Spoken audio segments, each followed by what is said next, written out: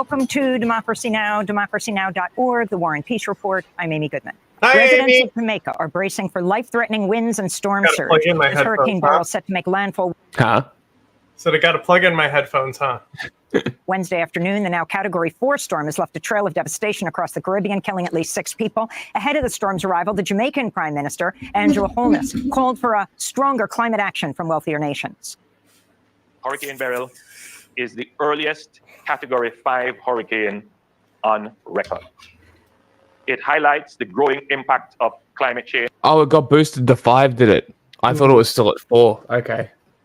On global weather patterns, particularly on small island developing states like Jamaica. While our carbon emissions are minuscule, our region bears the brunt of the impacts of climate change. The hurricane further highlights the urgent need for global climate action and targeted support to enhance resilience against the escalating dangers of climate change. Only 2 other hurricanes have made landfall in Jamaica in the last 40 years. Later in the broadcast, we'll get an update from Prime Minister Ralph Gonsalves of St. Vincent and the Grenadines. That's pretty wild for being in that area. Mm-hmm. I guess Cuba and Haiti and shit protect it. Gaza's health ministry says Israeli attacks have killed at least 28 Palestinians and wounded 125 others in the past 24 hours after Israel's military put 250,000 Palestinians in the city of Khan Yunis under evacuation orders. Cool. Among the dead is Dr. Hassan Hamdan, head of the burns and plastic surgery department at Nasser Hospital. He was killed along with his entire family after Israel struck their house in Beryl. Struck their house. Very cool.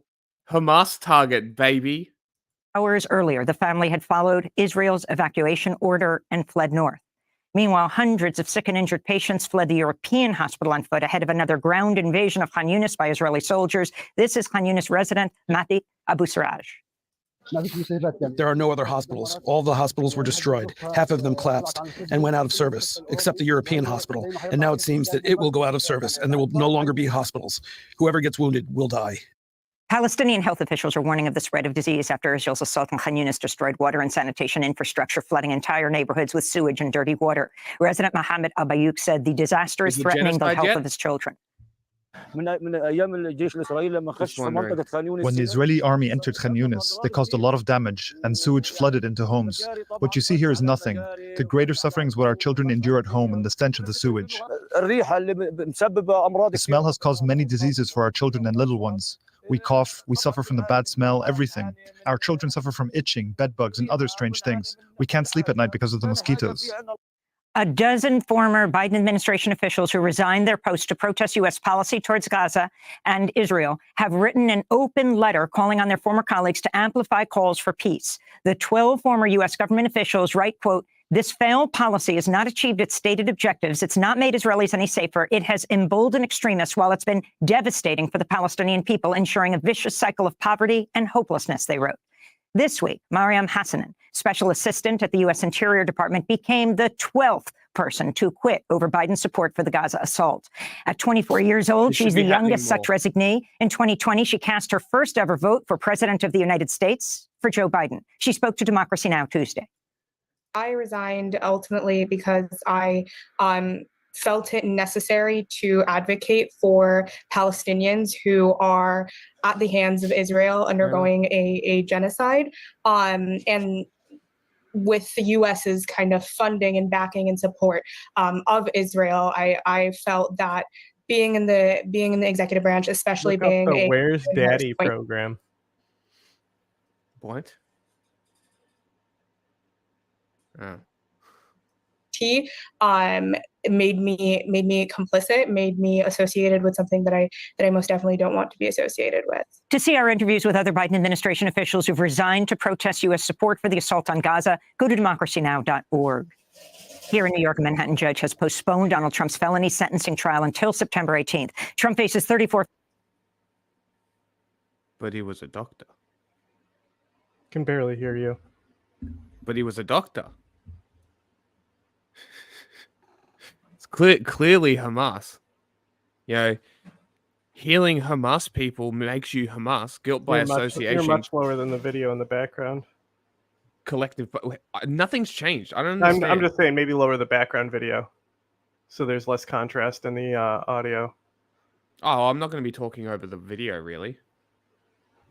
I don't I know know, why it but would be it's different. still between the like when it fucks up the normalization when I go to normalize it.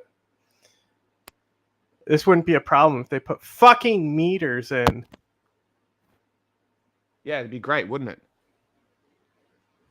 Yeah. I'm gonna send them another support ticket.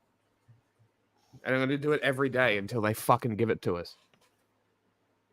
Felony charges of attempting to unlawfully influence the 2016 presidential election by falsifying business records to cover up hush money payments made to adult film star Stormy Daniels. He was convicted of all. The delay gives Trump's lawyers more time to persuade a judge the conviction should be thrown out following the Supreme Court's last. Candidate is not official action. Cope and seethe. Fat fuck. Landmark ruling this week that Trump has broad immunity from prosecution for official acts he committed as president. Former President Trump's ex-lawyer, Rudy Giuliani, has been stripped of his license to practice law in New York over his lies and false statements about the 2020 election and his efforts to overturn Joe Biden's victory. Correct. On Tuesday, a panel of New York appellate court judges ruled Giuliani, quote, not only deliberately violated some of the most fundamental tenets of the legal profession, but he also actively contributed to the national strife that has followed the 2020 presidential election, for which he is entirely unrepentant, unquote. Giuliani already faces criminal charges for why election do it for interference in Donald Arizona and Georgia. Trump, you know? That's the wildest thing, right? I just don't get it. He's not that charismatic. He does not make a convincing argument. I'm great. I'm the greatest. There's nobody greater than me. Who gives a shit? Shut up. Shut the fuck up. I loathe people like him too. People who just like, I guarantee he's one of those people who, if you have a story, he's done the same thing, but better, right? It's that kind of person. He needs to be the center of attention. He's the person who thinks the world revolves around him. The kind of person who will always try to what I said before, one up your stories. It's just that. It's that kind of mentality that it's like he feels belittled unless he has the coolest story. Georgia. His law license is under review in Washington, D.C. President Biden's meeting with Democratic governors behind closed doors today as party leaders grow increasingly panicked about Biden's dismal performance in last week's presidential debate, where the president appeared halting, disjointed, and frequently lost. The Democratic establishment is the they're way meeting. you should be phrasing it. Yeah. They're meeting, but it's actually to shore up support and like could come out with a strategy on how to make him look more competent. It's not because they're going to be like, hey, step down. Lost his train of thought. On Tuesday, Biden told donors, I don't know. I'm not convinced that this wasn't the plan all along. I'm not convinced the Democrats weren't going to freak out from the beginning. Campaign fundraiser in Virginia, he, quote, almost fell asleep on stage, unquote, something he blamed on exhaustion from international travel. His remarks came as the New York Times reported aides and others who've encountered Biden behind closed doors notice he's increasingly appeared confused or listless or would lose the thread of conversations. On Tuesday, California Congressmember, former Democratic House Speaker Nancy Pelosi said both Biden and Trump should take mental fitness tests. And for the first time, a sitting Democratic member of Congress has called on Biden to step aside. Lloyd Doggett represents Texas's 37th congressional district in Austin. He spoke Tuesday evening with CNN's Anderson Cooper. Stop this. And I think we would be better off if we had a new candidate who could present a new vision for our country. And we can do that if we have an open and fair democratic process over the next few weeks. Okay, here's the thing. In India, at least 120. You sound like my mom talking about how this was always the plan. No. No, listen. The Democrats listen. Planned the freak out is my point. That this drumming up this dramatization that he's so fucking old, way older than Trump. We need to replace him. I think that was the plan from the beginning. Well, I don't think it would have mattered how he performed. Hang on. If that ever came out, which it does when they make plans behind closed doors, it always comes out. Mm-hmm. That would mean that the Democrats deliberately undermined the democratic process. Yeah. So that would be very stupid of them to do, knowing how tight their election is already and how much of a lead they have. They've been, if anything, they've undermined it by pushing how competent he is, which, like, again, like, I really don't think it's that bad. No. Like, Like from what we saw, it his was mostly admin has just been verbal. his admin has been great. Besides, like, since October 7th with general Israel stuff. Yes. Like, besides the Israel stuff, everything's been great. Really, people will cry about how he crushed the union for the trains or some shit. That's what they cried about before October 7th. The you know, those filthy Reds. But yeah, like, to say that he's not old as fucking declining is to kind be of ignoring crazy. the problem. But the issue is that they're playing up the job of the United States president to be something that, like, literally like Donald Trump did that job. Anyone can do that job. Yeah. The country isn't run by the president. The country is run by the staffers. Really. Well, it's also, there's so many systems in place and things like that. But the point is that he has had a really good admin as far as advancing things. Mm-hmm. You know, there's only how been much like is that? How much of that is on him though? Well, he ran on that infrastructure deal, so that was probably the chips policy was definitely like, and also it's not just from him. It's like suggestions of, like, they like read the room, you know, like they like the big thing that you could tell is like from him is something like not selling to the Japanese, right? Those tariffs that just came out, he discussed that with, like, you know, multiple people, but that's definitely like solely on his shoulders and stuff. Yeah. But like the rescheduling of weed, I don't know. That's probably a Kamala Harris policy, in my opinion. I don't know. Yeah, she's maybe more anti-weed than he is, about, like, considering how many fucking people she True. locked up personally. She's also a cop. Yeah. Yeah, cop Mala. Yeah. Like the economics and shit, like even that, it's like people are just, yes, the dollar needs to, you know, be worth more or worth less every week. That's how it works. So, like, other than that, like, he did drop inflation and all that stuff. Like, there's nothing that Trump can actually do better than him, except cut taxes on the rich, which he's fucking said that he's going to. Yes.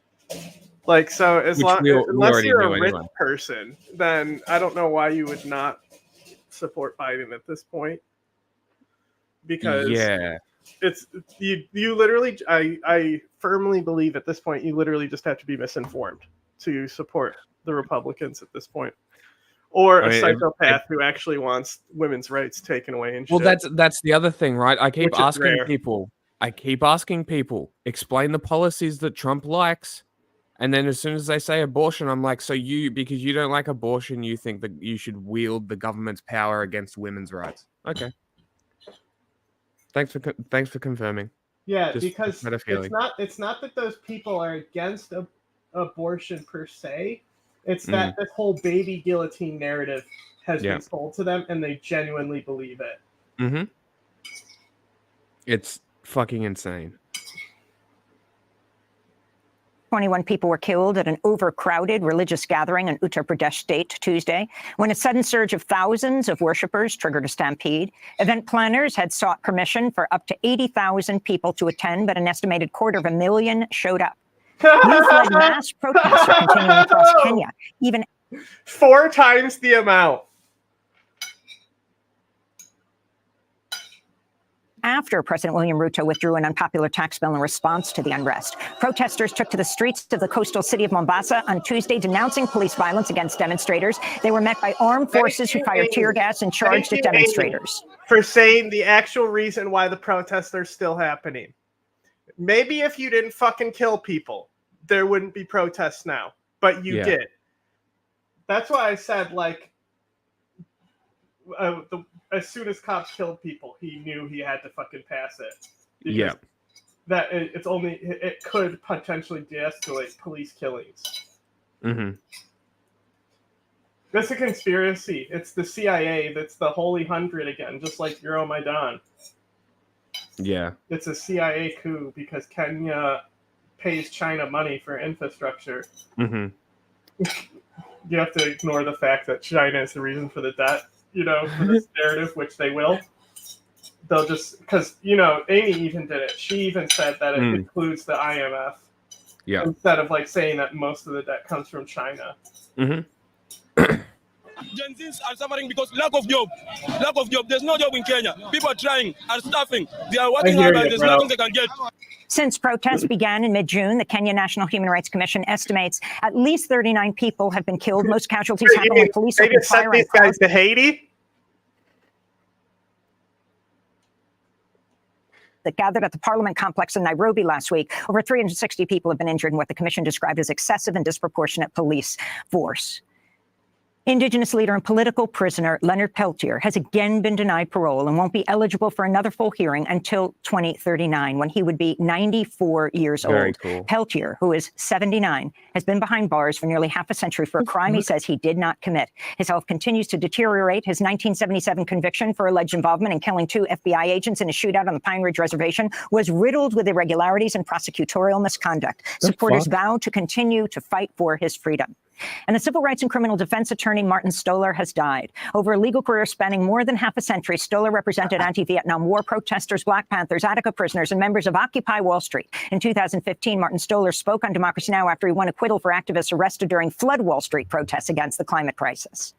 The court found all 10 defendants not guilty, releasing them and basically endorsing the position that they took, that climate change is a serious, urgent problem requiring attention, and basically complimenting the defendants for being out there and protesting. And then because the police department made a mistake in the way they ordered people to leave the demonstration area, the judge said the order to leave was impermissible under the Constitution, and therefore he found all the defendants not guilty for violating an unlawful order. Martin Stoller was 81 years old. And those are some of the headlines. This is Democracy Now!, democracynow.org, the War and Peace Report. I'm Amy Goodman in New York, joined by Democracy Now! Co-host Juan Gonzalez in Chicago. In the day's other headlines, Israel's military says it killed a senior Hezbollah commander in southern Lebanon today. The commander was identified as Mohammed Nammeh Nasser, who went by the name Abu Nammeh. The IDF says he led a unit responsible for shooting rockets into Israel. Cross-border fire between the two sides has ramped up recently, sparking a global diplomatic effort to prevent all-out war. In Israel today, Defense Minister Yoav Gallant told a group of soldiers that he's prepared for any possibility. We are striking Hezbollah very hard every day, and we will also reach a state of full readiness to take any action required in Lebanon, or to reach an arrangement from a position of strength. We prefer an arrangement, but if reality forces us, we will know how to fight. In the meantime, a settlement tracking group says that Israel has approved the largest seizure of West Bank land in 3 decades. That wasn't okay. We need to talk about this, but if that wasn't evidence that it's not going to happen, what he just said, like we'll do it if they make us, instead of it's definitely happening. Yeah, it's not happening. Stop trying to make Hezbollah war happen. It's not going to happen. No, but seriously, this shit right here. Why would you do this, Israel? You're already like getting fucking like potential war crimes brought against you by the ICJ, right? Yeah. Why would you then double down and do the only thing that the UN has pushed back on for real in your existence? Like nothing Israel has done has seen serious pushback from any law body except for the settlements. Why would you do this now? You couldn't like wait until, you know, you weren't committing war crimes and people forgot all about it. Like the war ends the week after you could do this and nobody would give a shit. It is true. Says the territory in the West Bank amounts to nearly 5 square miles. The current Israeli government considers expansion in the West Bank as legal and legitimate after Israel captured that territory in the 1967 war. Many Palestinians see these expansions as a barrier to any lasting peace. Much of the international community has deemed settlement expansion a violation of international law. Here at home, voters in 2 more states are closer to having. So has the United States. Come on. What? I don't know. That was kind of dropping the ball on PBS's part there. Abortion measures on the ballot this November. In Arizona, abortion rights advocates and the United States all consider this illegal. Yeah. Dropping the ball, PBS. Advocates say they have more than double the required signatures for a measure that would enshrine abortion rights in the state's constitution. And in Nebraska, activists on both sides of the issue say they've submitted enough signatures for dueling measures, one to protect abortion rights and one to preserve the state's current 12-week ban. 3 other states are trying to add abortion measures to November ballots, while constitutional amendments to enshrine abortion rights are already on the ballot in 6 other states this fall. A U.S. judge has temporarily blocked the Biden administration from enforcing a rule against discrimination in healthcare on the basis of gender identity. The measure was finalized in May and was due to take effect on Friday. But 15 Republican-led states sued, saying it would require their Medicaid programs to pay for treatments and surgeries for transgender people. Oh, no. Tennessee's attorney general applauded the block, saying that the law is, quote, an attempt to illegally force every healthcare provider in America to adopt the most extreme version of gender ideology. The defense has rested in the bribery and corruption trial of Senator Bob Menendez. His lawyers called several witnesses over 2 days, though the New Jersey Democrat himself did not testify. Menendez has pleaded not guilty to charges that he accepted hundreds of thousands of dollars in gold, cash, and gifts in exchange for favors he provided to 3 New Jersey businessmen. Menendez has resisted calls to resign from the Senate. Last month, he filed papers to run for re-election as an independent. Favors were giving him that whole Gluck 9000. The Huckta. The leaders of Russia and China have met for the second time in as many months as Moscow seeks international support for its war in Ukraine. Vladimir Putin and Xi Jinping sat down in Kazakhstan during a meeting of the Shanghai Cooperation Organization. Putin shorter than Xi. By Mr. Putin to Beijing in May. A Kremlin spokesperson said the 2 leaders discussed Ukraine. They agreed that any peace talks. Both of these things have had an appropriate amount of flags. This is pushing it here. But I think because it's the length of the table, it's fine. Yep. I would agree. Without Russia's presence would go nowhere, and they pledged mutual support for one another. Russian-Chinese relations of comprehensive partnership and strategic interaction are experiencing the best period in their history. Our cooperation is not directed against anyone. We do not create any blocs or alliances. We simply act in the interests of our peoples. You know, meanwhile, in Ukraine, like the old religious paintings, baby Jesus always looks, all the babies and shit be looking weird. Yeah. Like, do you know why baby Jesus looks so weird in those paintings? No idea. They're supposed to like paint him with the adult face, like it's like a essence thing. Oh, that's strange. So that's very strange. You know, he was born with the face of a man with a little baby dick. That's very strange.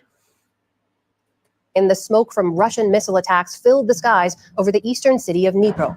Officials there say the strikes killed at least 5 civilians and injured 47 others. Wall Street headed into the July 4th holiday on mixed footing. The Dow Jones Industrial Average ended the day just I felt compelled today to voice my profound concerns about escalation between Israel and Hezbollah along the blue line. Is this the Pope? Escalation in continued exchanges of fire. So this is a fairly old video. It's just because I don't think we've covered the Lebanon stuff really. In a little. And escalation in bellicose rhetoric from both sides, as if an context. all-out war was imminent. The risk for the conflict in the Middle East to widen is real and must be avoided. One rash move, one miscalculation, could trigger a catastrophe that goes far beyond the border and frankly beyond imagination. It really depends, though, if you think about it. Am I right? So, like, if you know, you have that the Jordan Tower situation, right? Like, the United States definitely responded to that. They made up for all the strikes on the Golden Zone they've ignored in the past, basically. And the IRGC instantly folded. Like before the bombs even started dropping, the IRGC had folded. So if somebody does a miscalculation, hits like someone important in Israel, they could do a measure like that where they do like an all-out strike like the United States did, but not actually move in on the ground.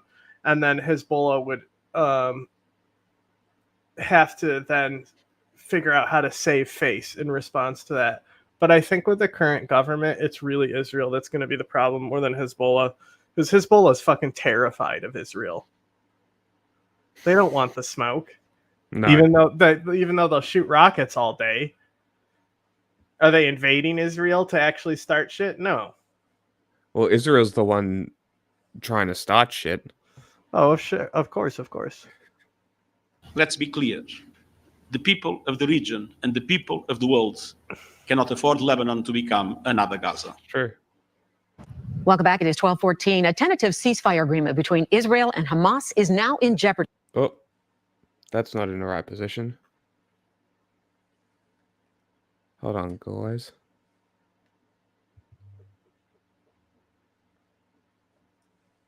One second.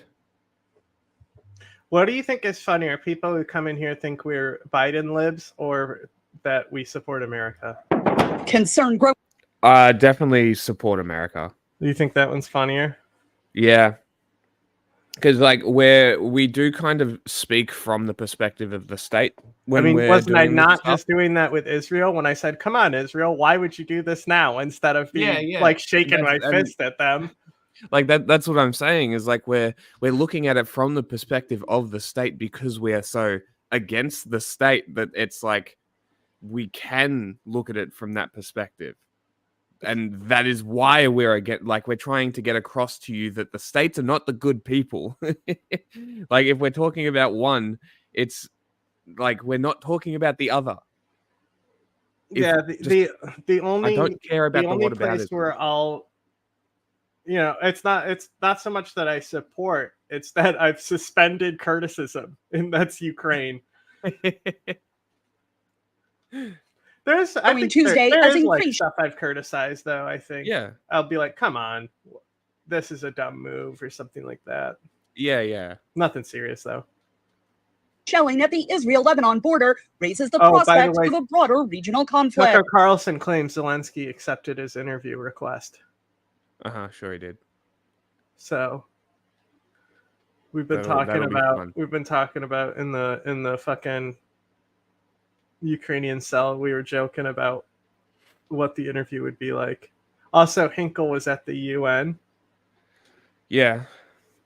For Russia, and so we were fucking laughing about that too. Zelensky should and then not show up. Like how Putin made him wait for an hour just to pretend that he was busy. That's like such a fucking alpha male thing to do, am I right? Isn't it? And fucking Tucker's probably sitting there like, I respect this guy. Bro, did you hear about this shit? I swear to God, this might just be something from a sitcom or something. I swear to God, this is a real news story.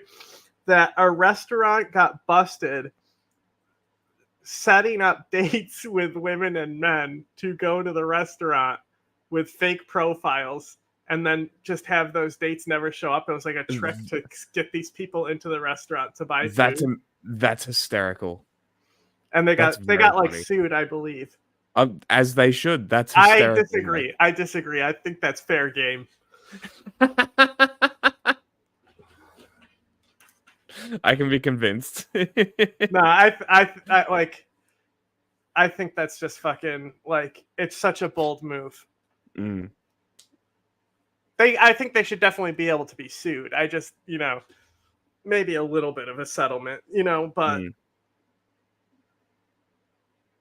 they're already going to take the fallout from like getting caught doing it. Yeah. How'd they get caught? I don't know. I think it happened enough times that people were like, hey, I also got stood up at that restaurant. That's very funny. I don't know. It might also be from a sitcom for all I know, but it just was in the back of my brain and I remembered this. Israeli Defense Minister Yoav Gallant. If I did see it, it would be on the internet news today, guys. That's where it would be if I did. Yeah, that sounds like something they would cover. Continued his Washington meetings, joining Secretary of Defense Lloyd Austin at the Pentagon, who called for a diplomatic solution. They're such libs. It just gets to me. Like every opinion is the internet today, guys. Oh yeah.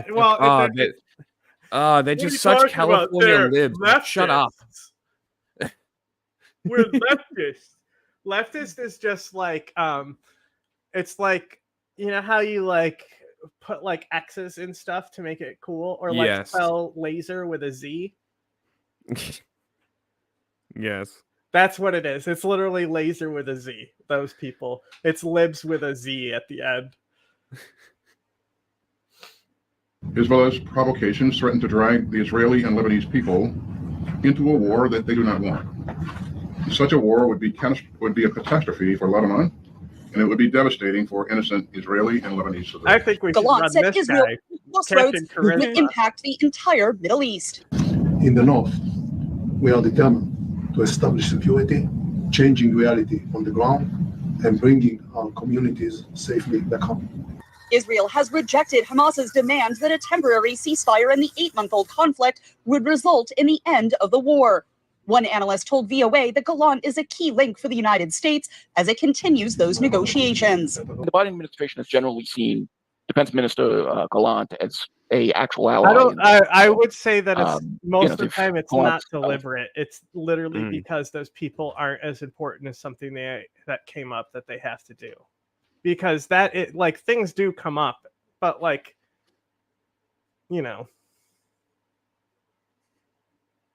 sort of offered his own post-war plan several months ago. It wasn't bought off by the Netanyahu administration. So I think Secretary Austin and Secretary Blinken believes that they have some sort of willing partner in Gallant that could be a sort of useful intermediary with the Netanyahu government. The war began October 7th when Hamas launched a surprise attack on Israel, killing 1,200 people and taking some 240 people hostage. Gaza's health ministry, which does not distinguish civilians from combatants, Hamas launched a surprise attack on Israel. That's a joke. What? It's a joke. When I say what, I didn't hear about this. Yeah, I'm going back to see what it was because I missed it. Killing 1,200 people and taking some 240 people hostage. It's October 7th. Yeah. Gaza's health ministry, which does not distinguish civilians from combatants, says more than 37,000 Palestinians have died since the beginning of hostilities. At the United Nations Tuesday, Humanitarian Affairs Officer Yasmina Guerda warned that the situation in Gaza. Go back and look at the United Nations flags for a second. Oh, clearly that blue flag is more important. What flag could that be? Obviously, that's Somalia. Suddenly, Somalia is the center of the world, huh? Nations Tuesday, Humanitarian Affairs Officer Yasmina Guerda warned that the situation in Gaza is dire. None of them have living conditions. No, they don't. What they have, if you look closely, is survival conditions, and barely. They're holding on by a thread. That's so The U.S. funny. State Department Not said funny, Tuesday many but, landing. It's just an expression. But in my head, I was like, barely. When she said they have survival conditions, I was like, barely. And then she paused and added the barely at the end there. It's a good way to phrase it, honestly. Aid convoys in Gaza are not reaching. Because exactly, like, just listening back to the Afghan episode, it's so fucking good. The interview we did with him. Oh, it's so good. Where and it's basically just me talking to him. Yeah, because what am I going to ask? Like, I asked a few questions. Yeah, because I told you because the chinchillas woke up in the middle of it. Yeah, but like, I don't know what I'm talking about there. I'm just learning. I'm listening. But it's just interesting. There's a lot of I put a lot of inserts into it too. Yes, yeah, I noticed that. But I'm gonna go through this one, and I'm gonna actually like specifically mark out chapters because there's a lot of topic changes. Yeah, I've seen you already have it in there. Like you already have it in the worksheet. Yeah. I'm not sure whether they'll align, but I'll go back and see. The issue is because of the masking. So what I did is I started a new project and imported the file, and like I couldn't actually see the sound bites or sound bars. They weren't loading, right? Oh. So that's why it was kind of all over the place. So I went through and like normalized it, maybe over normalized it in certain places, but I basically just, I would like in those like low sections, I would like speed it up really fast and then like just be making cuts, not even listening. Like it goes like 16 times speed and I'm just pressing the cut button. And then I go through and I balance all those individual cuts up to the 14. So like I didn't go through and like edit anything. I just renormalized it. Okay. So it should be theoretically better. Yeah, and now you'll be able to like go through and actually hear. Yes, okay. Perfect. Civilians due to criminal targeting. The work remains ongoing. The situation is still incredibly dire. We need to continue to get more humanitarian assistance into the north and, of course, address the stagnation and, in some cases, the reversal in situation in the south. Miller said an end to the conflict is the only reliable way to end the suffering in Gaza. Catherine Gypsy. Just like Ukraine, this can all end if the people attacking leave. I don't. Well, this so. is actually. Well, actually, no. This is this. I'll take that back. This requires more. There is nothing left in Gaza. So, yeah, I take that back. It was the same. It is now no longer the same. Oh, I gotta. Gaza We can swap out those temporary Nixon sound bites. Saying that when the president does it, that means it's not illegal. What do we want to add back in there? What did we get rid of? Oh, there's a lot of stuff. Give us some options. Hang on. Well, first, let me move all into the correct folder. And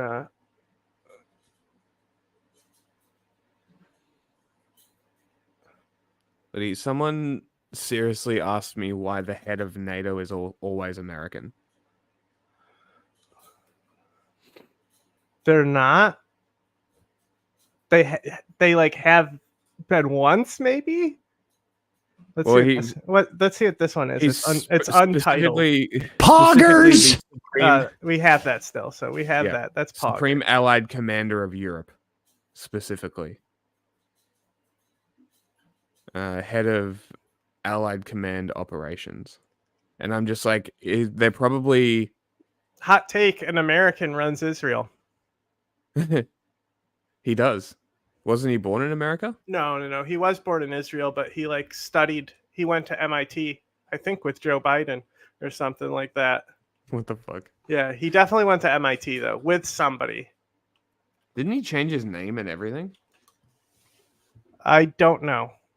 I swear he did. Early life. Okay.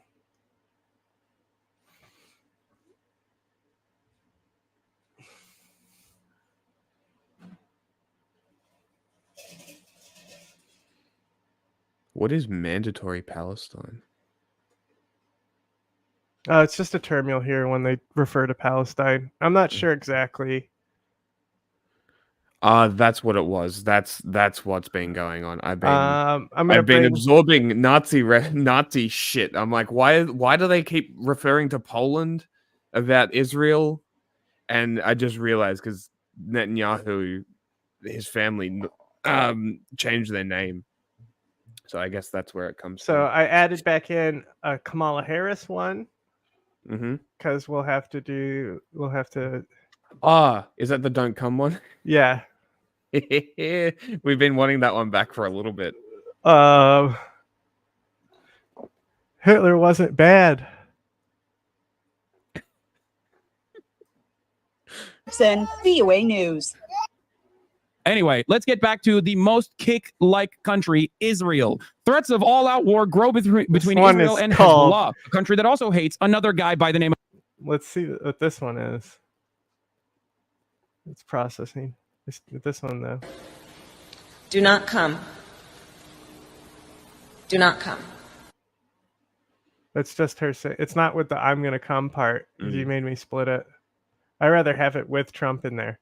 Suicide is badass. That's good. Of Hassan. This time, I'm of course talking about Hassan Nasrallah, which is the general secretary of Hezbollah in Lebanon. Bro. Israel, doing Why is he so pumped about fascist country that is trying to do a final solution, but let's open up a new war front. That'll work this time around. Yeah, trying totally to move their interest to Lebanon. Last week, Israeli generals approved a plan to attack Lebanon. While Hezbollah leader Hassan Nasrallah this is the one that I think we've needed back for a minute. We're the United States of America, for God's sake. Group will fight Israel on land, sea, and air, and also inside Israel itself. Ben Wiedemann is in Lebanon, Have where you still life got goes the on. combined The one shadow with of Trump war and her? looms large. It's a day of joy and celebration here maybe. in South Lebanon. Israeli forces are just about 5 miles away from here, but nonetheless, here in the town of Hasbaya, there's a wedding going on. It didn't seem right to spoil Mashallah, mashallah. for newlyweds Taymor and Fadin with questions about the dark clouds hovering over Lebanon. But one guest told us off camera, we're celebrating here while war is around the corner. Hasbaya has been spared the worst of the barrages and counter barrages between Israel and Hezbollah. Here they stop anyone from firing towards Israel. Parliament member Ilyas Jaradi was elected to represent Christians in this area. Majority of the southern people, majority of the Lebanese people, from all sects, all religions, all parties, they are, in one way or another, they are committed with the Palestinian. Everyone we spoke with had a completely contrary opinion. Few people wanted to speak on camera about the looming danger of war for fear of repercussions. Off camera, we got an earful. It's processing. It's not. We're not ready. There is zero appetite for escalation, little support for Hezbollah. CNN, what are you doing? Oh, off camera. Just hey guys, I'm hanging out with my friends. They're just off camera. You can't see them. That's classic a classic Nathan Fielder tweet. Hit it again.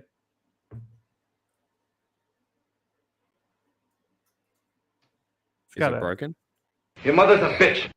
There you go. It's a little quiet. Turned into a mother article. They're pre-firing their condemnations of Hamas, bro. I mean, sorry, Hezbollah this time. Hezbollah. Dude. It's always SOS Cuba, free Cuba from communism. SOS Lebanon, free Lebanon from Hezbollah. SOS Gaza, free Gaza from Hamas. Whoever America is interested in fucking up is just, there's always people going, please, my people yearn for freedom. Free Iran. Free myself. Free my boys. Yeah, free China from the CCP. My God, Hassan, you should have stopped. You should have stopped. You should not have. You should have stopped. Stopped at Israel. Good God, what's next? Save North Koreans from the DPRK? What the fuck are you talking about? What the fuck are you on about? Jesus Christ! Stop. Stop. Dude, talking. Wait, do we? I don't Shut think the fuck up. I don't think we have this. I guess we got rid of this one. It's processing, so you know when it's done. Okay. I'd rather be a social justice warrior than a piece of fucking shit. Right? We don't have that, right? I don't think so. We want the Falun Gong. Free Iran. Oh my God, you fucking retard. Let's see what he says. He's continuing. Nuking Tehran. We want the MEK. Oh my God. I don't have Discord. Oh my God. When we're big enough, maybe I'll get one. Hassan, pro-femicide. I take your point, but do you think a lot of the Lebanese... Jack has to do it, honestly. If we're going to get a Discord, it's going to be a Jack thing that Jack does. I'll get someone else to do it. I can't be fucked with Discord. I mean, that's what you were all about me getting it before at once upon a time. Yeah, because there was nothing else to... I didn't realize that Slack existed, which is Discord, but better. Beyond the most core elements of the Shia community actually support Hezbollah. Many Lebanese blame Hezbollah for the country. For like community stuff. Yeah, but that'd be for... Yeah. So I'm saying it would help. Slack is better for like work communication. Tie a community together and keep reliable viewers. No, I understand. I'm saying that I'm saying that for work communication is why I wanted to get Discord. I know. Political deadlock and economic ruin. Okay, first of all, people can believe a multitude of different things inside of a country. That doesn't make it correct. Secondly, ultimately, if given the choice between who is the worst political entity here, the answer is identical to what you see in fucking Gaza, which is it's still Israel. That's it. It's still Israel. You don't have to fucking love Hezbollah to be like, Israel should not invade Lebanon. It did it already, and it failed, okay? Why? Because of Hezbollah. Israel, at this point, basically is the Hillary Clinton of countries. Anytime she gets involved, everyone goes, Hezbollah. Oh, okay. The invasion of Lebanon had gone on for a while. Actually, the IRA was involved before Hezbollah was. PLO. So yes. It's only Hezbollah comes up from the occupation with Israel. So like Israel had already been worn down from the war, right? Mm-hmm. And the sectarian violence, and then the Americans are back in like the Christian militia and stuff. Yeah. And these oppressed Shia are the ones who come up to make Hezbollah. They had legitimate grievances on their foundation. Now they're spoiled little brats. You know, Hezbollah actually has like humbled origins. Yeah, I mean, in a you way. could argue they that. sucked back then too. They've always been shitty, but they weren't drug dealers back then. And fucking used car salesmen, wannabe militia, used car salesmen. Okay, they're the bad guys. Never mind. And the people resisting against Hillary Clinton, they must be the good guys. That's what's going on. The South was deserted by the government. That's why Hezbollah exists. They literally let Israel in, and Hezbollah was the only answer that kicked them out. Exactly. It's like people don't understand how this other this people group who sold cars that were way deadlier than Hezbollah. You know, like the Nazis, right? organized and like why it fucking exists. Lebanon as a country, or guys rather ever more gonna clearly make a as a Weibo project, account? is Fuck no. We don't even want to make a TikTok account. If they sell, it's already, you know how the old saying goes, like, oh, two Jewish people, 3 different opinions. It's like Lebanese politics is even worse than that. It is impossible to decipher. It is the most sectarian, most insane. It's not impossible to decipher, but yes, it is the most sectarian. And we go over this in our Lebanon video about how stupid the government was set up. So the issue is here with Lebanon. It's not a specific issue to Lebanon, but it's also a very, very Lebanese issue. And it's there's 2 things that influence the law, right? So like we're founded on the Magna Carta. What empire do you think are the founding documents behind Lebanese law? You think it's a good one? Not like the British were very good, but they were certainly better than the fucking Ottomans, right? What is it actually like? What are their founding documents? Well, that's the underpinning is like the Ottoman law, right? Then France occupies them, and France sets up their government on top of those things. So they still have that Leviathan theory in place, but a lot of these laws go back to the Ottoman era because they're just citing like how we cite the Magna Carta in many things. Excellent. Right? Now, France decides that there's going to be 3 branches of government, and each of them are going to be have to be represented by somebody of the specific of the 3 dominant faiths. I knew this one. Statistically, the most diverse country. Okay. Because if we're dividing it into like tribal affiliations, religious affiliations, you know, like then there's also Arabs, and then Arabs who think they're Phoenician, you know, that's a whole nother category. It's like the meme is that the Lebanese, they hate Arabic people and they try to say they're not Arabs. It's literally a meme. Yeah. Even in that movie I brought up before, it's either West Beirut or East Beirut. There's a scene where he's shaving with his dad, and his dad asks him, "Do you want to hear Arab history?" And he's like, "Fuck Arabs," you know. And his dad's like, "You're Arab," and he's like, "No, I'm Lebanese. I'm Phoenician."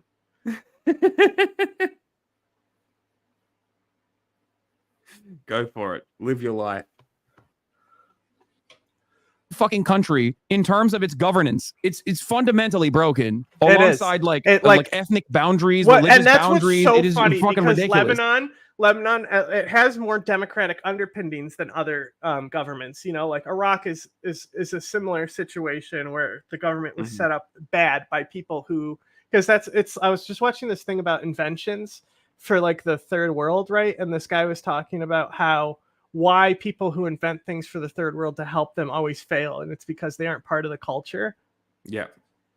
And that's the whole thing with fucking Iraq and Lebanon, their governments. But like Lebanon is like one of the more democratic countries in the world. You know, that it's fucking wild, and its government is fucking dog shit, and always has been.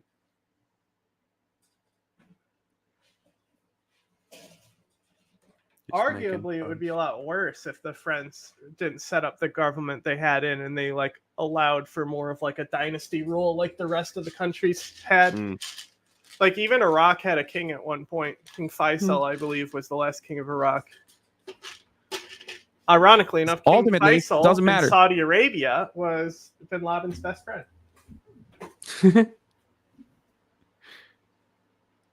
You know what's fucking unifying? Unless you're like a phalangist, ultra-nationalist Christian psychopath who rabidly wants to do a pogrom to every Muslim in Lebanon, with the exception of that one unique group, which of course aligned with Israel, by the way. The Sabra and Shatila massacres were conducted by those guys. Unless you're like a literal fucking terrorist, there's one guy that is the worst guy in the room. That one guy is Israel. It is the unifying principle. Look at fucking Yemen. Dudes that were literally murking one another in Yemen. But different they groups. may have been behind those massacres, but did you ever stop to think that Hezbollah hasn't gotten their logo in porn?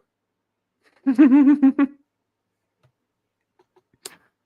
you didn't think of that. Unironically fighting against Lebanese one another forces, while there was an ethnic cultural cleansing going victory. on in Yemen, all rose up in arms and were like, nah, fuck this shit, dog. Okay, Ansar Allah, you're good. You're good in my fucking book. I know I was killing you months ago, but honestly, you guys are fucking dope now. I take it back. I take back everything I said. I was unfamiliar with your fucking game because guess what, dude? We really like what you're This doing. guy sucks. Resisting against Israel's apartheid, resisting against Israel's ethnic cleansing. He and sure does. Let's give him one He's more so chance. pressed.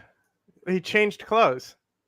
He got did too change. heated. He literally got too heated. He had to take his Oh no, I jacket think off. he took his jacket off. Yeah. He literally got too heated. Hamas in Gaza's most southern city was nearly over. But when asked about the Israeli proposal, President Biden outlined Lebanon 6 also weeks doesn't ago have for a that ceasefire. terrible of a press either. Mm. Well, they're certainly not killing their journalists like Israel. Yeah, like And hostage release. well, I think think that does happen, but Well, it probably does. but there's a lot of citizen journalism in Lebanon, okay. especially since the fucking revolution, aka the protest that did nothing.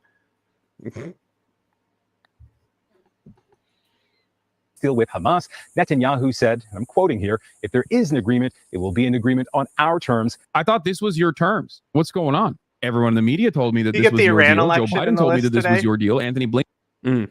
It's there. Good. It's there with France and stuff. Good. This weekend, a drone fired from Lebanese Hezbollah injured 18 Israeli soldiers, one of the highest single casualty incidents since Hezbollah opened fire on October 8th, one day after Hamas's attack in southern Israel. Nick Schifrin and his team have been reporting from northern Israel, and Nick joins us once again. Nick? More than 60,000 Israelis are still evacuated from the border with They Lebanon. like Today, overnight they fucking redesigned their studio and logo. Isn't that crazy? Secretary of State Like, Anthony you didn't Blinken even that notice, Israel huh? had, quote, effectively didn't. lost its sovereignty there. Some 95,000 Lebanese are also displaced. And tensions are I very actually high. As don't we like saw, it. Fake studio. I That's don't why. like it. No. No? They built. You build the fucking sets in advance. It's just fucking wood, bro. Yeah. beginning right on the Israel-Lebanon border. The northern Israeli town of Shtula has no residents. Not only that, you like in a newly built neighborhood, abandoned. And Lieutenant Colonel studios Dotan, who requested we use can only his first name. be divided into like fours pretty commonly. Normally, it's 3 different setups that you can have in one studio, right? So if you're retrofitting the set, the 2 other stations, you retrofit those while keeping on the main stage the same. And then when you're ready to swap that set out and you're working on that for the day, you move and you only shoot on the 2 set that were just changed over. Yeah. And you can change out the whole set literally in 2 days. One rocket hit was able to destroy the whole house. This house has to be rebuilt. It hit the foundations. Lebanon completely does have a destroyed. military. This happened exactly a month ago. That's who kills the protesters and shoots the gas at them and stuff. It's like it's military and police forces and stuff like that. Lebanon, the state, like, was at war with Israel until they weren't, and then it was just Hezbollah. So Hezbollah itself is not as strong as the Lebanese military, I want to say. They might have more members, though, and more financing, but they don't have access to weapons like a government will. But you'd have to itself on its view. That's Lebanon beyond the wall. Now, that proximity is its greatest threat. We have 5 minutes. After 5 minutes, we can be shot. Hezbollah videos show what it describes as Iranian-made munitions hitting Shtula's homes. The missile hit over here. See, this is the first impact. Come to this side, and you can see it going through one wall, and then a second wall over there. You see the hole? That's from the missile. The clock stopped at 5:15. A clock frozen in time. Back on October the 8th, the family who lived here was given only minutes to flee. Not enough time to pick up their laundry, still on the line. This is a laundry. I can't give too much of a fuck, to be completely honest. Like, my sympathy is pretty low. A room of a civilian family that, because we evacuated them weren't here. If they were here, they would get killed. And you don't get a warning at all. You duck or you run away. What we did. Yeah, it's much more humane to send a dud bomb and then bomb the fuck out of civilians. Yeah, that's much more humane. Band is that Hezbollah stops firing at us. It's unacceptable. It's like firing from Tijuana and San Diego. Hezbollah has launched more than 5,000 rockets into Israel, killing more than 10 civilians and 15 soldiers. That is a massive waste of money. And helping ignite wildfires that burned a record 9,000 acres. Forests that used to be popular in the summertime for thousands of tourists are now silent and scorched. Sergeant Tamir's family has also been evacuated. Right now, we're in a war. Since October, Israeli airstrikes have killed 350 Hezbollah militants in Lebanon. 80 civilians. They're one of the few countries that also has the South Korean rifle. It's limited use. Same with the FAMAS. I would think that they would be more French-oriented, but they are, I guess because the United States occupied them for so long, that's what they have. Fair enough. Civilians. Senior American officials. How many civilians? 350 Hezbollah militants in Lebanon and 80 civilians. Senior American officials have visited Lebanon and Israel, hoping to calm tensions with a diplomatic agreement to move Hezbollah back at least to the Litani River, an average of 4 to 6 miles north of the border, as the UN Security Council long ago demanded. And now watch Israel take a bunch of Lebanese land. And that's to change two things. One is to prevent a Hamas-style attack, a surprise ground invasion of northern Israel. And number two, to get the homes away from the anti-tank missiles. Jordan is a reserve lieutenant colonel who grew up in Miami. He and senior military officials say ground operations in southern Gaza are beginning to end, allowing the military to reinforce the north. Israel's also expanding enlistment. The less troops. Imagine enlisting for an army that isn't the country you were born in. That's pretty pathetic. That are fighting in Gaza, the more heading up towards the north. The IDF Northern Command is ready for the next mission up north. And now Israel is issuing and for what reason too? What reason are you going and joining another country's military too? Another form of nationalism? Ethno-nationalism, even.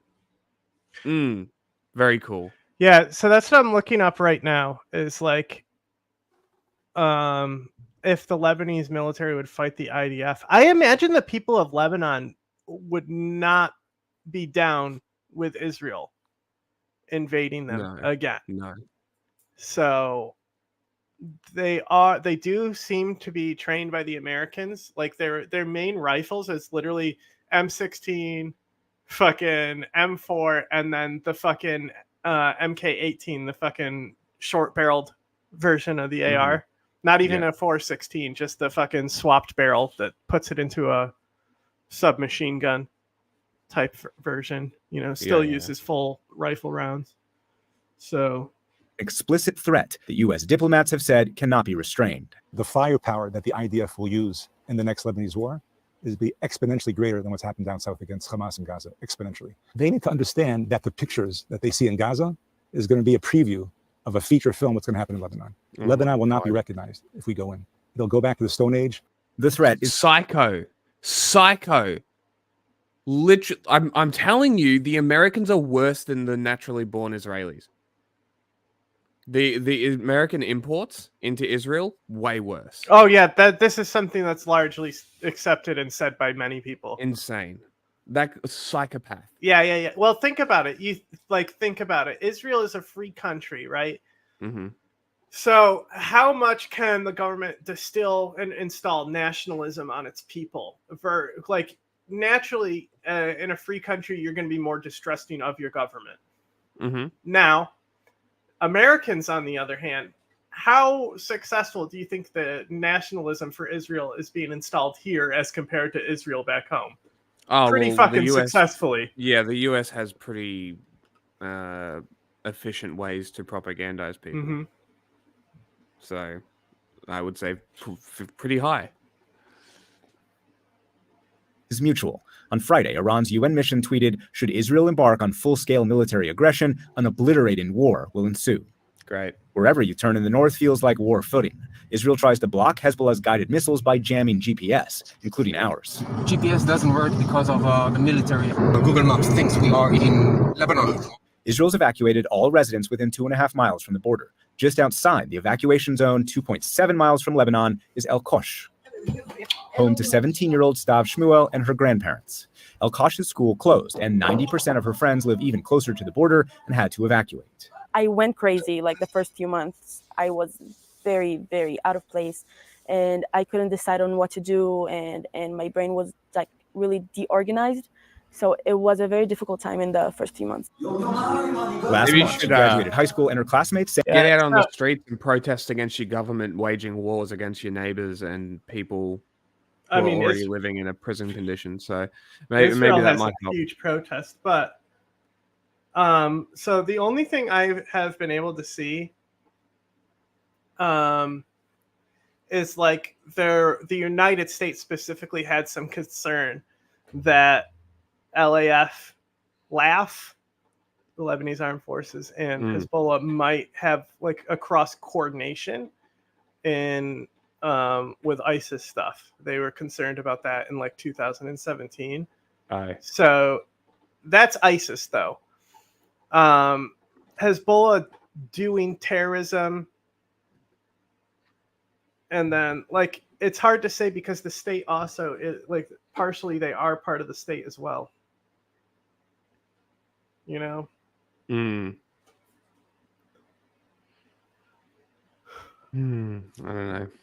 know. Sang a song of lament about the close of one chapter. The next chapter for nearly all of them is the military. If I get accepted, I will go to university and study law like a regular person, and then I will enlist as a lawyer to the army. Oh, look, I no longer give a shit. Bro, very cool. That's honestly being a lawyer is for the army is worse than fucking being fucking like infantry, you know? I suddenly don't care. Crazy. You still want to join the military when it's the military and the state doing it. Very cool. Don't care. Al Kosh only has a population of about 275, but one of its residents is now infamous, Shlomi Ziv, taken hostage on October the 7th and rescued last month in a daytime raid that also killed more than 200 Palestinians. So like the if Israel did fuck with Lebanon, the Lebanese armed forces could say that like them getting involved with Hezbollah's fight might escalate and make it worse for all Lebanese, and they might duck out of the conflict by saying something like that. They could do that. But like I imagine invading Lebanon, the Lebanese armed forces, because they're in charge of like the security of the state. Yeah. So like I imagine that like potentially they would have to be obligated to be involved. Yeah, you can't really just allow Israel to invade your country and attack a part of what is essentially a part of the government. Mm-hmm. It can't be allowed to happen, really. Like it's not like an expansionary war either. It's literally defensive. Like get the fuck out of our country.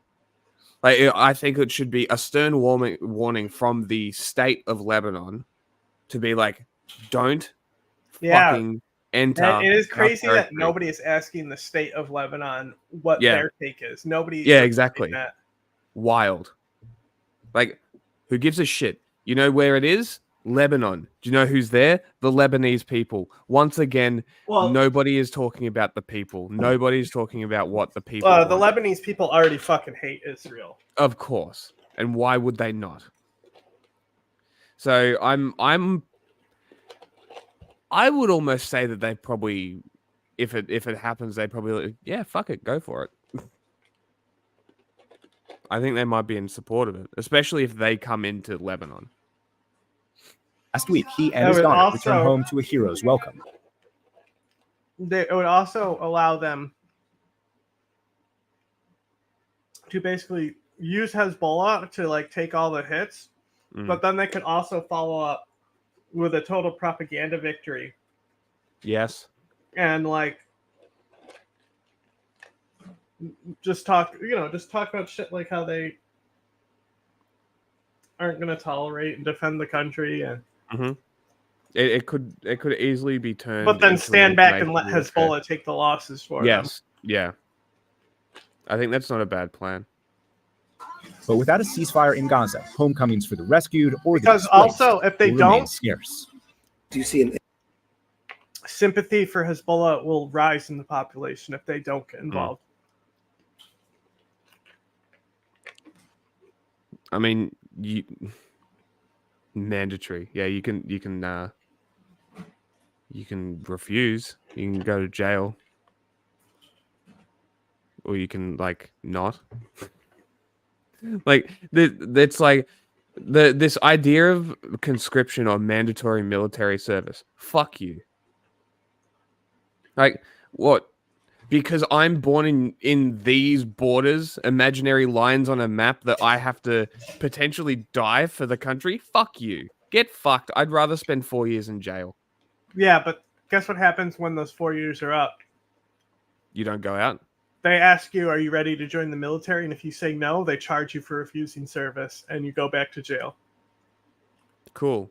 So it's a breach of my human rights. Great. I'll charge the state with... Wow, Israel breaching human rights. Crazy, right? But that would be my Israel. That would be my entire response to any conscription or mandatory service. Fuck you. But that's how everybody should be. What happens? They can't make everybody if everybody refuses. What happens if an entire generation decides to go, yeah, we're not joining the military. Go fuck yourself. What are they going to do? They're going to use the military to shoot everybody? Like, realistically, what power does the state have to stop an entire generation going, no, we're not joining the military? Yeah, pretty much. It's like, oh, what are you running from? Persecution. Why? I don't want to serve the military. I don't want to kill civilians. I don't want to die for the country. Like, America would already, like, fuck it up if there was a country that did this. Mm-hmm. But a country that's, like, specifically had it for where they will help people migrate to their country for fleeing their militaries, right? Oh. Interesting. Like, it's like for example, like the Congo, right? The Congo it's trying to do repatriation programs like Ghana did, which is one of the reasons Ghana's economy boomed so hard, is because of the repatriation program. So Congo's tried to do that too, and they like basically have gated communities for people who come from overseas to come live in the Congo, right? So it's not as like open as it is to Ghana, where you can basically just almost go with nothing and still have like a leg up in the economy to start your business there. But the Congo needs that money. Yes. Armenia is another one that needs the money, right? Mm-hmm. But Armenia has got weird nationalism shit. They would be like, we don't. Yeah, want they like extract wealth and send it back to Armenia, don't they? Yeah, so that's their global strategy: is to have the most powerful diaspora, which they do. So like they specifically are sending their people all over the world so they can pull wealth into Armenia. That's literally the country's survival plan, and has been for a while. It's a good way to do it, honestly. But like countries like definitely a country like the Congo, which isn't appropriate to say it's the DRC, because the Congo is like the rainforest. Am I right? It's not like we call Brazil the Amazon. Anyway, we should call Brazil the Amazon. Yeah, well, there you go. That's the Amazon. People who need not only the labor from it, but also the influx of having family ties to richer countries. So like, why aren't African countries picking up on this program to take people's military conscripts? Right? Yeah. They can do it. They can do it as an extension of the state, like they have their own Greenpeace program. Yeah. And It's not an awful they can idea. extend it as like a civil service of their state. And just say that you have to work a civil servant job for 5 years or something. Just work for the state, help the state, organize the state. Mhm. It wouldn't be an awful way And to they can do it. sell it as you can be a white savior uplifting Africa, even though it's not white countries that like have a lot of the mandatory service. Well, Yeah. some do. You know, those Nordic ones. End insight? No, not right now. And so Israel is preparing for war on a border that remains hot and tense. For the PBS NewsHour, I'm Nick Schifrin. And now to the war between Israel and Hamas. Yeah, I talk now- talk about this a lot. Now, the thing is that the East African Federation, it is happening, it is rolling out, but a federation does not necessarily mean like a unified state. Yeah. So like it would call it a federation, but it would really just be like an EU type thing, specialized with East Africa.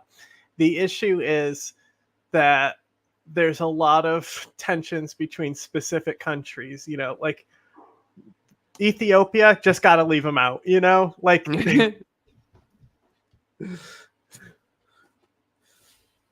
Now organization says Israel has now approved the largest seizure of land in the occupied West Bank. A lot of those videos that are like redrawing Africa the way it should be and stuff, a lot of them will give the Sahel region the historical route of the Mali Confederated State, and it wasn't around for very long. But for some reason, people like to loop that into an idea where it could be that. And even the coup leaders that overthrow those governments, that's one of the things that they were saying, is that they're forming that federation again of like co-prosperity. But none of them are going to hand up their own power. So it's not, they're too power hungry for it to happen. And then also just because we were covering the Senegal elections, because Senegal used to be part of that Malayan, not Malayan. Would it be Malayan? Mali? Maybe. Mali. Yeah. Mali Confederacy, the Malayan Confederacy. Sure. Let's go with that. Anyway, Senegal, we were like looking at the election there, saying it was one of the more important elections. You know, like nobody else covered that Senegal election, you know, and no streamers were talking about Senegal and how important that election was.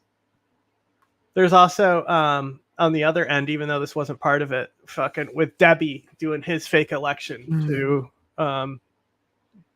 form it into a regular civilian government. Yeah, no, the idea is that it becomes a nation, but it's just not going to happen, because there's too much power concided into the nation state.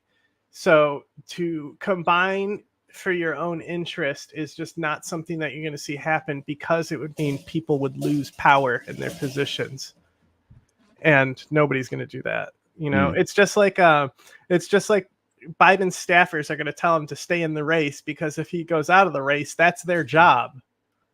Like, they now don't have a job. So of course his people are going to encourage him to stay in, because they're acting on their own interest, not of that of the country. Gaza, you see the Gaza Strip there, and then the West Bank, the other occupied territory where Palestinians live. And this is the largest seizure, according to this nonprofit group, Peace Now, in over 3 decades. It's a move that could grow the number of Israeli settlers in that designated Palestinian area and worsen the already soaring tensions in that region. This comes as Israeli Defense Forces have called for the largest evacuation order in southern Gaza since the war began in October. The World Health Organization says one of Gaza's largest hospitals in the south is now completely empty. ABC's chief national correspondent Matt Gutman is in Tel Aviv, Israel, with more. So, Matt, let's begin. Don't you think it's kind of strange that they continually seem to target hospitals? That it seems like every time they do an operation, they surround and shut down a hospital. Crazy. Why would definitely not committing genocide Israel do this? Why? with your latest reporting of Israel assassinating Hospitals. a top commander in You mean Hezbollah Hamas on yet a bases. third front, that northern front with Lebanon. Tell us about it. Hospitals. It happened this afternoon, Terry, exactly, at least here. Exactly. Now Israel you're getting using it. a drone apparently to assassinate Mohammed Naima Nasser. He was a top commander in sort of the western part of their front with Israel. Probably one of the top maybe two he should have people thought that about Israel that has before assassinated joining since Hezbollah. Hezbollah began firing upon Israel shortly after the October 7th war began last year. And it's been this war of attrition, this sort of simmering war cross-border since then. And both sides have said they are very close to the brink of an all-out war, which we know would be devastating. But Israel, interestingly, actually took credit for this, which means they want everybody to know that they did it. Hezbollah responded by firing around 100 rockets in about 3 hours, which is a significant number. We haven't seen that very often since that war began in October 8th. And everybody here is on tenterhooks because on the one hand, there is a ceasefire peace deal, if you will, that the U.S. has brokered that is basically agreed to by both sides, the broad parameters at least. Hezbollah says it cannot sign it until Israel enters into a ceasefire in Gaza with Hamas. And on the other hand, both say that they're at a tipping point. They either go to war soon or they broker this ceasefire deal, but nobody knows which one will happen, Terry. I just got a scam call, Chinese scam call. Terry! Very funny. Right, so that is the story of a potentially wider war, which we're hearing here in Washington.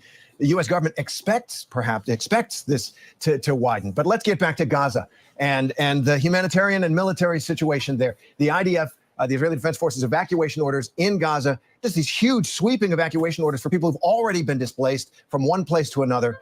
It also sounds like they're more urgent. So what message is the IDF setting? What's happening there?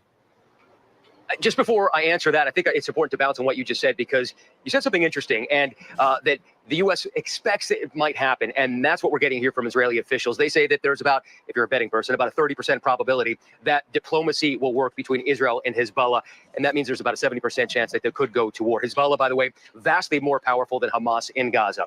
As you mentioned, Israel ordering the evacuation of hundreds of thousands of people. We were driving in the northern part of the Gaza Strip today and saw fighting outside the Shejaiya neighborhood, just outside Gaza City. It was incredibly intense. Smoke billowing into the sky. We saw a surface-to-air missile being fired at an Israeli helicopter. Israel firing back with artillery and missiles and bombs. So that is one segment of the fighting. The other is in the southern part of the Gaza Strip, near Han Yunis, where about 250,000 people have been ordered to flee. And the images we're seeing, Terry, is of people sleeping in the streets because they don't know where to go. So many of these people have been displaced serially, 3, 4, 5 times at this place, that they don't know where to go anymore. And obviously there is still sounds significant like something concern. that psychopath, the son of Hamas guy, would say. You know? Like, nobody's more unhinged than that guy. Yeah, he's a psycho. It's a strip about hunger. It's hard to find food, and the food that there is exceedingly expensive at this point. So even though Israel says it's why is it expensive? Why is the food expensive? Is Hamas taking all the supplies and selling it? Well, not only that, is now there's no fucking shit coming in again. It's building up on the beachhead. But like, that guy is one of the few people where I'd be like, I'm in danger if I was in the room with him. Like Emily, I don't feel unsafe with Emily because I'm not a Palestinian. About wrapping up its campaign, at least the intensive fighting phase. It doesn't seem to be that close to being over at this point, Terry. It sure doesn't, Matt. Matt Gutman, as always, thank you for your reporting on the ground there from the war between Israel and Hamas. Oh, I muted it. Reuters reports Israeli strikes have killed a senior Hezbollah field commander. So like, this is from Jerusalem is BBC News Middle East analyst. Where they're like, we have all our CBS stuff behind us going at the same time. Right. I don't remember them doing this in the past, but it's this like awful. Is like their 24/7 thing where it's like we can just cut to any CBS story going on anytime. Sebastian Usher. Sebastian, what's the level of concern of a wider conflict breaking out between Israel and Hezbollah? Any action being taken to de-escalate? There was a lot of concern a few weeks ago when there was an escalation that followed the killing by Israel of another senior commander of Hezbollah. And that led to Hezbollah firing its largest barrage. I said the fake Twitter numbers are crazy today. Barrage of drones and rockets into northern Israel. Since these hostilities, these near daily skirmishes between Israel and Hezbollah, the Iranian-backed armed movement in Lebanon, really started pretty much after the war erupted between Israel and Hamas. Hezbollah said that it was going to hit Israel in order to show its support for Hamas, and that's essentially what's happened since. Now, there have been concerns that were raised at that moment, and it's slightly de-escalated since then, but there's a lot of diplomatic activity going on. Amos Hochstein, the US envoy, has been in Lebanon and other places trying to create a deal where Hezbollah can step back from the border. Israel can be persuaded not to go into Lebanon, not to turn this into. Interesting. Have you ever seen Amnesty International for Middle East, North Africa say anything against Assad? Mm-hmm. They do? Yeah. Okay. Sure. I assume so. Why wouldn't they? It's just an interesting question. You know the person we're going to interview about extraction, like people extraction and shit out of Afghanistan? Oh, did they say they're going to do an interview? No, we were going to, but backed out because they were doing work. Sent me a thing, an Amnesty thing about Iraq, and said, "Do they ever say anything about Assad?" I'm like, I'm not sure. I would assume so as well, but I don't know. An all-out war. An incident like this, which Hezbollah incidentally has confirmed now, named the commander as Mohammed Nasser, hasn't said that Israel carried it out. Israel hasn't either confirmed that it did so, but it seems almost certain that it did. Now the concern is that there will be another escalation within this confrontation, this kind of cat and mouse tit-for-tat game, that we may see another big barrage of rockets from Hezbollah into northern Israel. That area has essentially been deserted. There's around 60 to 70,000 Israelis who've left there. Huge security problem for the Israeli government. No resolution in sight at the moment. Okay, Sebastian Usher, thanks for that update. And Fox News getting a detailed tour of Israel's third largest city of Haifa. That's 20 miles north 20 miles from its northern border with Lebanon. You can see that on the map there. People are bracing for The a first potential point in the all-out war background with the for Amnesty's page on Syria is reasonable grounds to believe that the Syrian government used chemical weapons attacks in Douma. Beautiful.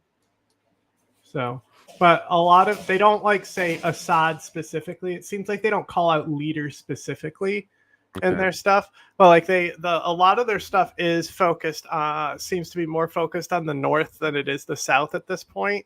Because I just did a quick search through Twitter as Syrian well. Government and SNA blocked access to humanitarian aid, including earthquake aid in Aleppo. I saw one on specifically the Middle East, North Africa Twitter page. Yeah, they do have specific condemning of the Syrian government and Syrian National Army, which is the Turkish militia. Yeah. Syrian government. They have HTS in here as well with arbitrary detention and forced disappearances. Right to housing, occupied Golan Heights. So anyone who's done shit in the country, they're condemning. Yes. Okay. That's what I would expect. Question was raised. The Iran-backed Hezbollah. Trey Yinks is live in Tel Aviv. He has more for us. Trey, this feels like it's been building. Are we looking at a possible? The only good reporter.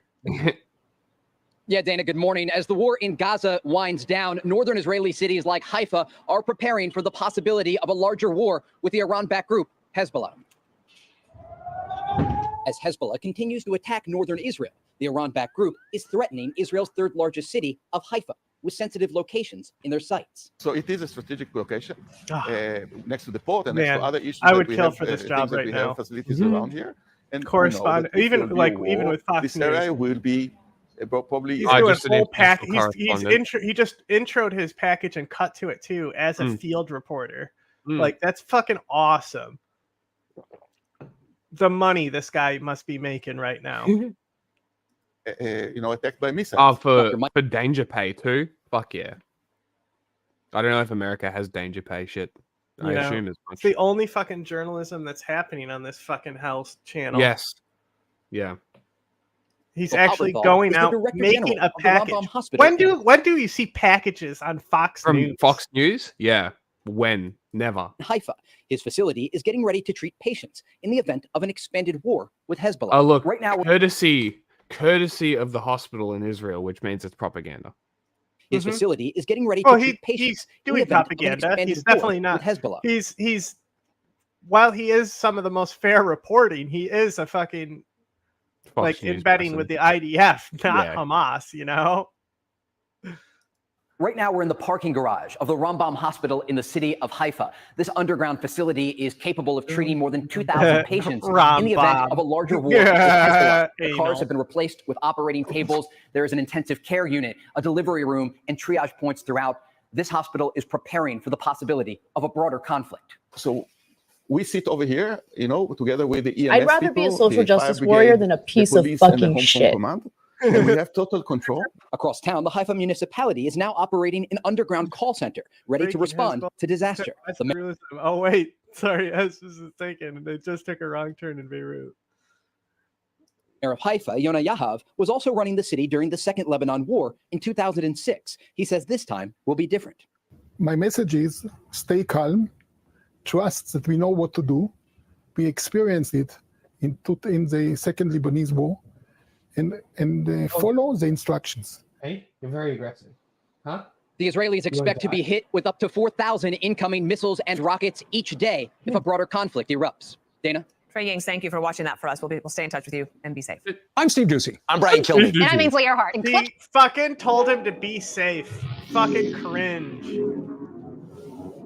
Praying for you, be safe. With the default now officially the draft of all eligible Haredi men, Jesus Christ, they're actually going for it? Until Tuesday, time was on the Haredi party's side. The defense ministry had taken a time preparing for an increased Haredi draft, and Haredi parties hope to avoid a scenario in which thousands of young men join the IDF. Tuesday's ruling and the ensuing letter from the Attorney General up the urgency pressure on Haredi politicians, and they may be willing to make concessions that are not previously possible. Huh. Wild. Yeah, how desperate are they? The IDF is now required to draft 3,000 Haredim in the year 2024, in addition to the usual yearly average of Haredi recruits. This is going to make so many of them so angry. Yeah, they don't need the manpower. They've got a ton of people stationed. I think this is a way for them to break up dissonance. They want a forever war, so they don't want a portion of the population staying out. They want everyone getting involved in the IDF, because that way they don't have any breakaway portions that can sort of foment resistance. PM's wife Sarah Netanyahu tells hostage family army chiefs on the stage. It's not really. Isn't it cool how all? Did you see that Jackson Hinkle tried to do disinformation and got instantly called out for it with the Bugatti thing? No. Very funny. Bugatti. Yeah, he's like, Zelensky's wife was buying a Bugatti with American tax dollars. Good. She earned it. Hilarious. Fascists have a crazy wife. We see it with Clarence Thomas. We see it here. There are so many examples of the wife just being a slightly stupider and less optically conscientious. Yeah, Alito as well, a less optically conscientious partner in the process, or underage. Also, Zelensky's a billionaire. He can afford a Bugatti. He doesn't need American tax dollars to do it. What a stupid narrative. Groomed wife. Yeah, well, in this case, crazy wives, insane shit. U.S. to Hezbollah, don't count on us to stop an Israeli attack. Cool. The messaging comes as American officials seem more resigned to the likelihood of an escalation in the Israel-Hezbollah conflict. Cool. I love being the most powerful country on earth. Don't assume Washington can stop Israel from attacking you. The American message is designed to get the Lebanese-based Shiite militia to back down and de-escalate the brewing crisis along the Israeli-Lebanese border. Shouldn't you be, talking to Israel then? Perhaps? Maybe? Possibly? The message is being conveyed indirectly. The person said the U.S. doesn't engage Hezbollah one-on-one because it is a designated terrorist organization. That's so smart, man. That's so cool. Isn't it cool how the way we have things set up, we don't communicate directly with terrorist groups? I think that we might want to. There might, I don't know. It seems like some direct diplomacy might be worthwhile here. We're always relying on Qatar or Egypt or whatever to host or facilitate discussions, but we can't we can't directly contact them, which means we can't quietly contact them. We don't negotiate with terrorists. That line is so good, America can't think straight. Exactly. It's literally the line so catchy that people believe it for no reason. Okay, literally. but we literally face-to-face negotiated with the we Taliban. Don't negotiate with terrorists. Really? Yes. Okay. Now, the we don't negotiate with terrorists specifically comes from one thing. Mm-hmm. Taking hostages and demanding ransom. Yes. For those hostages. Mm-hmm. Other countries will pay ransom. The United States does not. Simple. That's what it means. They still do it.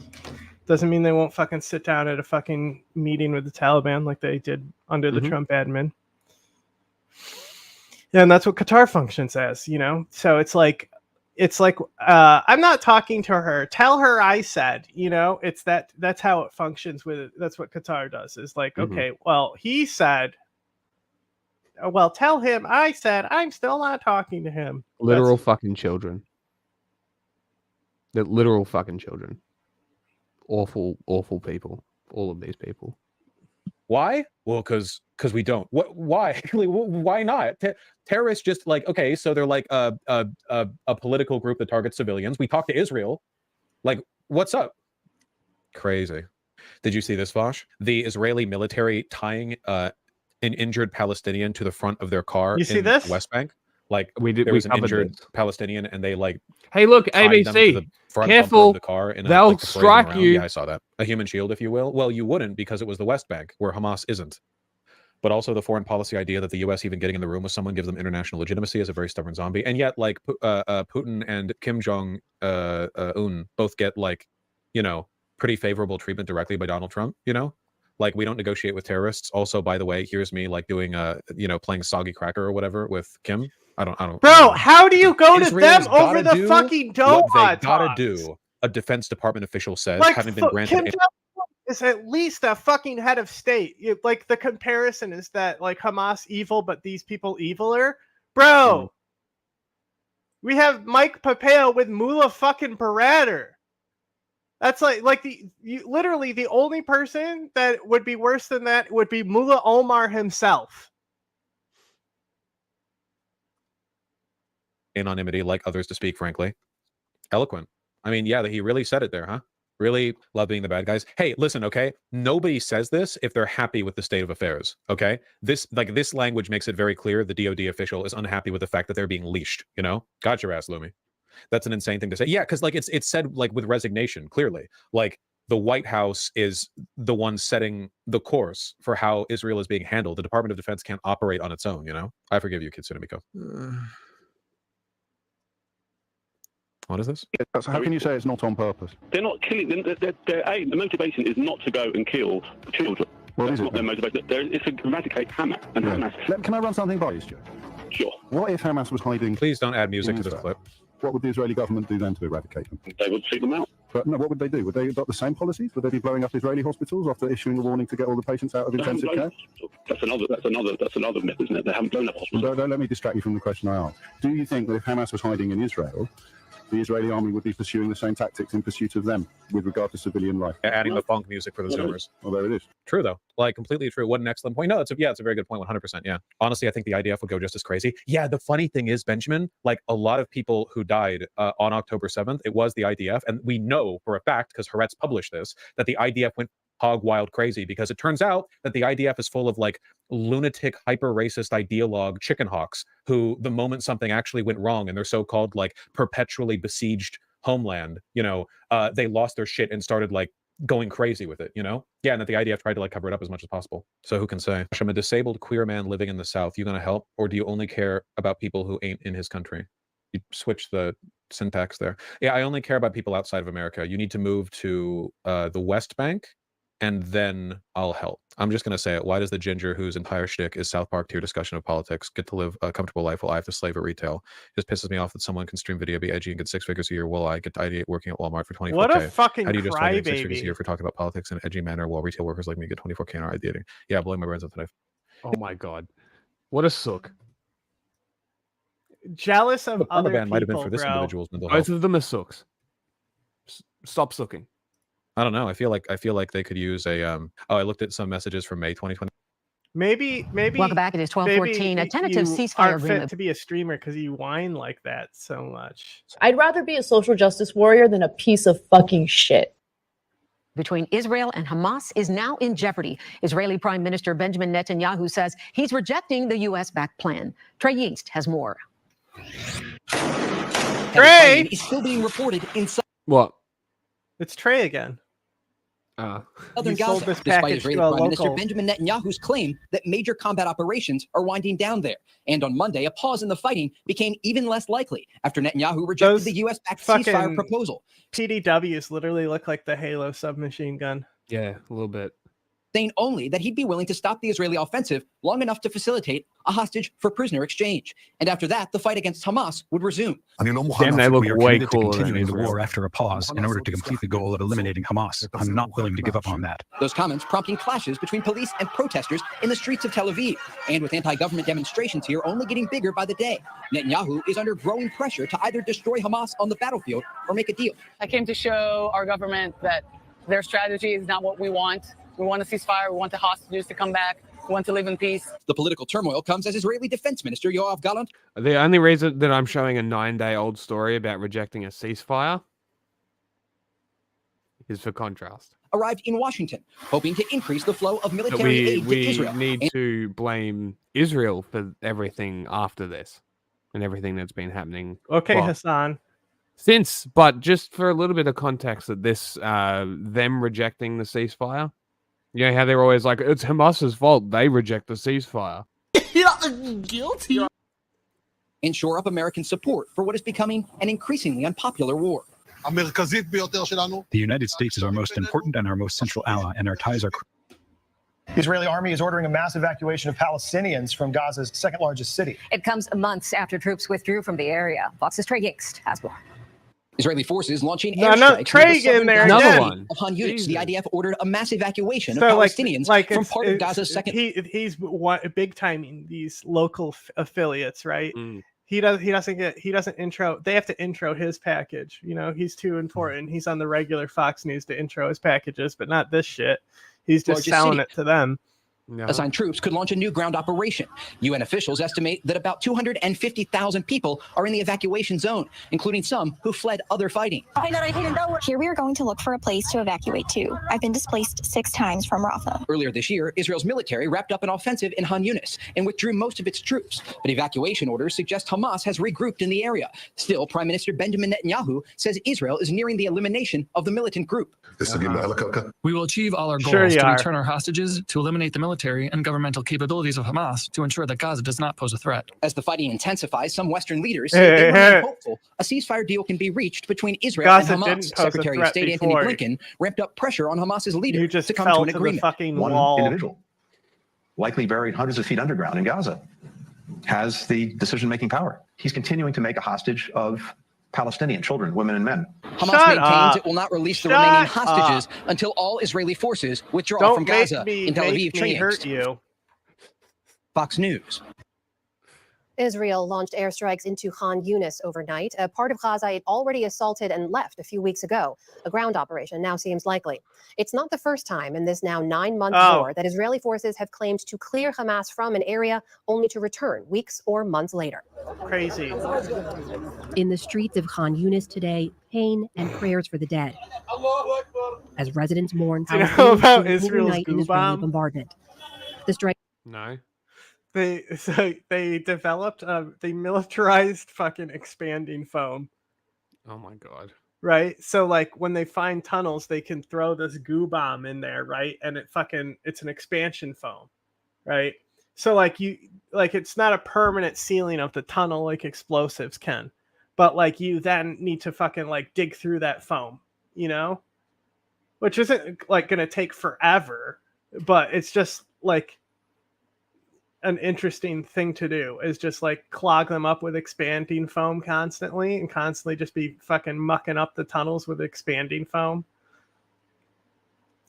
You know how you see those robots that like have the sprinkler on the front that like rotates and it cleans like the sewers and stuff.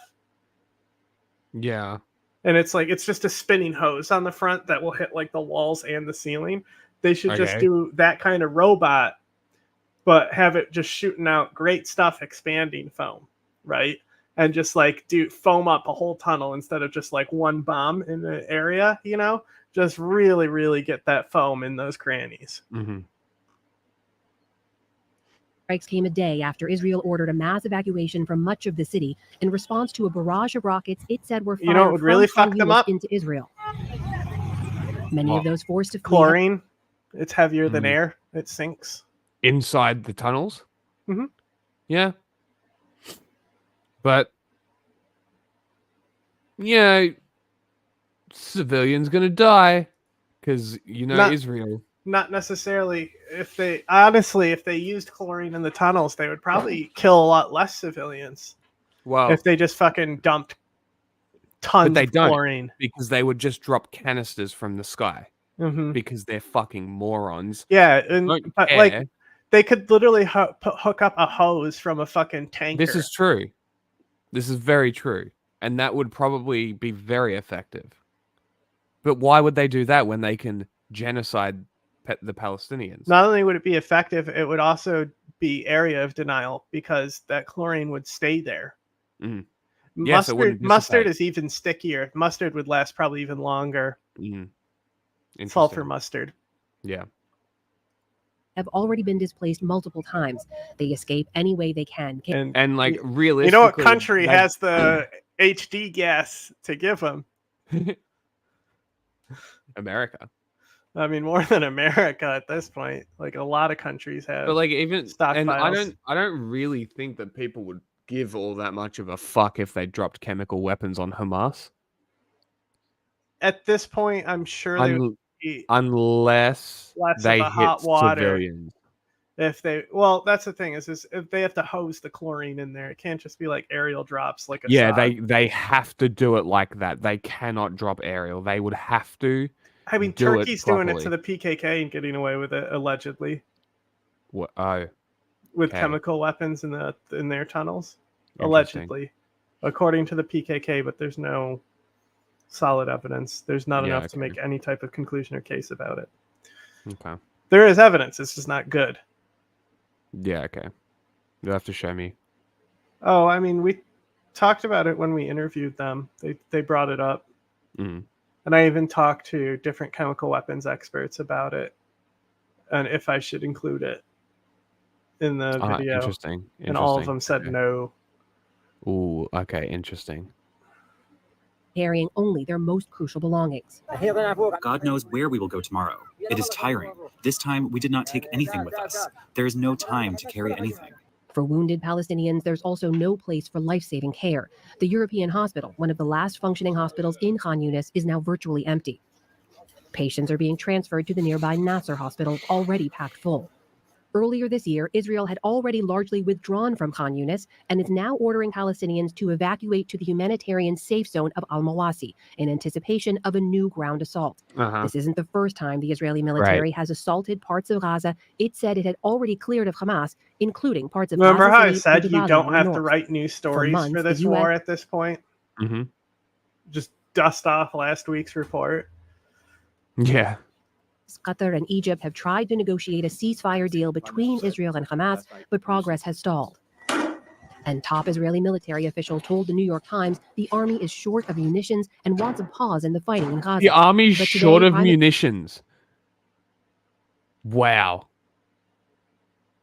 All right. Perfect opportunity for America to stop giving Israel weapons and ammunition. But then Perfect time. but then Biden would lose the election. He's losing anyway. Why not? Minister Benjamin Netanyahu denied the claims.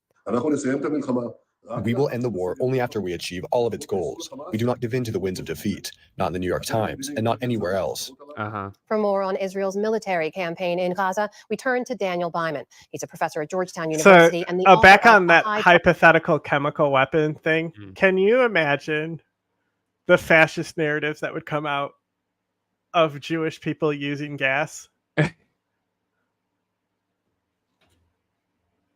Dude, I'm pretty sure that I actually said this facetiously on Twitter at some point in the last couple of days. Was like, I'm just waiting for them to use chemical weapons so I can say that they gassed the Palestinians. Like not actually like hoping that it happens, but if it happens, they're definitely dropping it on civilians. Mm-hmm. And at that point, Don't you the know, comparison Israel, to the Nazis that's who is dropped the canister in Duma. That honestly, that would be a better cover for them at this it would point. be. It fucking would be. At least they could actually do it. Yeah. Price, the triumphs and failures of Israeli counterterrorism. But yeah, no, Professor- like I'm pretty sure I actually said that to some like Israeli fascist psychopath. Actually, I could almost tell you exactly which one I did it to because they blocked me not long after. I guarantee you, if it did happen, they would support it too. Yeah, they fucking would. Mr. Byman, let me ask you about this policy now, this pattern rather of the IDF it's a matter of going back survival. Their backs against the wall. They were forced to do this. Yeah, okay. into areas it had previously cleared and left in Gaza. What does it tell you about how the military campaign is going? Does it signify a setback, or is this kind of pattern to be expected in this warfare? This kind of pattern is to be expected because of, frankly, a flaw in how Israel has approached Gaza from the start. It's gone in, it's tried to kill Hamas fighters, remove them, but it hasn't left enough forces to garrison much of the strip. And as a result, when Israeli forces leave, Hamas reconstitutes itself.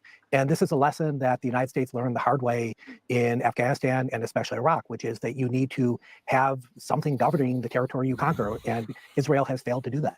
So the stated goal, as you know, has been to eliminate Hamas. Is that actually a reachable goal based on what you've seen? Completely eliminating Hamas is unrealistic. This is an organization that not only has over 25,000 fighters under arms before the war began, but also has extensive social and educational and religious networks in Gaza. Israel can reduce Hamas's military strength, can make it harder for the organization to fight as a large, coherent force.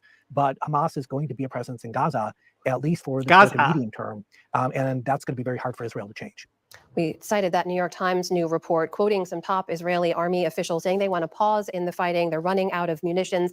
Prime Minister Netanyahu has denied those reports, but I'm curious for your reaction to them. What do you make of that? So the Israeli military has to worry about three different wars. First, of course, is the war in Gaza, and it's using many munitions for that. My sense is that it does have enough munitions to continue that on a day-to-day basis, but that is costing a lot of Israel's ammunition stocks.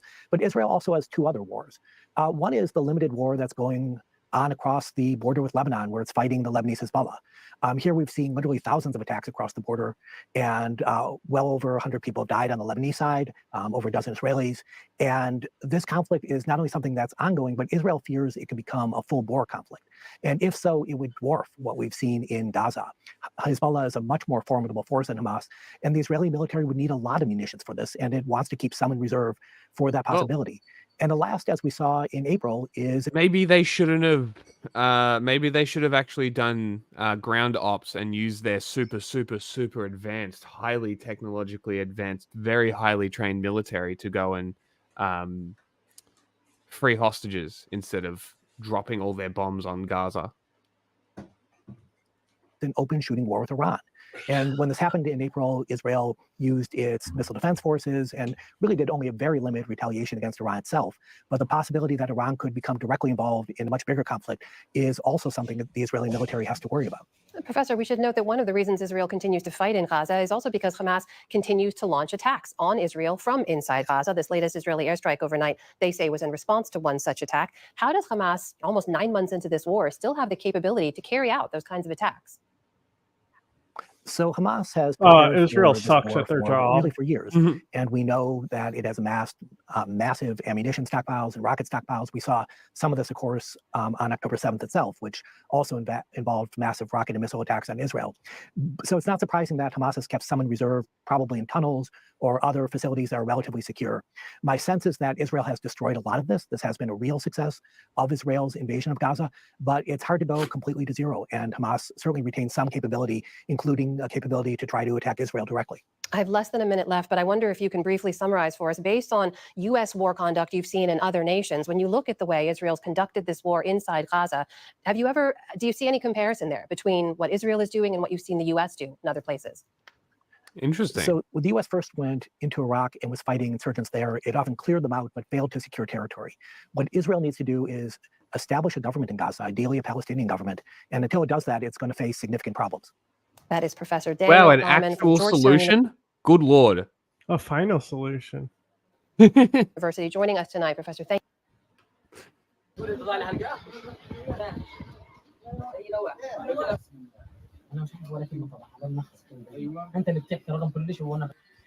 Is it ironic or funny that they are using a variant of the thin blue line flag as their barbershop? That one's for firefighters. Oh, is it? I believe so. still kind of funny. I guess even while Gaza's getting bombed, you boys need a fresh fade. Yeah, it's funny that it's an American flag in general. Yeah, that's like, it's very strange.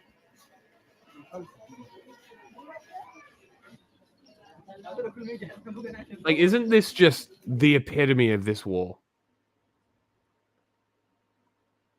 Like, is this not an image that describes this war perfectly? Like, insane. There's literally nothing left. And new this morning, we are following reports Israel has released dozens of Palestinians it detained from Gaza, including the director of the enclave's main hospital. This comes as tensions are ratcheting up on Israel's northern border with Lebanon. Israel says a Hezbollah drone attack in the Golan Heights injured at least 18 of its soldiers. One of those injuries is considered serious. The U.S. has warned the Hezbollah militant group that it should not count on America or anyone else from holding Israeli leaders back. Look at this bloke. He is so passionate. He loves his country. Plans for an offensive into Lebanon. Meanwhile, ultra-Orthodox Jewish protesters clashed with police in Jerusalem yesterday. They were demonstrating against the Israeli Supreme Court's order for them to begin enlisting for military service. Our MTS tie-up is following the latest from Tel Aviv. MTS, good morning. Anne-Marie, good to be with you. Well, Israel is really shaking with a political earthquake following the release of the doctor of the Al-Shifa hospital. In fact, we've just seen the most bitter sort of recriminations and accusations all across the political spectrum. You have the Israeli Prime Minister, Benjamin Netanyahu, now ordering an inquiry into how this decision could have been made. You have the opposition leader, Yair Lapid, accusing the government of, quote, lawlessness and recklessness behind this decision. And then you have Itamar Ben-Gvir, who is the ultra-far right-wing minister here in Israel, who is responsible for internal security, accusing the Shin Bet, the internal security service, of essentially incompetence for this move. Now, Wait, what? He said the ultra-far right. Yeah, that doesn't mean anything. Right. First it was just far right. Now it's ultra.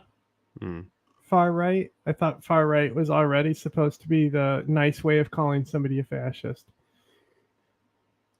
All of this really Omega underscores how fascist. tense the political situation here is in Israel. But I think what makes matters worse is we've now heard from the Dr. Salmiya, who is now in Gaza. He's given his first interview to discuss his time in an Israeli prison. And frankly, his descriptions are pretty damning. He's described a number of prisoners, and I'm going to read some of these quotes here, were killed, in his words, in interrogation cells.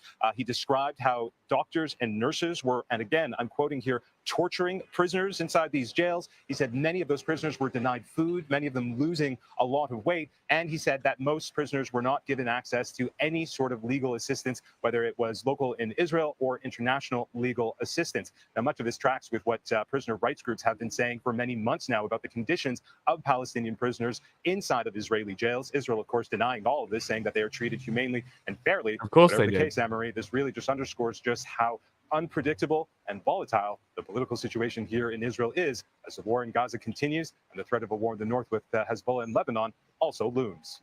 So much tension, so much going on. MTS, thank you very much.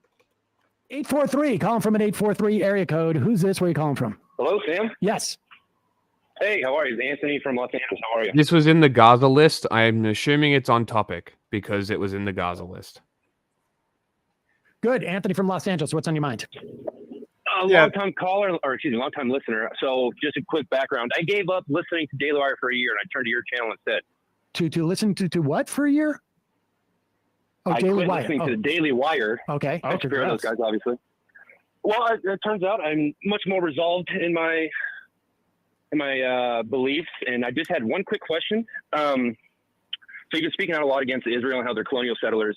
Would you guys in New York be willing to give back your plot of land or anything you guys own to the Native Americans? Well, I mean, I think I would believe in certainly in reparations, without a doubt. And I think to a certain extent, look, I think we have to reckon with the colonial settler past of this country, with no doubt. And no, but you specifically, would you, just you yourself? Would I myself?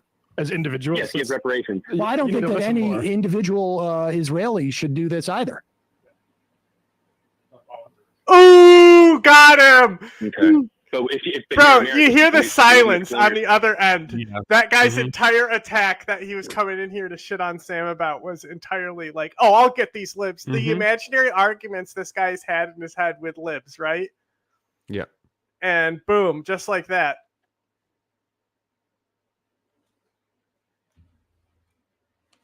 Twitter wants $1,500 a month for for an organization to be verified. Mhm. $1,500 a Mhm. month. Mm-hmm. That's a joke, right? Why would anybody pay this? Like, what benefit do you get from Twitter? Like, I genuinely don't see a benefit from Twitter at all. Like, increased reach, affiliations. Why? For what? Like, are you just flushing money down the toilet at this point? Like, what is happening? Your settler state, would you lead the charge in giving back some of your land, some of the? Well, I things you certainly crossed listen. off I of? mean, if you've listened to the show for an extended period of time, I mean, you've definitely heard us talk about proposals. I would certainly give all the national parks over to Native Americans as part reparations. And I think that nobody's necessarily suggesting that every bit of Israel, but be given to Palestinians. But certainly, I would start with everything post 67 borders returned to Palestine. You can't what? Wait, seriously? On Twitter, there's no free to. Wow, that's epic. New Zealand free zone is Twitter. Palestinians. Elon's And probably then- mad that they don't Europeans buy going enough back to Europe. Starlink from him. Probably, yeah. And then I would look for reparations, some mix of reparations involved in a right of return and reparations for lands that were taken beyond the mandate. But I also think Are you that, talking like, about here in America or here in Israel? I'm talking about in Israel. Got it. And I certainly would be for, having for Israel to become a single democratic state where all of its citizens had equal rights. One state I solution. am based. sort of agnostic on whether that or a two-state solution that if the Palestinian people had sovereignty, actual sovereignty, decided to sign off on. That's not, for me to decide. But I think, look. Do you advocate for the two-state solution for Israel?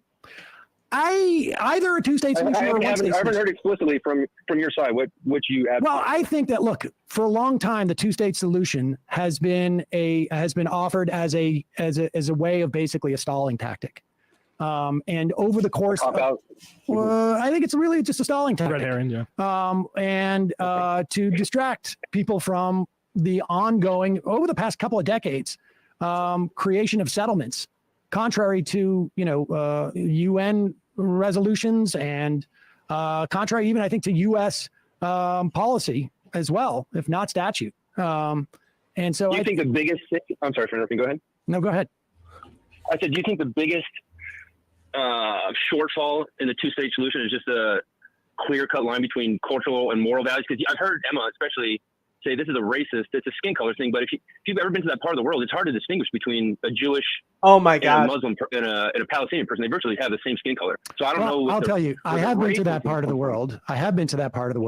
And one of the ways that you can tell the difference from a lot of them, if you cross into the West Bank, is that one is occupied by people with guns who don't allow the freedom of movement.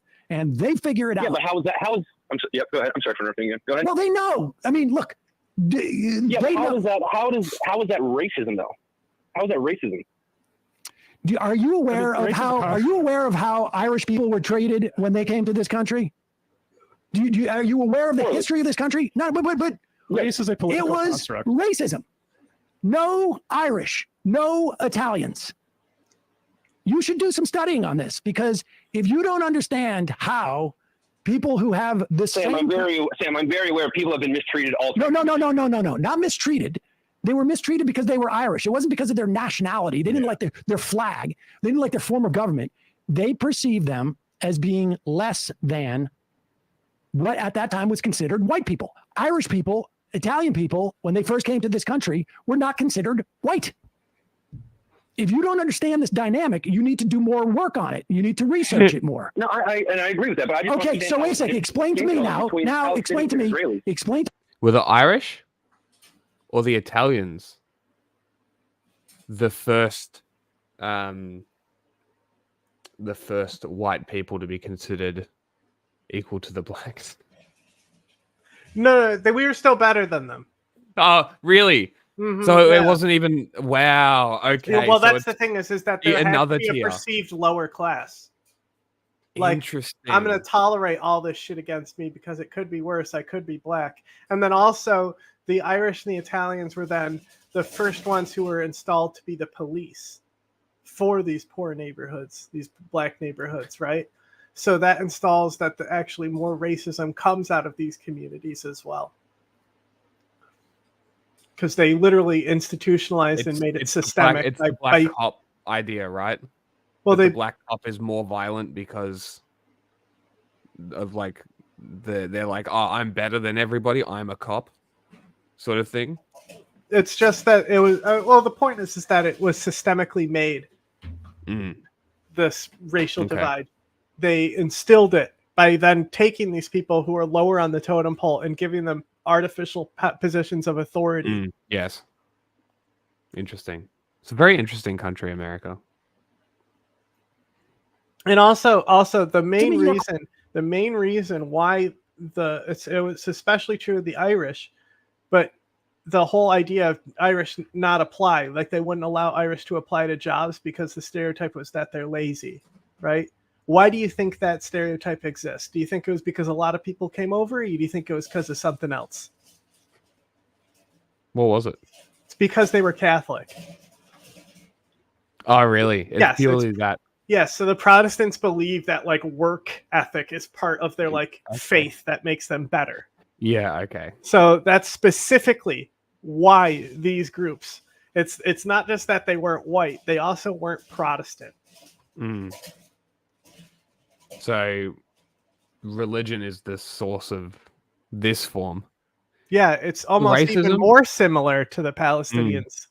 Yeah. Except, one's displaced, one lives there. How already. is it that Irish people in the 1910s could be perceived as less than white? But today, no one would ever make that comment. And now apply that question. How is it that that dynamic could have existed? And you not understand that Israelis who sometimes have a similar complexion. I mean, I've spent a lot of time with some Ethiopian Jews. But would you argue that? Of course, and there's nothing against either. They're also incidentally subjected to a tremendous amount of racism in Israel. Oh, no, of course. Of course. Would you understand? You're saying how can racism exist? Instead of defaulting to racism, it's not a default. Maybe it's culturally. No, it's not a default. It's funny. Culturally different. You hear that? Culture. Because I kind of had this similar thought as well. Like, this is what they really get you with the conservative side of shit, right? Is they make it sound like, oh, we're not the bad guys. They're just overreacting. It's not all racism. But once you actually learn about how the systems like get created and maintained and how the powers are shared between systems to like make sure this continues, your opinion changes. You actually start listening. It's very interesting. I sat my white ass down and I listened and learned. Literally, it's literally what it was. I literally listened to people. I listened to what they had to say instead of dismissing it. Yeah, that's what they call being woke. I think that's what they. I will eat your leftist ass like corn on the cob. I'd rather be a social justice warrior than a piece of fucking shit. Default. It's not a default. It's not culture. It's a structure. And again, like you put your finger on it. It's the same culture that. So that is here we go. Specifically just an America thing, though. Here we go. Using the word right wingers for this. No, first of all, it's not just a right winger thing, and that's why we need to stop with these terms. My mom denies racism and has said some of the most racist shit I've ever heard, mainly because I'm around her more, right? Because I don't like I've heard it at work too, from like when I worked at like with certain people. Like I worked at a kitchen that was mostly white people, Red Robin, and there was constant. You'd hear that it's like, I hate everyone equally. That's such a racist cope. That's some KKK level cope. Yeah. That's like, I just want to be with the whites. My mom would always say this thing where she's like, like not all black people are N slurs, right? She would say this to me all the time. That just like how now all white people are white trash, and I'm like, okay, why is it white trash? Why are we making racially exclusive categories for people you see as less than yourself, right? Because it's not even racism at that point; it's racism and class. It's doubling up. Exactly, but she would never. This was her. I'm not racist. I don't think all black people are low class. Is basically what she was saying, right? Yeah. But she was putting slurs in there. Yes. And like my mom, totally right wing now. She doesn't like Trump, but she also would defend him a lot back in the day. Really before Jan 6 and stuff. But it really changed for a lot of people. It kind of distinguished the pack more than Charlottesville, surprisingly. Well, also, I think she doesn't. I'm sure she doesn't believe the whole he was set up and not actually a rapist thing. Because considering she like really hates Mike Tyson for being a rapist, for example. Well, you would hope. She hates very specific people who, like Arnold Schwarzenegger. She hates because he was unfaithful in the marriage. Okay, fair enough. So it's a lot of. I think racism is something that you basically deny until you actually you literally, like Jack said, you literally have to sit your white ass down and listen. Yeah, like it's literally just sitting there and listening to the accounts of people. It also changed after I went to America. Culturalism is racism in disguise. Exactly. And if you heard this call right here, the guy said different culture, but like he didn't, like Sam is just yelling at him, not letting him get a word in. I'll go back. He tried to frame it as something that's not racism, it's culture. Yeah. But yeah, well, like it mostly changed after I went to the States. After I got back, that's when everything changed. I started being like, this is a bit different. This is interesting. Like there's something here. And it was actually more so after looking into gun statistics in the US. Was very interesting because that's when it all kind of like really kicked into gear. And we were talking about, I think off stream, how like racist will try to use the statistics to like back up what they say. Like, how come the incarcerations are so high for black people? And it's like, y'all are giving the argument that shows like that the fucking wokies are right. That's why you're arguing because you think they're inferior people, but what you're showing is that systemic racism exists and you're denying it. Yeah. And everything that they say is cope. Or they just don't read, which is what I've been finding, which is what I've been saying on Twitter, is every time that we get somebody claiming something, they send a source and we prove that their source proves them wrong. I'm gonna add it to that thread of shit that we do on the stream. Like I've already added the Nazi dude that we destroyed on chemical weapons.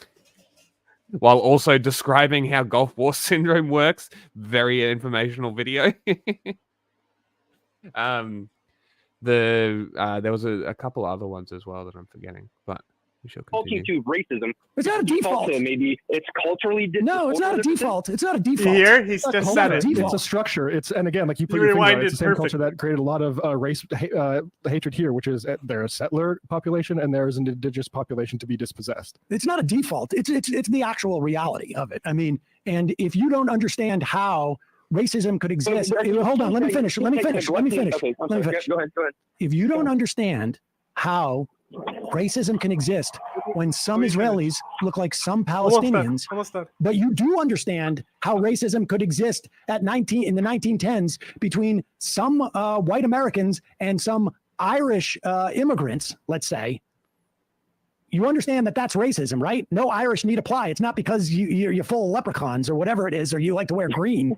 It's racism. Right. If you could understand that racism, why are you having such trouble understanding the idea that the Palestinians It's a great are treated the way they comparison to are, get someone to realize. at the very least in part because of racism. So yeah, so what he's trying to spell out is that this guy needs to realize. See, he's saying culture, right? So he's saying that the Jews are just defending themselves because the Palestinians are attacking them, right? That's his perspective. So Sam's trying to get him to awaken. Yeah, yeah. There's some sort of cultural deficit that is preventing Israel. Do you think there's a cultural deficit between a Russian Jew and an Israeli Jew? I have to go back and listen to it. A cultural difference between a Russian Jew and an Israeli Jew. Oh, of course. Okay. Now, why is it that all of those over 1 million Russian emigres who came into that country, they have full rights? I think, if I remember correctly, we were specifically talking about how fascism has changed for the internet. I believe is exactly what. Yeah, we were no, that's talking what about. it is. It's about online fascism. Yeah. So it's something that is not really touched on very often. And the thumbnail is surfing the Kali Yuga. Because I've been doing a lot of like looking into and trying to like really boil down the definition of fascist. So when people are like, "Oh, what's fascism?" I can be like, "Okay, it's this, this, this, this, and this," without having to rely on somebody else's points and also be able to. I still think reference citing Mussolini is most of the time is the right way to go. The myth of the nation. Romantic nationalism. Yeah. For the most part. And Palestinians I mean, do not. that's the easiest way, but they will always push back on that because they're like, and "Oh, then you can, what's then romantic I nationalism?" Then I can expand on it. So it's but I kind of want to avoid having to expand, so I just kind of want points to be like this, this, this, and this. I'm almost there. It's close. Because I would venture, again, you've been this part of the world more than I have. I would assume, and based on my previous work history and things that I've known, that Muslims and Jews typically don't get along. It's been that way for thousands of years. No, actually, that's not been. In fact, you say thousands of years.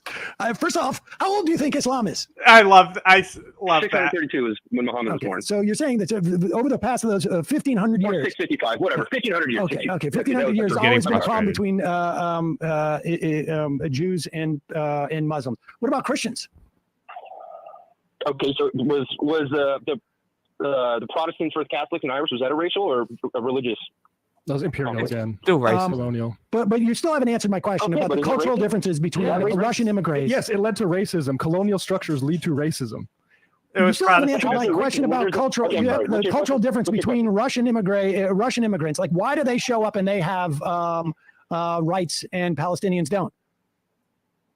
They probably interact more freely and sociably with the. Why do you think they're able to do that? Because they are given full citizenship rights. Well, hold on. Are Russian immigrants advocating for the death of all Jews? So what? First Amendment, baby. Yeah, Israel. All Palestinians. But they're talking Israel. about America, right? No. Russian Jews, the Bolshevik Jews. Oh, okay. Advocate for the death of all Jews? I'm not saying all. I'm saying a majority of them do. You're saying the majority of them do? Majority of them do. Dude, you don't know what you're talking about. You don't know what you're talking about. You don't know what you're talking about. Are you saying? I'm saying definitively. Advocate for the death of Jews? No, the Palestinians do not call for the death of all Jews. I've known many people who have had many Jews who have a lot. So the propaganda taught in schools depicting Jews as rats and termites and stuff like this is all just a. You should see what they're saying about Palestinians too. I don't know if you've seen any of these videos. First of all, Hamas does teach that type of shit. Yes. But like, I think the biggest argument here is that most Palestinians work in Jewish businesses. Mm-hmm. They're already integrated. Yep. What's the Farfel soundbite called? The what? The Farfel one? Jihad mouse. There it is.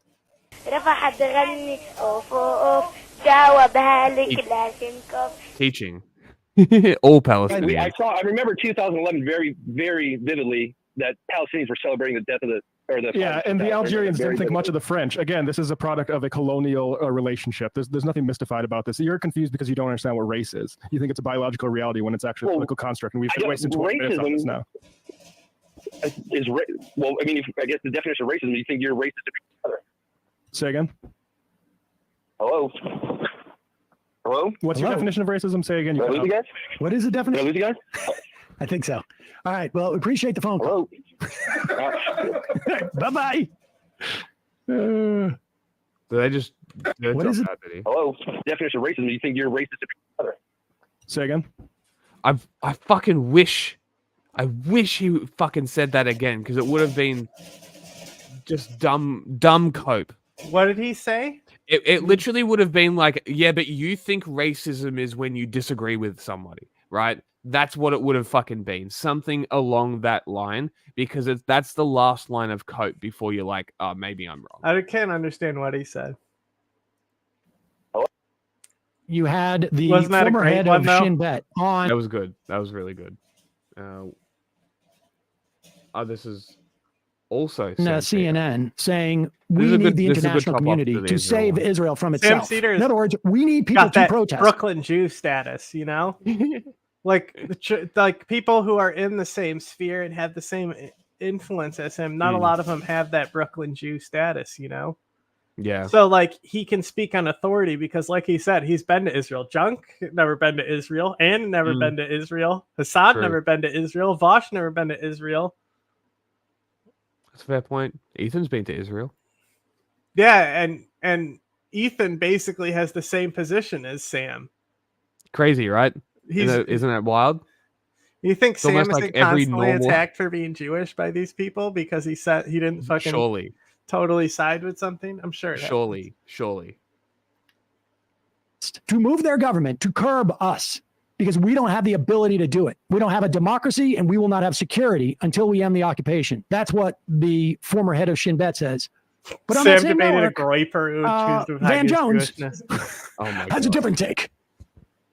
If you want to be a part of a protest and they say, we're going to go to a Jewish community center, we're going to go to a mosque, we're going to go to a Jewish restaurant, that's not a protest. That's a pogrom. That's an anti-Jewish, bigoted act. Pause it for a second. A pogrom? The reason why people were protesting out in front of that synagogue in Hang LA. on, stop. And I agree. Stop, If you go to stop. Do you know why people are protesting, so-called protesting this synagogue? I do not. It is on the list. Okay, so what was happening is they weren't protesting the synagogue. Inside that synagogue, they were having a meeting where they were selling Palestinian land in the West Bank to people. Seriously. That's what they were protesting. For I'm assuming the West Bank settlements that just got taken. Yes. Yeah, awesome. Very cool. Very fucking cool. random temple and start protesting Jews. Too bad. Bad. Anti-Semitic. Anti-Semitic. It's not a pogrom, but nevertheless, hyperbole aside, hateful. That is anti-Semitism. Textbook anti-Semitism. But let's say, hypothetically speaking, that there. Yeah. Like, because I mean, listen to how he talks. So it's really funny, right?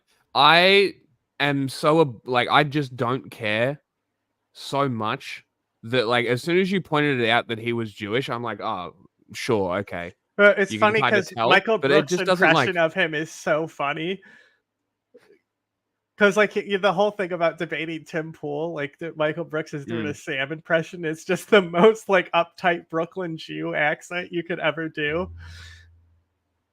But it's like even like the Rugrats, right? Never. Yeah. Never clicked ever until the other week when I was stoned as fuck watching the Rugrats. I'm like, The grandpa is like so Jewish in that. yeah, and it clicked, and I'm like, Pickles isn't Okay. really a Jewish name, you know. It should be It's Picklestein. fucking- oh They my might God. actually have an episode where it's like their name was Picklestein in the past and it got changed. Like knowing Rugrats is like pretty like they have some pretty interesting topics there. Like the fact that like it does. Interracial marriage is being like the main part of the first movie that they have. Yeah. And then introducing an Asian baby to the mix. From the start, Mhm. they had a black baby in there. Yeah, it's very interesting. Because I loved the Rugrats growing up. Stu That is was like, also like a great character. yeah, like one of the main shows that I watched as a kid. I still vividly remember. Also, it. the doctor is Dr. Lipschitz. But yeah, it just never clicked, and like I just don't give that much of a fuck. Like people are people, you know what I mean? That's always been my attitude, and so it's always just like it does not make any sense to me. These people who are just obsessed with race, who through history have just become obsessed with race. You know about the trans episode of the Rugrats where they're teaching them to be girls or something? I think that's what they're doing. Or they're dancing or something, and then she's like, make sure everyone have your feet straight, but Tommy's feet always point inward, and it's like, I don't know, they just do that. And then she's like, okay, everyone stand like Tommy, and then everyone else starts falling over because they can't stand like that. That's funny. I used to have a fucking Rugrats the movie game, and it was just like, it was a bunch of different mini games and stuff. The Rugrats game was one of the best games on PlayStation. But they had a Reptar thing where I think you destroyed buildings. Mm-hmm. That was fun. The game was excellent. And then they had the River Rapids game. What else was on that Rugrats game? This might be a different game. I remember one that was like an almost open world RPG. No, this was like one of those shovelware type things where they basically convert different games like Missile Command. You know, like I had a Lion King game and it had like 5 different mini games that you could play. One of them was Missile Command where you fought the bugs with Pumbaa's farts. It was this or one. his burps, maybe. I remember explicitly it looked awful, and this is it. That's the game. A recruitment drive happening at a synagogue for the IDF. Would that be different? Or let's say, for instance, maybe they were selling off Palestinian land to outside investors. I'm assuming it's this activity challenge game. I don't know how else you call it, like colonial settlism. But here it is. This is what was going on at that synagogue. Real estate in Israel. Well, it turns out the real estate was not in Israel. They list West Bank properties. It was in the occupied territories. Amazing. And according to rabbis standing outside of the synagogue at the time, who I guess, according to Van Jones, were participating in this program, it's illegal to sell land that's not yours. Yes, and then we played months ago. There was a similar event at the Teaneck, New Jersey synagogue where an anti-Zionist Jewish man went in front of the local government there and protested this and said, this is probably illegal. This is both illegal under international law and potentially illegal under U.S. law, because when you're hosting these things at synagogues, this is an event where you're basically saying this is a real estate opportunity, but only for this select group of people. So you could make a case that that is not legal in terms of a discrimination statute. But like, they're doing this on purpose at synagogues because they know people are going to protest, and then they can say 100%. This is anti-Semitic. I mean, had this been done at the local Holiday Inn and the same protest took place, they wouldn't be able to do this. So they basically hide in a synagogue doing activities that are not Jewish. There's nothing Jewish about, inherently Jewish about buying property. There's nothing inherently Jewish, and I would argue, actually, it is inherently not Jewish to buy stolen property. But let's hear Van Jones telling us if this is the day that Donald Trump became president. Not a protest. That's a pogrom. That's an anti-Jewish, bigoted act. If you want to be a part of a protest, let's go to a mosque. Let's go and harass the Muslims. That's not a protest. So we've got to get clear in our country what is a fair protest about policy, you can agree or disagree, and what's going after people, human beings, terrifying moms, grandmas, children who are trying to be a part of a neighborhood. The Jewish neighborhoods in LA are well known. Nobody is confused where they are. So if you show up there wearing a keffiyeh, you show up there with your face covered, you show up there chanting river to the sea, that would be just like a white person running up with a Confederate flag in Harlem. You're not trying to start a conversation. You're trying to start a fight. Stop doing that. Don't do that. We don't want more violence. We don't want more fear. We don't want more terrified people. We've got to be able to come together as a country. If either side had an easy answer, it had been solved. I'm less concerned about the politicians now. Can you I'm pause concerned just for a about the sec? people. I mean, so we can go back in a second, but notice how he compares the keffiyeh to a Confederate flag. But would you say the same if, say, you were in a predominantly Palestinian community and someone showed up with the flag of Israel with the Star of David on that? Would you compare that to the Confederate flag? Would he do that? In both instances, this would be somebody who's going there to potentially, if in his hypothetical, harass this group of people, know what they're doing, going into a neighborhood, knowing that this is a group of people that I want to demonstrate against. He wouldn't make that case, right? He wouldn't call the Israel flag equivalent to the Confederate flag, because underneath all of this, what he's trying to do is to conflate the keffiyeh and shows of Palestinian solidarity with far-right Confederacy. He doesn't do that in the reverse. He says it about that, and that is where it's extremely, extremely dangerous to make that connection, because it's clearly he's participating in a moral panic. I saw Michael Hobbs say this on Twitter, and I think it's a really smart point.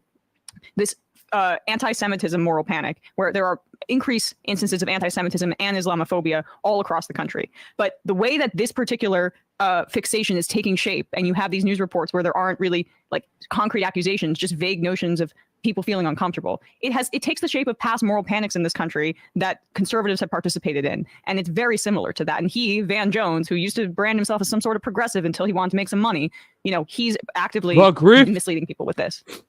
You gotta get the grift. The idea of equating a keffiyeh, which is literally a symbol of resistance, not one of oppression. Made in China.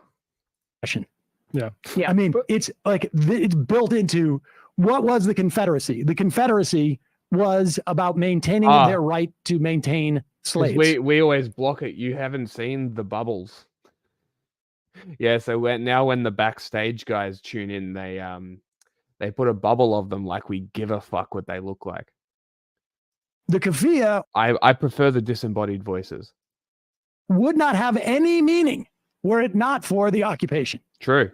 It wouldn't have any meaning because it'd be nothing to resist.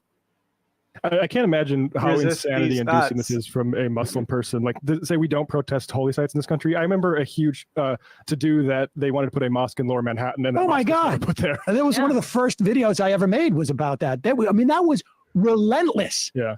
And I mean, I'm sorry, it wasn't even a mosque. It was a community center with a mosque inside it. Yeah. Oh my God. But I mean, there are real estate meetings selling West Bank land in churches. Like, that's the story. I don't understand how that just never becomes a story, and all of a sudden we skip to the people protesting outside. Of course. Is there any more of his I wanted to viewing of his? Let's see the final. Go back to like 10 seconds if you don't mind. We don't want more violence. We don't want more fear. We don't want more terrified people. We've got to be able to come together as a country. If either side had an easy answer, it'd have been solved. I'm less concerned about the politicians now. I'm concerned about the people in my community in Los Angeles moving in a direction that is more and more dangerous, more and more scary, more and more destructive. The Jewish community does not need to have people doing those types of things. It's not helping anybody in Palestine, but it's making America a much less safe place for everybody. It's tough to watch. It's tough to watch. I had a pretty difficult time just watching Van Jones talk about it. If it slows down the ability people to sell stolen land, I think that's helpful. What was that story in Texas? Somebody tried to drown 2 Muslim kids because they were Muslim. Yeah. What's the emergency we're responding to here? Yeah, no, it was a woman. Her name is Elizabeth Wolf. I would like to name her because she smirks in her it's crazy mugshot, because but there was a Palestinian family at a pool in Texas. Yeah, a mother and 2 children. Totally just repeating "Stop Asian Hate," right? Say that again. Was this about the CCP co-opting Stop Asian Hate? Yeah, right? Yeah. So, like, there is legitimate anti-Semitism, but come on. Yeah. Like, Asian it's not hate saying that it crimes doesn't weren't exist. raising. It's literally the overblown nature of it. Like, literally, we've seen it multiple times where people will be like, the girl, right? The girl who wrote Jew on her back and walked into a crowd of student protesters. My wife is a brave Jew. And they did nothing at all. They just were like, that's nice, and Look continued at on me! their day.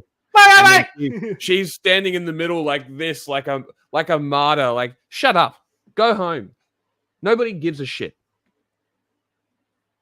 The children Nobody in cares. an apartment complex were playing. Like, don't act like it's everywhere when it isn't, just because you're trying to justify a genocide. That's some next level piece of shit sort of thing to do.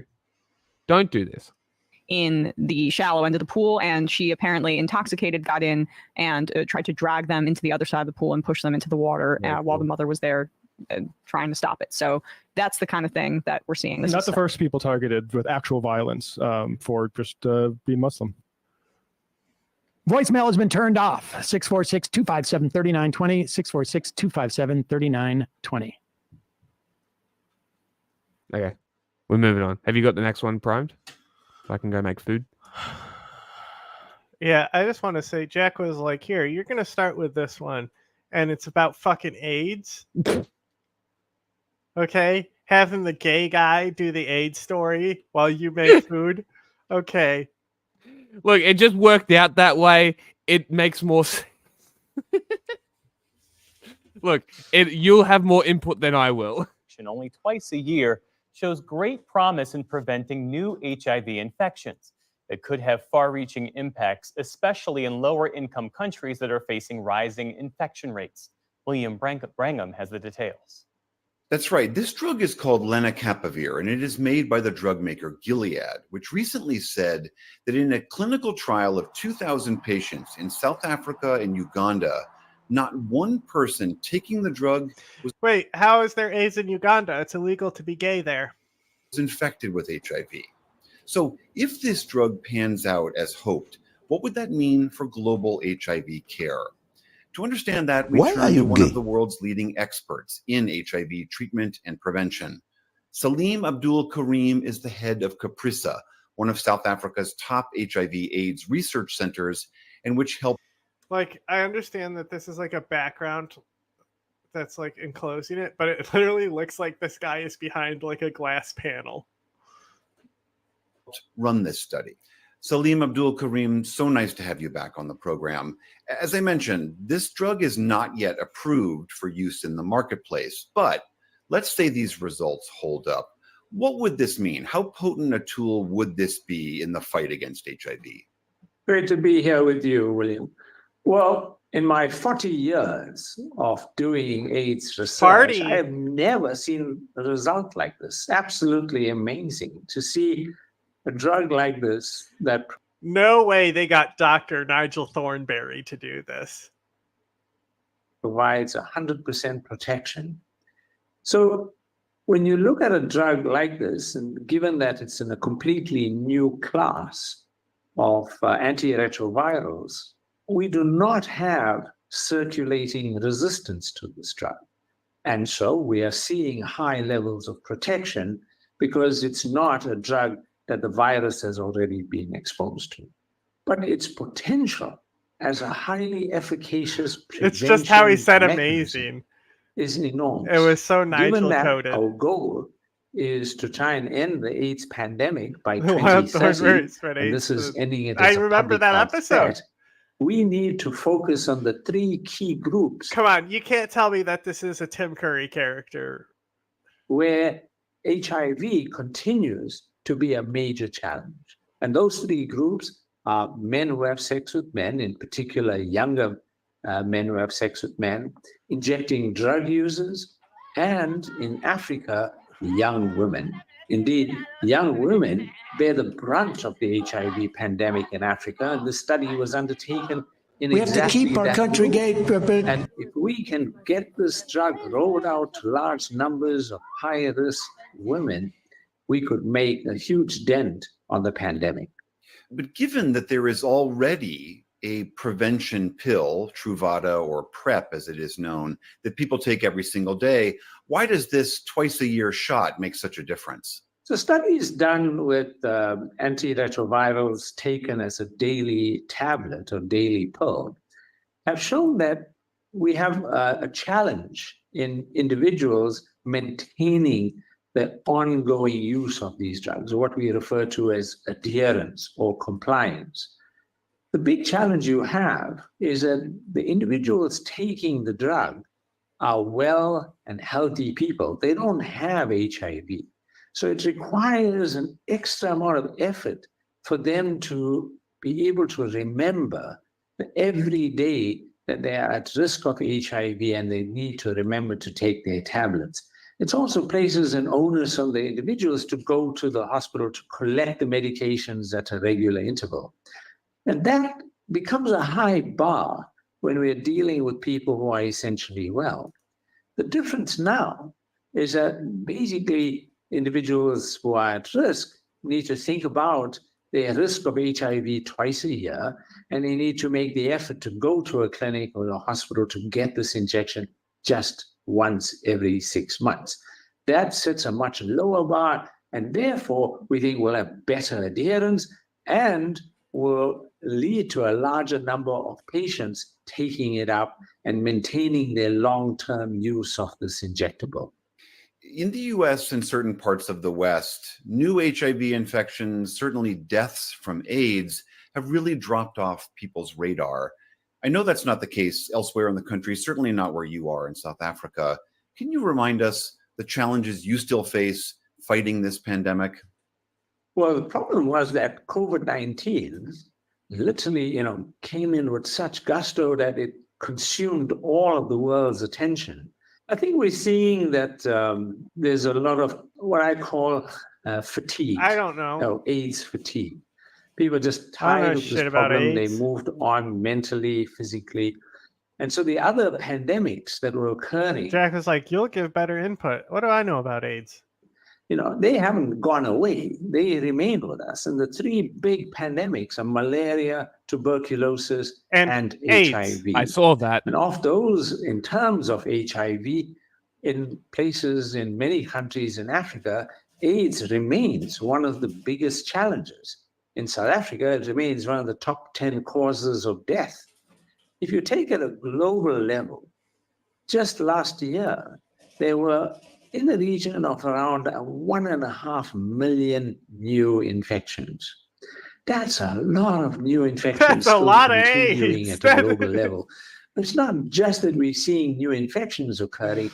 We continue to have a high number of deaths. Around 700,000 deaths occurred last year. So we've got to change that narrative. We've got to slow down the spread of this virus, and we've got to protect people from dying. All right, Salim Abdul Karim, the head of Caprisa in South Africa. It is always good to see you. Thank you so much for being here. It's a pleasure.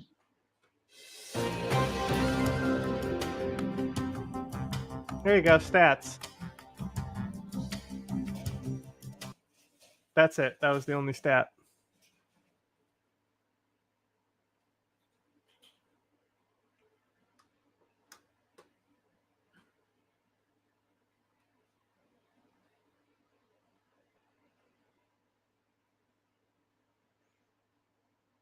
It's just skipping videos. Epic.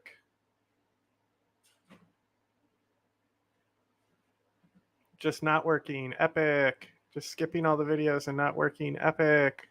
Great, YouTube. Love YouTube. Love YouTube. Just going through the entire playlist, not playing any of the videos, just skipping them. Hold on. Yeah, see if try that. Try that link. See if that works.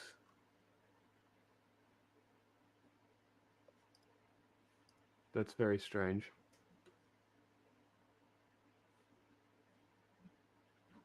The AIDS video gave YouTube AIDS.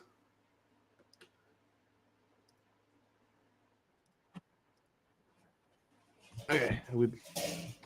Did that link work? Good morning. Today is Wednesday, June 26th. I'm Corva Coleman from NPR News, and here are today's top stories. The founder of the online whistleblowing site WikiLeaks has returned to his native Australia. Julian Assange was released from detention in London after he reached a plea agreement. Is this that video? Department. He has pleaded guilty to a single count of espionage 8 days old. for publishing classified material. It's just the primaries that we want. The Albanese had worked for his release. One of the things that my government does is at times... Primary in New York, Congressman Jamal Bowman. Quill Lawrence, NPR News. Two-term Congressman Jamal Bowman was defeated in yesterday's Democratic primary in New York. Westchester County Executive George Latimer beat Bowman in a race highlighting party divisions over the war between Israel and Hamas in Gaza. Bowman has accused Israel of committing genocide against Palestinians in Gaza. Latimer was backed by Jewish leaders and pro-Israeli groups. In Colorado, incumbent Republican Congresswoman Lauren Boebert won the GOP primary in a district that is separate from her current one.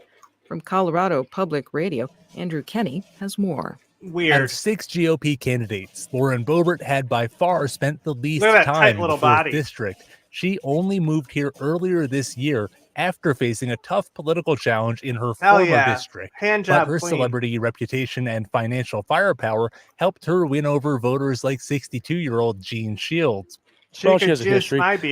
She's definitely a bulldog in terms of trying to get things done. She's pro-Trump. She's doing the right things to help our country. The 4th is heavily. Look, I don't find her attractive either. It's specifically the fact that she's slutty enough to do a public over-the-pants handy while watching Beetlejuice. You know, it's the depravity I find attractive. Conservative, so Boebert is expected to have a clear path to re-election from here. For NPR News, I'm Andrew Kenny in Windsor, Colorado. This is NPR. Good morning. Today is Wednesday, June 26th. I'm Corva Coleman from NPR News, and here are today's top stories. The founder of the online whistleblowing... This is the same video.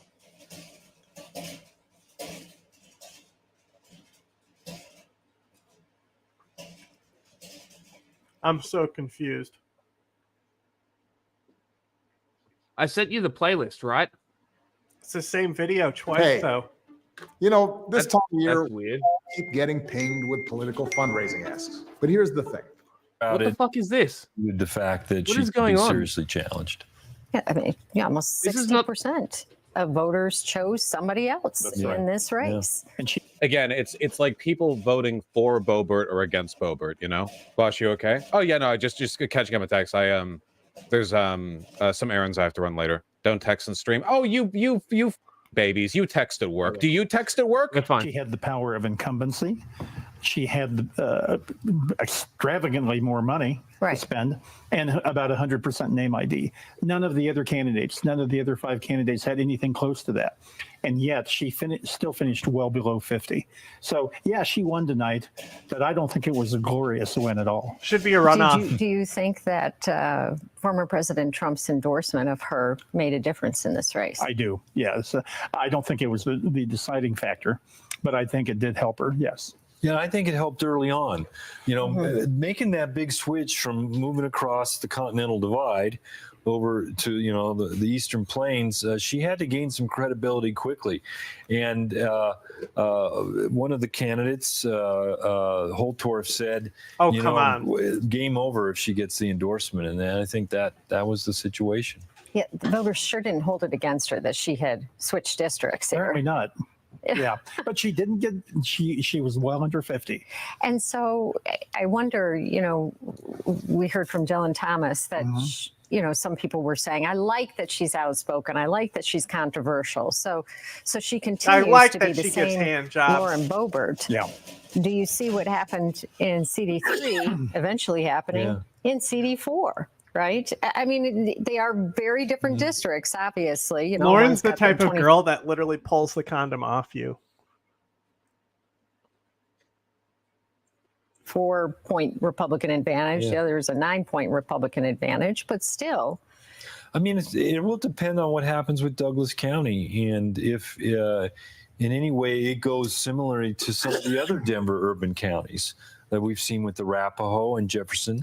Right. Who, used to be solidly Republican and now find themselves, having a hard time finding any Republicans to be in office. Right. If she continues with the embarrassing behavior she has. Worst state ever. You guys are such a reminder sometimes of the viability of my short, good streams, because you could not handle the 30-minute Hassan eating hour. Okay? You could not handle it. She will turn this district into a competitive district. She will. So talk about the district. Hours were 60 minutes. I'm very tired. I think. Whoa, an ad. Much was made of her leaving Damn, because they're cooking of 'em. Democrat Adam Frisch and how she barely beat him in 2022. But I think, what I was hearing from Republicans in that district is, oh my God, they thought she left who the too fuck cares because she was worried Jeff about Hurd these people was going are- to beat her. But she You would know what have I think? I feel like so often at a lower level, these conversations never actually get at why these races are the way they are. Oh, God left the audio. I guess you can't hear that. Glory to God! Cringe. Lauren Boebert can be beaten in the general election. Lauren Buttburn, please don't do that. Don't do the cringy like liberal ass silly goof names. Don't do the Drump thing. We're not Drumping here. Just say the name. Don't tell me what to do. You guys are Vouch. absolutely amazing. I wanted to see some more. You guys are amazing. Oh my God. Riding bikes or having Riding foot races, and they bikes. see that finish line, Pouring they start blow rejoicing fart. and slow up, and then the opponent passes them by. And so, as I said, our priority here is to honor and glorify God, to honor those who have fought for our. And I do my best worship on my knees. Actual quote, right? That was her who said the thing about being on her knees. Great nation, to preserve our freedoms, because we truly live in the greatest nation this world has ever seen. America. Praying for sexism to overwhelm whatever other impulse the Republican voters have, and for them to like reject her purely on account of her being annoying. It really is crazy how much Epstein leeway you docs can are out get as a again. Republican. Yeah, while I'm sure. I bet you if I go to David Pakman's channel right now, it's like Trumpers turn on Trump because of Epstein docs. It's over. in literally nothing except total fealty to Donald Trump, you know, wearing like the Donald Trump hat. It's I know this may seem crazy because it feels like it might have been a million years ago, but like, holy shit, dude, it is not normal for representatives from like local area, like people running in a district or whatever, or like state politicians or even congressmen to base their entire persona on fealty to the current presidential candidate. That is very, very weird. Will rise again. And I'm so excited that you all are here to be a part of it with me. I'm happy to be alongside of you. I'd take her to see so many movies. Your next Congresswoman from Colorado's 4th District.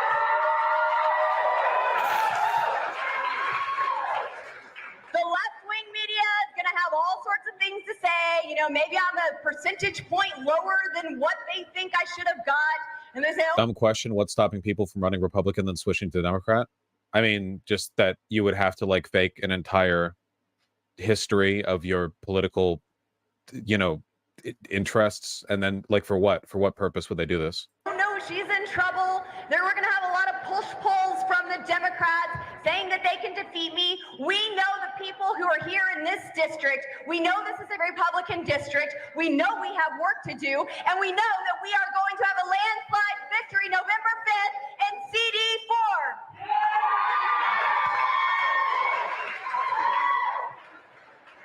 You know, and if any of you are talking about It seems effective enough when conservatives do it. Yeah, that's because they don't like pretend to be Democrats, then turn out to be conservatives. What actually happens is that somebody offers them a boatload of money. Slightly different process. Yeah, I do remember this one. Anti-police Satanist runs for sheriff as Republican in New Hampshire. That one was pretty good. That's pretty funny. Republicans in New Hampshire nominated an unconventional candidate for sheriff, a self-described Satanist whose campaign slogan disparages the police.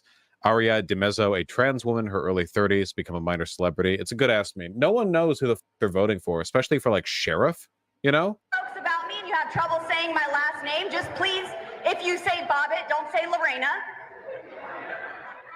Look, Remember, I'm annoy not French. Jack about doing Discord. Just because I don't know who my dad is doesn't mean I don't know I'm not French. Over.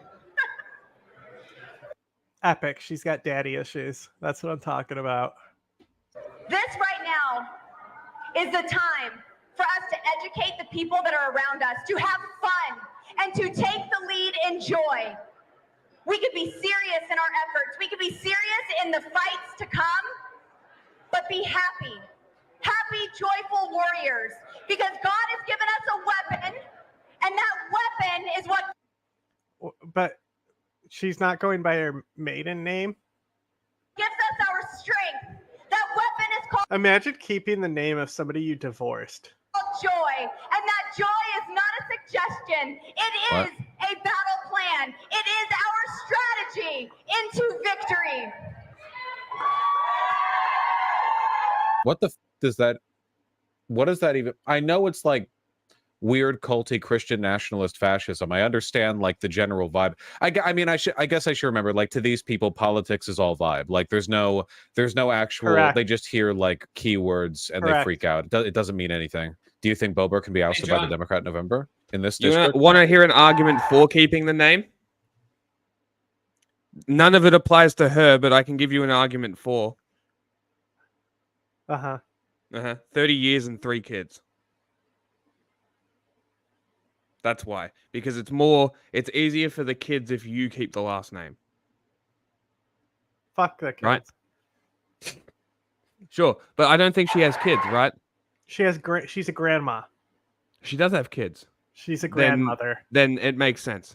She is a grandmother. Then it makes sense to keep the name. Does it not? It does apply to her. God called us to fight the good fight of faith. We know that there are battles ahead, not just one, there are many. We need to get engaged at the local level and be— Well, was that her just quoting Legion? Satan confirmed. Satan confirmed. She said that was the key trigger Illuminati word she just said. Everyone heard that, right? She just said, I'm Legion. Begin to take our state back. And we have to stay informed and never be lulled to sleep by the enemy again. Don't ever let anyone say that your voice doesn't matter, that your vote does not count. Because it absolutely does. And we live in the greatest country where people have fought and died for your right to vote and participate in who Specifically in the Civil War. is sent to represent you. She's not particularly great at doing the cult shit, though. Yeah, but like you have to remember, it's not like it's not like movies. Not every serial killer is like Hannibal, right? In reality, the kinds of people who fall into this stuff tend to be like pretty stupid, and the kinds of people who advocate for it tend to also be pretty stupid. It's like people fall for phishing scams that begin with the Nigerian prince bit. People fall for that shit. I mean, that's what this is for, right? This is just that on like a political level. I want to say I have one opponent as of the last time I looked at my phone who called me to congratulate me. And I want to thank Commissioner Jerry Sonnenberg for his humbleness, for his heart, and for throughout this race. my dick. Suck my dick, idiot. I won, you lose. Even had a staffer who sent out a tweet without his approval that was a little too mean for his liking. And the heartfelt apology that he gave to me in person is something I will never forget. He is still our commissioner. I look forward to working with him. I look forward to unifying all of the opponents, all of the candidates who are in this primary race for CD4, because you matter, and I want the people who are close to you to still be in that fight for you, for us, for our children, for our country. We've defeated the Uniparty a couple of times this year. The people have spoken. They do not want the Uniparty representing them. But Insane Banshee. Yeah, it's all, but there's not even anything to like respond to. Uniparty. This is like a pretty common fascist trope. The idea that like the GOP and the Democrats are both the deep state, but by the GOP, she means whatever elements of it are not in favor of Donald Trump, what you do want is a unified Republican Party that puts America first, and that's the representation you are going What you do want is a unified Reich. to get. God bless you all. Well, Nazi salute, Nazi salute, Nazi salute. She doesn't say anything, but yeah, but that's always how it is. That's always how it is. It's a new district for you. I mean, Oh, what's thank the God the vision audio's now? Oh, man. Would I tear that up? better. You're Thank the one God. Who's going to be leading the Republicans in this district? Yeah, so I am the nominee for a new district in Colorado, but I'm not new to Colorado. This is where I've grown up. This has been my home. I have been fighting for all of Colorado my whole life, and especially the past few years. Before I even thought of running for office, I was fighting for Coloradans. I was fighting for our children. I was fighting to close loopholes in our system that allows illegal aliens to vote in Colorado elections. I was fighting to repeal the national popular vote compact. And, I've decided to take this a step further and use my voice to represent millions of Americans, not only here in Colorado. I prefer if she used her voice less. But all throughout our great country. So my values are absolutely still the same. I am. Hell yeah. And we support those values. I'm a conservative. I have a proven track record of that. My vote. You're a G-MILF. What does America First even mean? It means supporting Donald Trump and a white ethno state. Look at this Hitler Youth cut behind her. Voting record shows that I am a conservative and that I am a fighter and that I do not back down from a fight. I know that when those in power try to stop my legislative process, I still have a voice to speak out and deliver for Coloradans and for Americans. The values are the same. I want limited government. I want fiscal responsibility. I want to shut the dang border down. And I want to carry put my our Glock in children Congress first and their safety and make sure that we have prosperous lives all throughout our country. So while the crops may be slightly different here in CD4. Speaking of Hitlerite vibes, man, the like weird seething guy in the background with the fresh cut and the cross necklace. I did it better. It's very on point. The values are not, and my fight has not changed. My voting record comes with me, and so does that tenacity for America. Congresswoman won the last election by 300 votes in the other district. Now you're up by nearly 30,000 to your next election. Oh, I'm so sorry that 9 News got that wrong. I won my last election by 546 votes. 546 votes, excuse me. What do you say to your critics who say she only moved districts? I've answered this question many of times. So yes, I have a change of scenery in life. I'm not the first person to move to a new place. I have stated time and time again that this was a family first decision. It has been they're fucking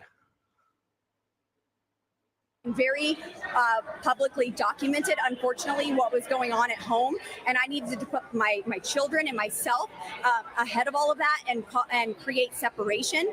And of course, we evaluated what's going to happen next in Congress, but this was a family first decision, and this fresh start has been amazing for my children. The folks who personally know my children and interact with them now since moving here can see a night and day difference in just the overall joy that they are experiencing, and I'm honored to be here in Windsor. You got Jesse over here on your side. Jesse!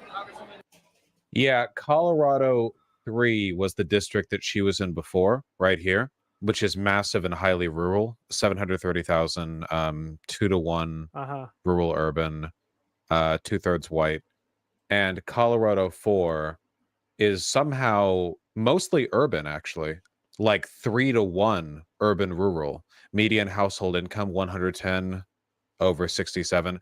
Oh man, that's so fitting. So Lauren Boebert went from the district that actually was majority rural to the one that has the wealthy suburbs outside of Denver with like a ton of white, like rich white people.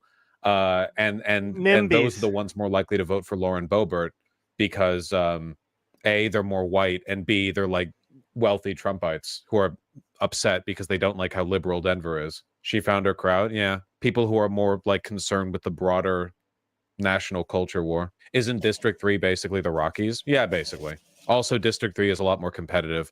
R+7 versus the 4th district, which is R+13. Kicking out Latinos will crash the agricultural system. It is literally never going to happen. Literally never. The east part of Denver is basically Kansas too.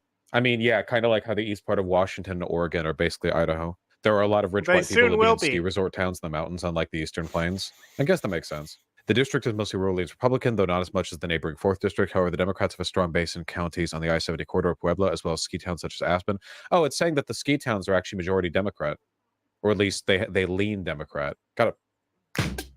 Look, an ad. Tiny little moth in here. Shoo. I'll tolerate moths in my studio, but you have to not be in my face, man. That's high middle class, not rich. I'm pretty sure that in terms of their voting propensity, like what direction they lean in, upper middle class people and wealthy people are basically the same. I could be wrong on that. Like there might be a very slight point difference, but if you're making like 150 or 200,000 a year and you live in the like rich white suburbs or whatever, you're probably in the same voting block more or less. temporarily embarrassed millionaires. Did you ever have a doubt that you were going to win the primary here? And what was your reaction after you kind of the year you've had politically and personally? So Jesse is asking if I ever had a doubt that I would win this election. And, you know, I came into this knowing that I was going to have to work, but that's okay. I'm always putting in the work. I put in tens of thousands, hundreds of thousands of miles over the years, connecting with thousands, tens of thousands, and even more voters all throughout the state. And so the work never was something that I was afraid to do. I did not come into this treating it as a coronation.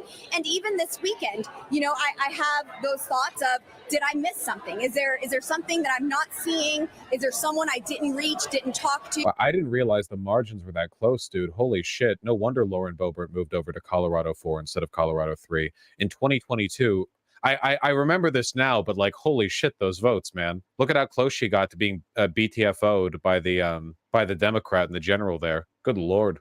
As an incumbent, yeah. Didn't she lose her hometown too? I believe so. Didn't spend enough time with, a phone call I didn't make, and you know, I had peace going into this election, knowing that me, my wonderful team, my family, my support group of friends, we have done everything that we possibly could to obtain this victory. And from there on out, it was all in the voters' hands. And I'm so honored that they have chosen me to represent them in Washington, D.C. again. What differentiates this district, Northern Colorado, the Eastern Plains, and into Douglas County from the rest of the state? So, I mean, most of this district, we have 21 counties in CD4, and most of it is a very rural district. I mean, of course, you have parts of Larimer and Weld County, and then you have Douglas County that are more suburban in areas, and then the rest of it is very rural. And this is exactly what I've been doing or representing in Colorado's 3rd district.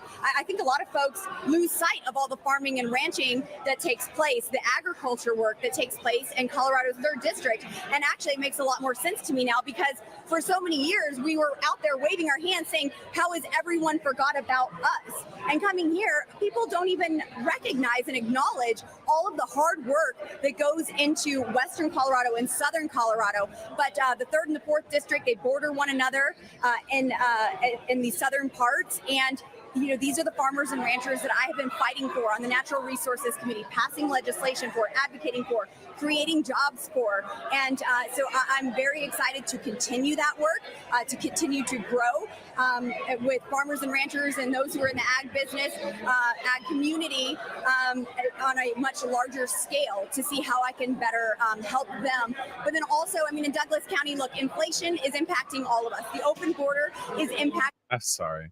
She had like a brief moment where she was committed to pretending that she cares about local politics, but then, you know, you go back to the whole thing. What do you mean submissive, Lily the Gaylord PhD? Jesus Christ, she looks awful. Look at the boots too. This is the area they're celebrating in. This area is like 72% urban too. Remember, nobody loves to pretend they're rural more than rich white suburbanites. You know, it's the same reason that every like son of the owner of a contracting business buys a Ford F-150 that they like drive to and from the job in, even though they never haul anything. Never stops being awful to see an elected official publicly pray. Yeah. They buy Ford Raptors. Yeah, F-150 might actually be a little bit like modest for them, you know? Has she just been moving districts when she loses? Well, she moved districts here because she anticipated a loss. You'll have to rewind, Lilycrem. Not true. The son of the developer at my high school drove a Hummer. A Hummer? That's crazy. Man, Hummers like fell out of fashion really, really quickly. Boebert campaigned on ending earmarked funds, which in practice means her district never got anything of value, which is why she got in CO3. I don't know if it's necessarily that, because I feel like the average voter has no idea what earmarking even is. I wouldn't be surprised if she was just like embarrassing. Also, her presence in the area probably galvanized the Democrats in the district, you know? Can you imagine being a Democrat represented by Lauren Boebert in a purple district, you know? Like the embarrassing behavior probably drove down interest from local Republicans and up. Thrilling commentary I've been able to give with this one. I gotta pee. Freely skip at any point. I gotta pee so bad. No, I can't, because the next one is about shooting and gun violence.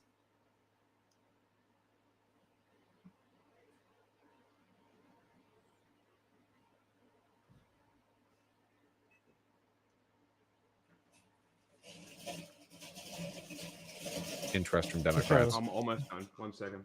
There's 1 minute left in this Vosh video. The Ford Raptor's new King Ranch edition. What's a Ford Raptor look like? Oh yeah. Well, this is an F-150. Is it like an upgraded F-150, or is Raptor just like the title to it? You know, crazy man. You Google F-150 and you see a whole bunch of photos of it off-roading. I see an awful lot of pristine, clean F-150s in Seattle. Raptor's the souped-up one. Okay, gotcha. Not even a little bit, Lily. It's just a trim.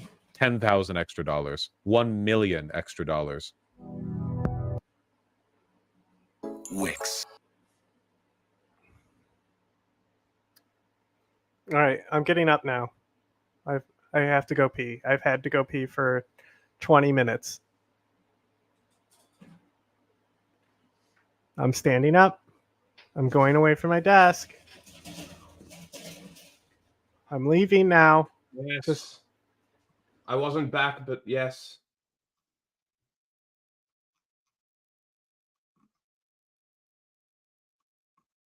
Where was it? This one. We're going to step up as 21st century warriors, and we're going to help dreams for the future come true. So I'm really happy to stand here before you guys. I'm going to smudge the foundation, and then I'm going to smudge everybody here. Like his ancestor, Chief Red Cloud, Henry is also waging war, but on a different front. His is a battle to build a better future for his people. Here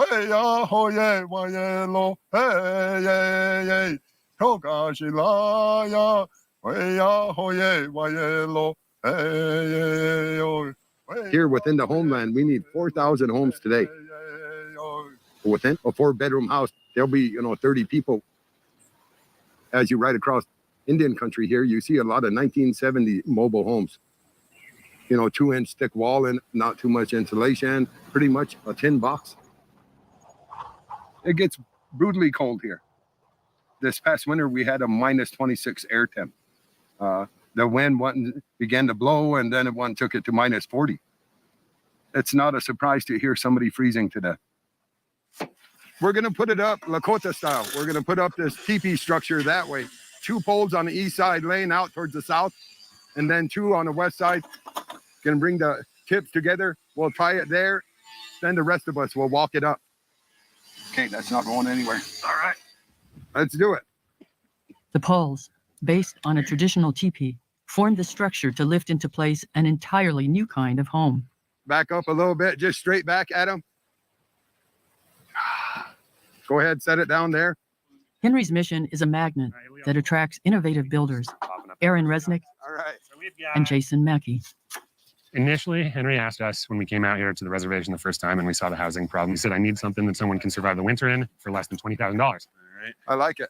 So we said, okay, we'll try. But this motherfucker, I'm not back yet after he got like an OSHA regulated 30-minute break. What would be the best here, low cost with high efficiency. And they came up with this new technique, foamcrete.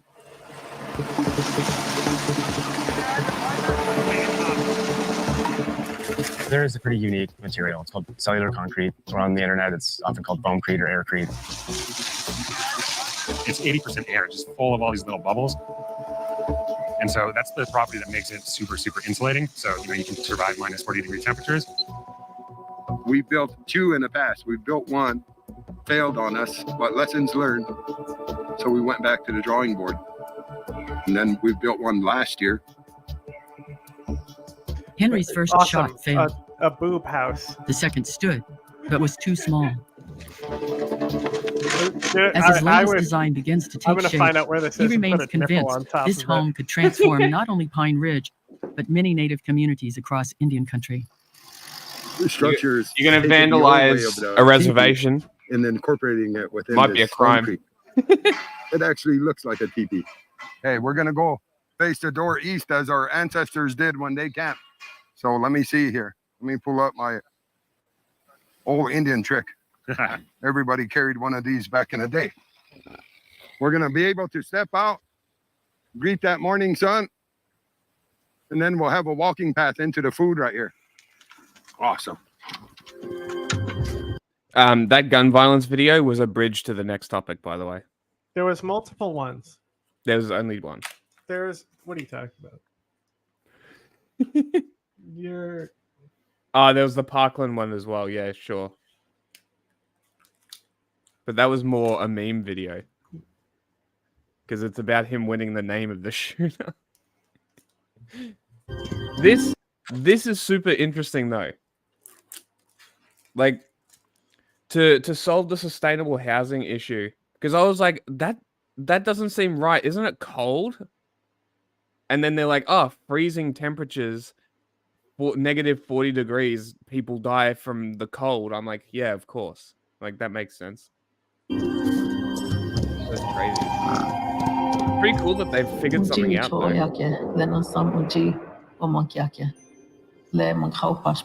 Was this outside the government as well? They're reservations, so... Oh, so they don't get any help? Like, how does it actually work? It depends on the treaty. Some are paid by the government for their land that was taken. It was, you know, they're still paid for it. Mm-hmm. Some get nothing. Some are communal, like communistic, where everyone is getting a shared pot. Mm-hmm. Interesting. Jack,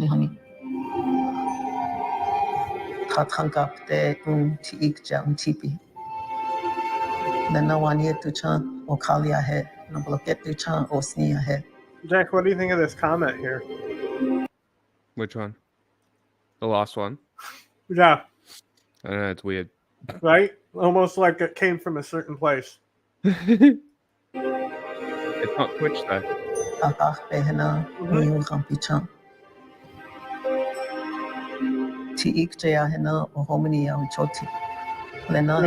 50 Cent Army has heard we've been doing anti-China stuff. Oh, God, I hope so. That would be God, I hope so.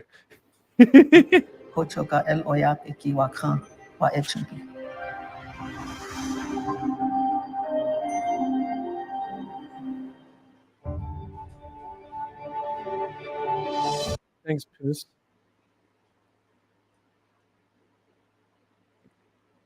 Survivor of the 2018 mass shooting at Parkland's Marjory Stoneman Douglas High School now owns the shooter's name. The mass killer has officially lost all the rights to his name in an effort to, quote, shut him down, end quote, from tormenting victims' families in the future. Jamie Garola is live in Fort Lauderdale with more details on the settlement between the shooter and this victim, Jamie. Trina, that settlement was reached earlier this month. The agreement made on Zoom while the shooter is in prison, serving 34 consecutive life sentences. No, you hear this now? You hear that? How they're referring to him? The shooter now. Love it. This is how you should have... He literally has no name. He's the shooter. This is beautiful. Whoever this guy is, the survivor, thank you. You are fantastic. Open invitation to come on the show. I have all the questions. I have all of the questions because I have all of the theories. Please, please, please, please. Please. Make a marker to making him accountable. Well, like this is literally what I've been saying. Somebody should own his likeness as well. So one of the survivors should sue for his likeness as well. So you can strip pictures of him from the internet as well. Fuck this guy. Forget him to the internet. Like forget him to the world. Sorry. Just gone. Deleted information. A deleted person. That would be perfect. Right? That is the perfect solution to shooters. If they become a nobody, why do it? This guy specifically, right? Yeah. He has videos of him saying that he's going to be the next shooter, right? Mm-hmm. It was almost a I'm not gonna say that because that may be a bit adventurous, but he would have been one of the first that you could really attribute to that fame whoring kind of lust for it, the gamification of it by the media with the name, with the face, with the gun that they used and the kill count. So it's like, why? Like, you're making it a game. You're literally making it a game. Of course it's going to happen more. Add on top the mimetic ones that are tied to Nazis. And then tie the desperate ones that are tied to abuse. And then you've also got the criminal mass shootings. This is why we need specific research into mass shootings, because it's not that simple. To just be like, oh, Gun Violence Archive says 258 mass shootings, 260 victims. How? How does that make sense? How have there been almost more mass shootings than deaths? That doesn't make sense. A mass shooting is 3 or more dead. Like, can we please use the correct statistics to weed out all of these shootings that wouldn't count so we can actually focus in on the problem? Maybe we can use the wider statistic as like injuries from gun violence. You didn't put the Illinois gun ban stuff in here? I might not have seen it. So it's a really short story. I'll do it for you right now. Okay. Illinois we would have to look at what the specific thing is, but it's the 2 things that they're attacking to make illegal is assault weapons and high capacity magazines. Okay. And the Supreme Court denied to hear anything to oppose it. So the Supreme Court said, nope, we don't need to hear this case. They can ban the guns, basically. But what Clarence Thomas actually said is that a lower court needs to decide things first before it's kicked up to them. Yeah. So it was brought preemptively. Okay. Basically, he's saying like they need to define what an assault weapon and high capacity magazine is. Thank like fucking essentially God. the ruling. Jesus Christ, thank God. But no, they're still banned though. What do you mean? Well, the case was to ban assault weapons and high. That's capacity fine, but magazines. it's temporary because it'll never stand, right? Because they're nebulous terms that mean nothing. High capacity is 200. Well, New York has bans on high capacity magazines. If you have a And it's magazine 30? plus, nope, it's plus 10. Anything plus a 10, Well, you that's cannot have. retarded. Well, it's up to the state to define what a high capacity magazine is for the law. So, Sure, and that's because basically what he said. Because the Supreme Court hasn't ruled on it, it's up to the states. Mm-hmm. So theoretically, if someone challenged the New York law, that would go to the Supreme Court because it's defined. Maybe. Interesting.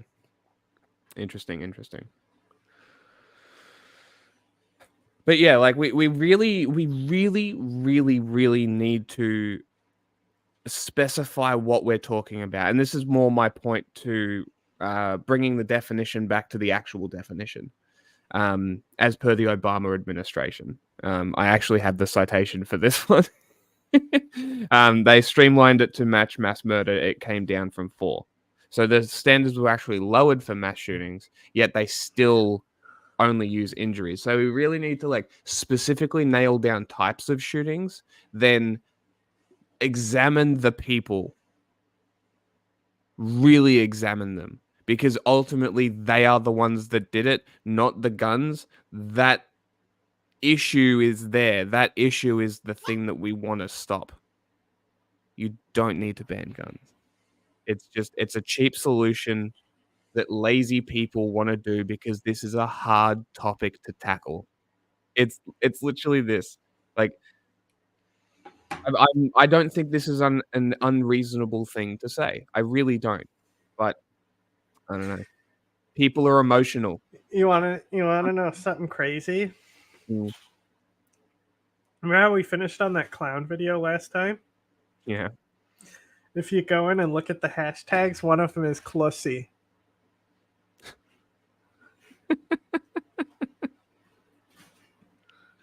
That's awesome.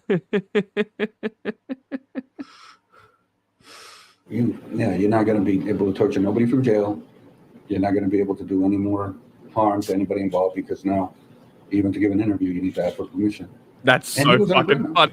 Attorney Alex Ariaza says the settlement for the Parkland shooter to turn over his name to a survivor was a little unorthodox, but they got him to agree to their stipulations. According to the settlement, which NBC6 has a copy of, the killer agrees not to give any interviews to any media outlet without the express written consent of Anthony Borges. Borges was shot 5 times in the back and legs in 2018 at MSD. He still suffers from Holy shit.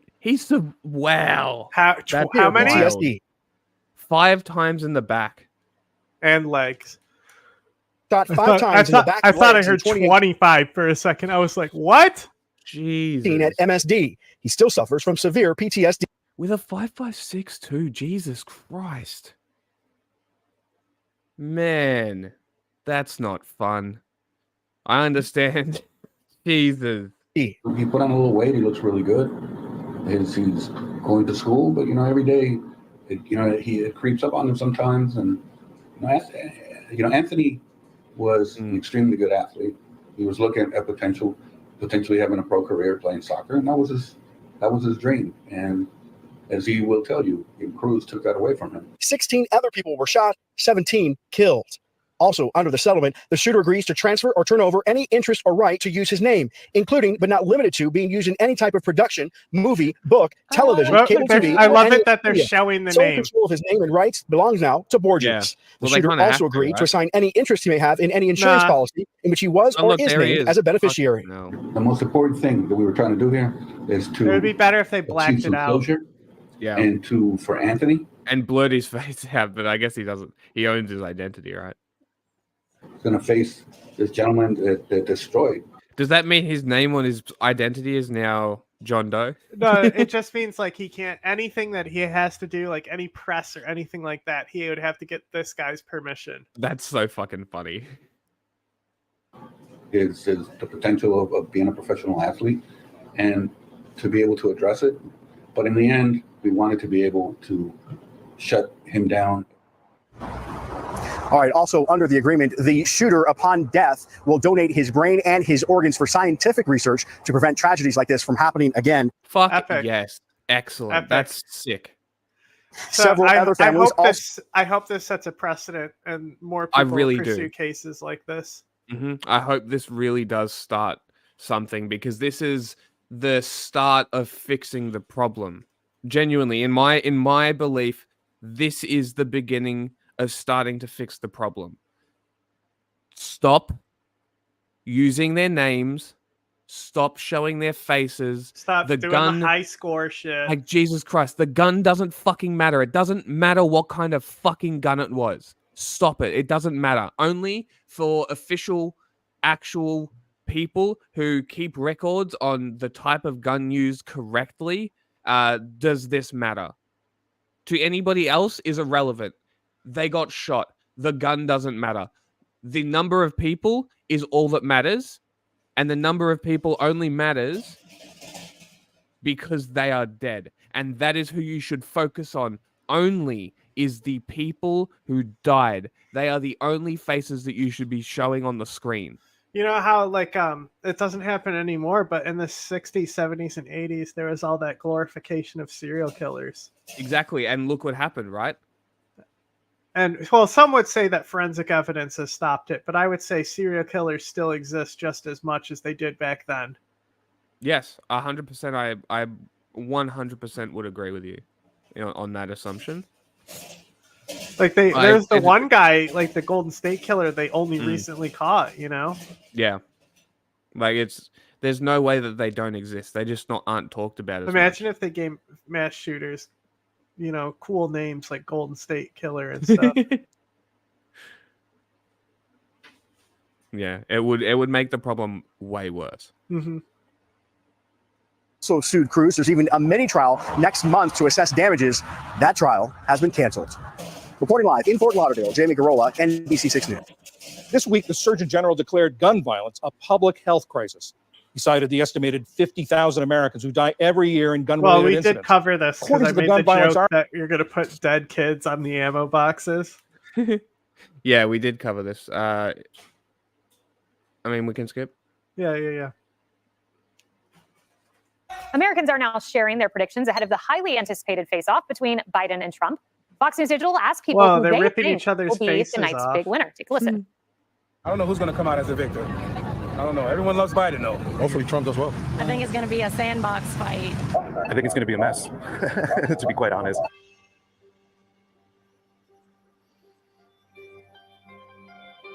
I think Mr. Trump will do excellent. I think he'll knock him out of the ballpark.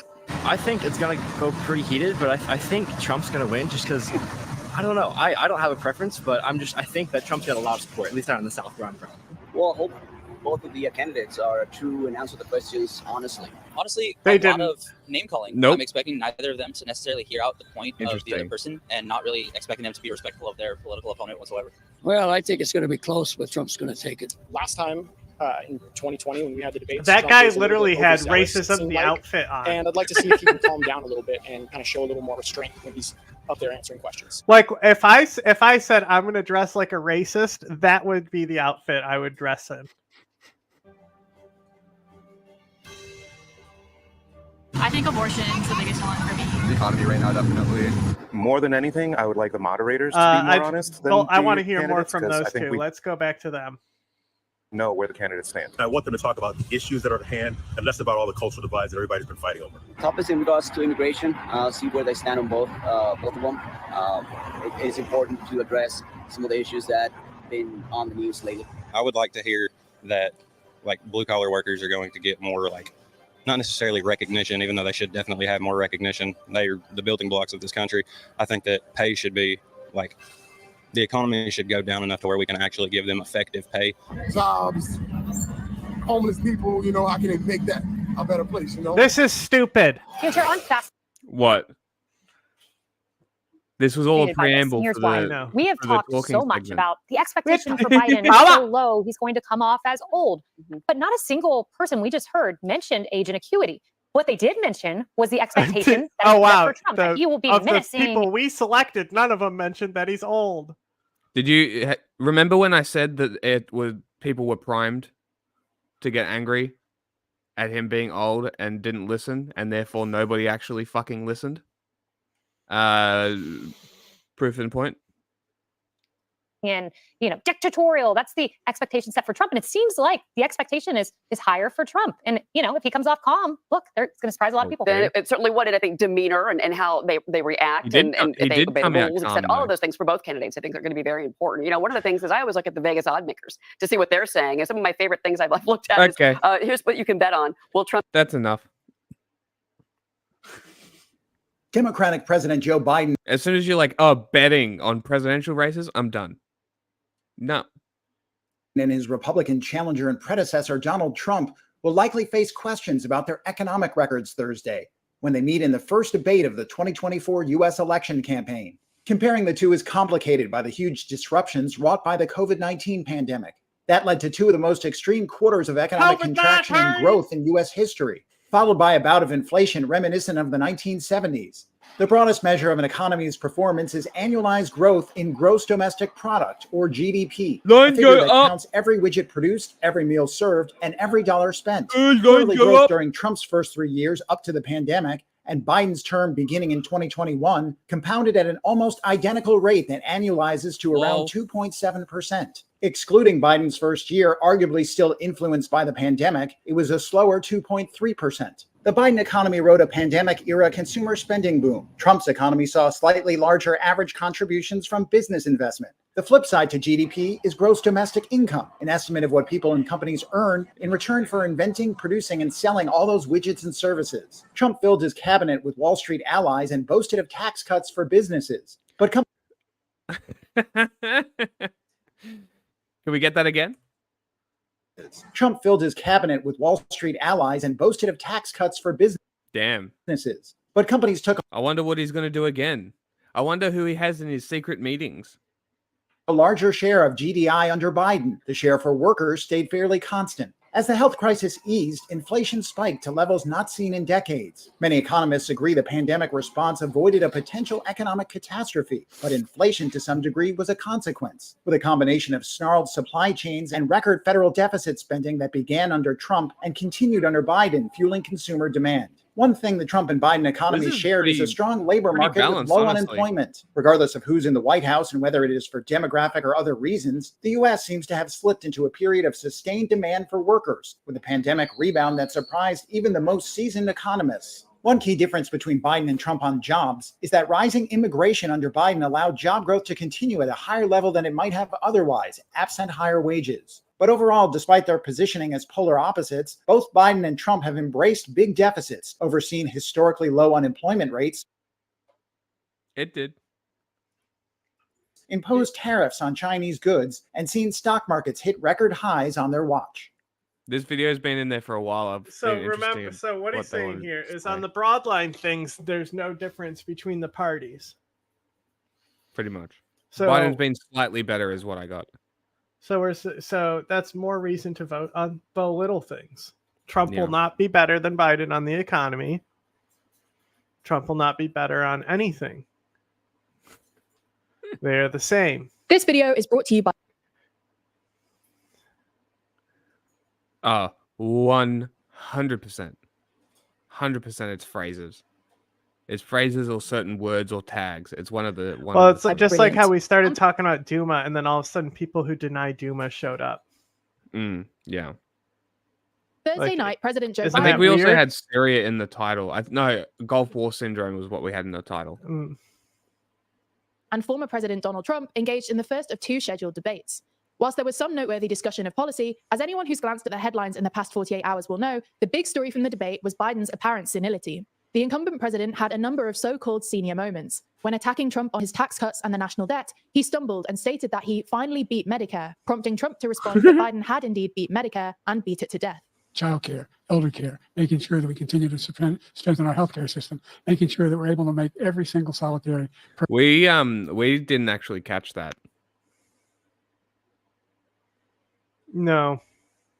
But it's because we didn't really give a shit about words. We were more focusing on what he was trying to say, or trying to decipher what they were saying is more what we were doing.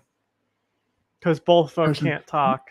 Yeah, both use their own gobbledygook. Which is like eligible. Like I'm saying, it's time for Kamala. Biden said he's going to bring in the next generation. So boom. Big announcement at the DNC. He's turning it over to the next generation, and then it'll be like do do do do do do. You know, the get "Are you ready for it" music from Jack Jams, and they'll come out. And it's like yeah, do do do do do, yeah, do do. You know, that's that one, and they're running. Kamala's got her sneakers on. She doing a run around the stage with all the other young people with their sneakers on. With the with the COVID, excuse me, with dealing with everything we have to do with, look, if we finally beat Medicare. Thank you, President Biden. President Trump. Well, he's right. He did beat Medicare. He beat it to death, and he's destroying Medicare. Then when Biden was discussing immigration and the border, that he is ended pretty his answer funny. in such a disjointed manner that Trump just said he had no idea what Biden had said and that he didn't think Biden did either. Move until we get the total ban on the total initiative relative to what we can do with more border patrol and more asylum officers. President Trump. I really don't know what he said at the end of that sentence. I don't think he knows. I think I vaguely remember both of us were like, what? Just like trying to, and I think we both said, not even we could figure that out. I don't know. I don't remember.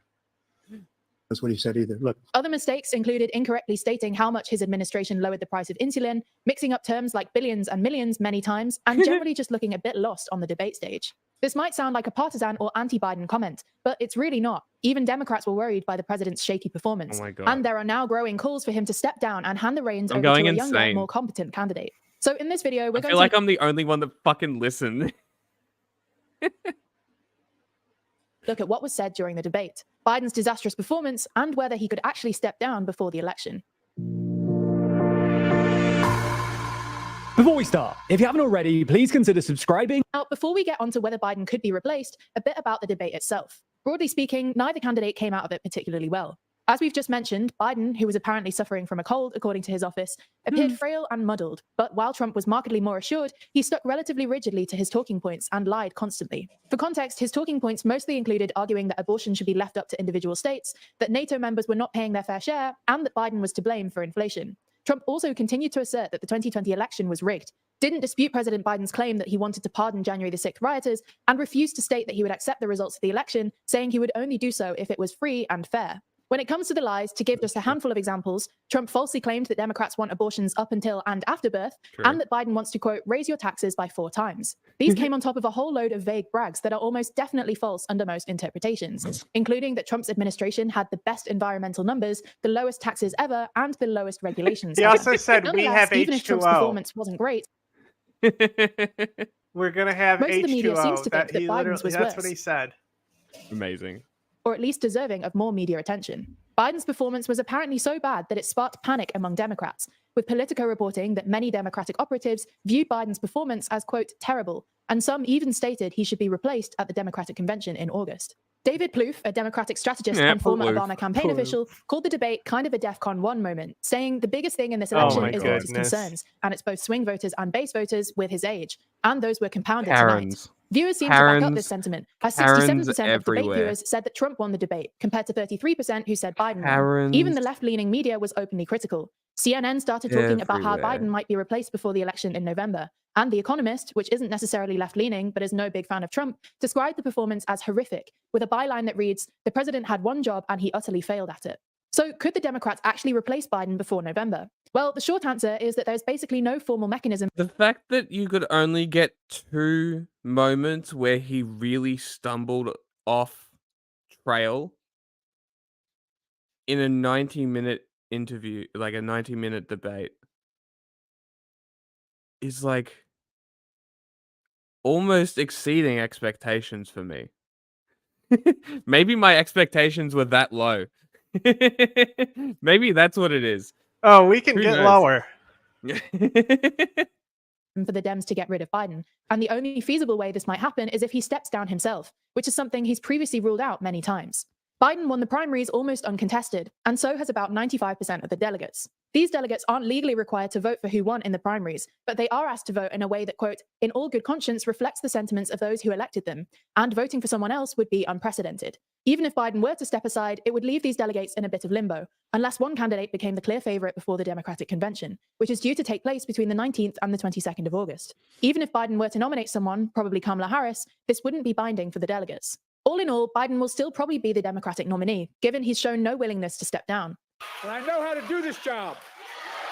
I know how to get things done. And I know, like millions of Americans know, Grandpa. when you get knocked down, you get back up. Internally, Biden and his allies Where would was probably that argue energy that at the voters already debate? knew about his age, so it was in a sense baked in, and point to the fact that debates don't matter anywhere near as much as the media seems to think they do in elections. They do Kerry won not. all his debates against Bush in 2004 and still lost. Trump lost all of his debates in 2016 Okay, and still but that's won. the thing. And more recently, It's different than just losing a debate. If anything, Fetterman is the most comparable because he also seemed like he wasn't mentally there because he was fucking up his words from his stroke. Like, it's bigger than just the debate. It's like the shit that the fucking senile man they've been trying to hide came out, basically.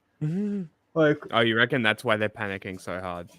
yeah, it's not just because of one bad night. It was inevitable that one bad night was coming, and they rode this train. Yeah. So my prediction that it was all planned. Ruth to begin Biden with is- Ginsburg. Yeah, Trump's going to win.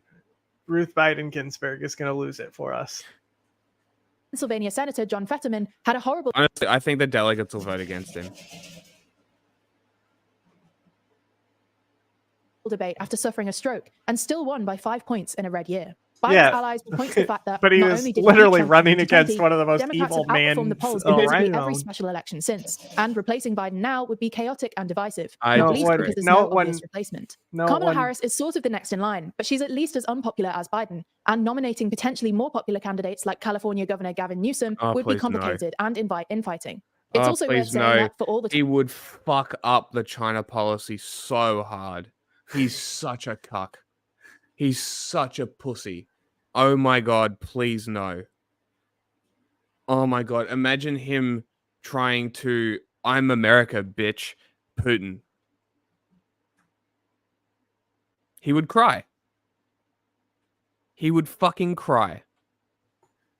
He is an See- absolute pushover. 100%. See, because the thing is, like, Hillary tried to be like, they count me out because I'm a woman. No, it's because you suck. But Kamala can use that same energy of being like, they don't like me because I'm a woman and overstep, right? With that, like, boss bitch attitude. She with needs to certain drop the people. condescending thing she does. Well, that's just her. That's the That's like cop in him. Biden needs to drop this lost old guy thing. They tried. That's just who he is. talk about Newsom saving the day, a California governor who spent most of his political life to the left of Biden wouldn't necessarily do that well in the swing states that are required for the presidency. Nonetheless, even if debates don't usually matter, voters' main concern about Biden is his age, and the viral clips of him stumbling over his words will definitely have cut through with the electorate. And even if Biden himself doesn't want to step aside, if a critical mass of the Democratic Party decides that his candidacy is just too reckless, given that's exactly right. I hope they do pull him off with a comical large cane, though. That would be very funny. and the apparent risks involved in a second Trump presidency, it'll become politically impossible for Biden to stay on. Looking around the political stage, there's a good number of people who are probably eyeing up new jobs at the moment. So it might be a good time for Rishi & Co to grab a subscription to Brilliant. Let her run That's because Brilliant is the platform where you learn by doing, with thousands of interactive lessons in maths, data analysis, programming, and AI. All of which are important watch skills how that you're fast currently in the people get behind Kamala Harris if she becomes the nominee. Watch how popular she suddenly is and how much people love her, which is what we've been memeing the last few days anyway. Yeah. Plus, she hates Assad more than Biden, so she's got my vote. Good. If anything, she's the most anti-Assad candidate there is. Isn't she like kind of not pro-Israel though, or like still is? Yeah, pro-Israel, no, she's not. She's not. She's like she hates Biden's Israel policy. This is a known divisive thing between the admin. Interesting. Maybe she would be the one at this point. Maybe she is the right choice politically. Gretchen Whitmer is the right choice, but it should be Kamala Harris. Oh, you reckon? I think Whitmer would destroy. Is that the Michigan woman? Yeah, she would crush. Yeah.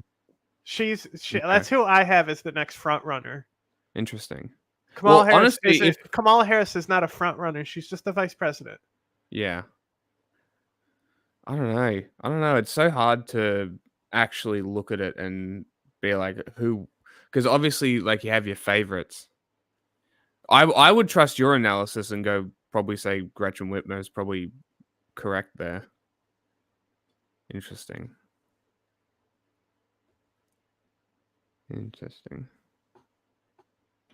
Yeah, exactly. Nobody knows. She's not an establishment name right now. Everyone knows who Kamala Harris is.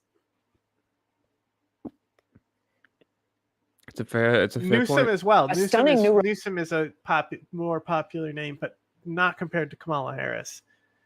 She is, and also if she picks Newsom as a VP, I think that's a worse choice than picking Whitmer, because then it would be two California people, right? Whitmer brings that Midwest thing. Being from Michigan, she can appeal to that Midwestern vote, which is the vote that actually swings.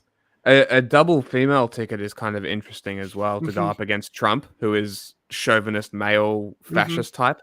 That'd be that. Honestly, I like that. I like that more. I like that idea more than any other at this point. Look at that. Honestly, same thought pattern. Just on a little bit of a delay. So realistically, he had the thought at the same time. It's just in a 30-second delay window.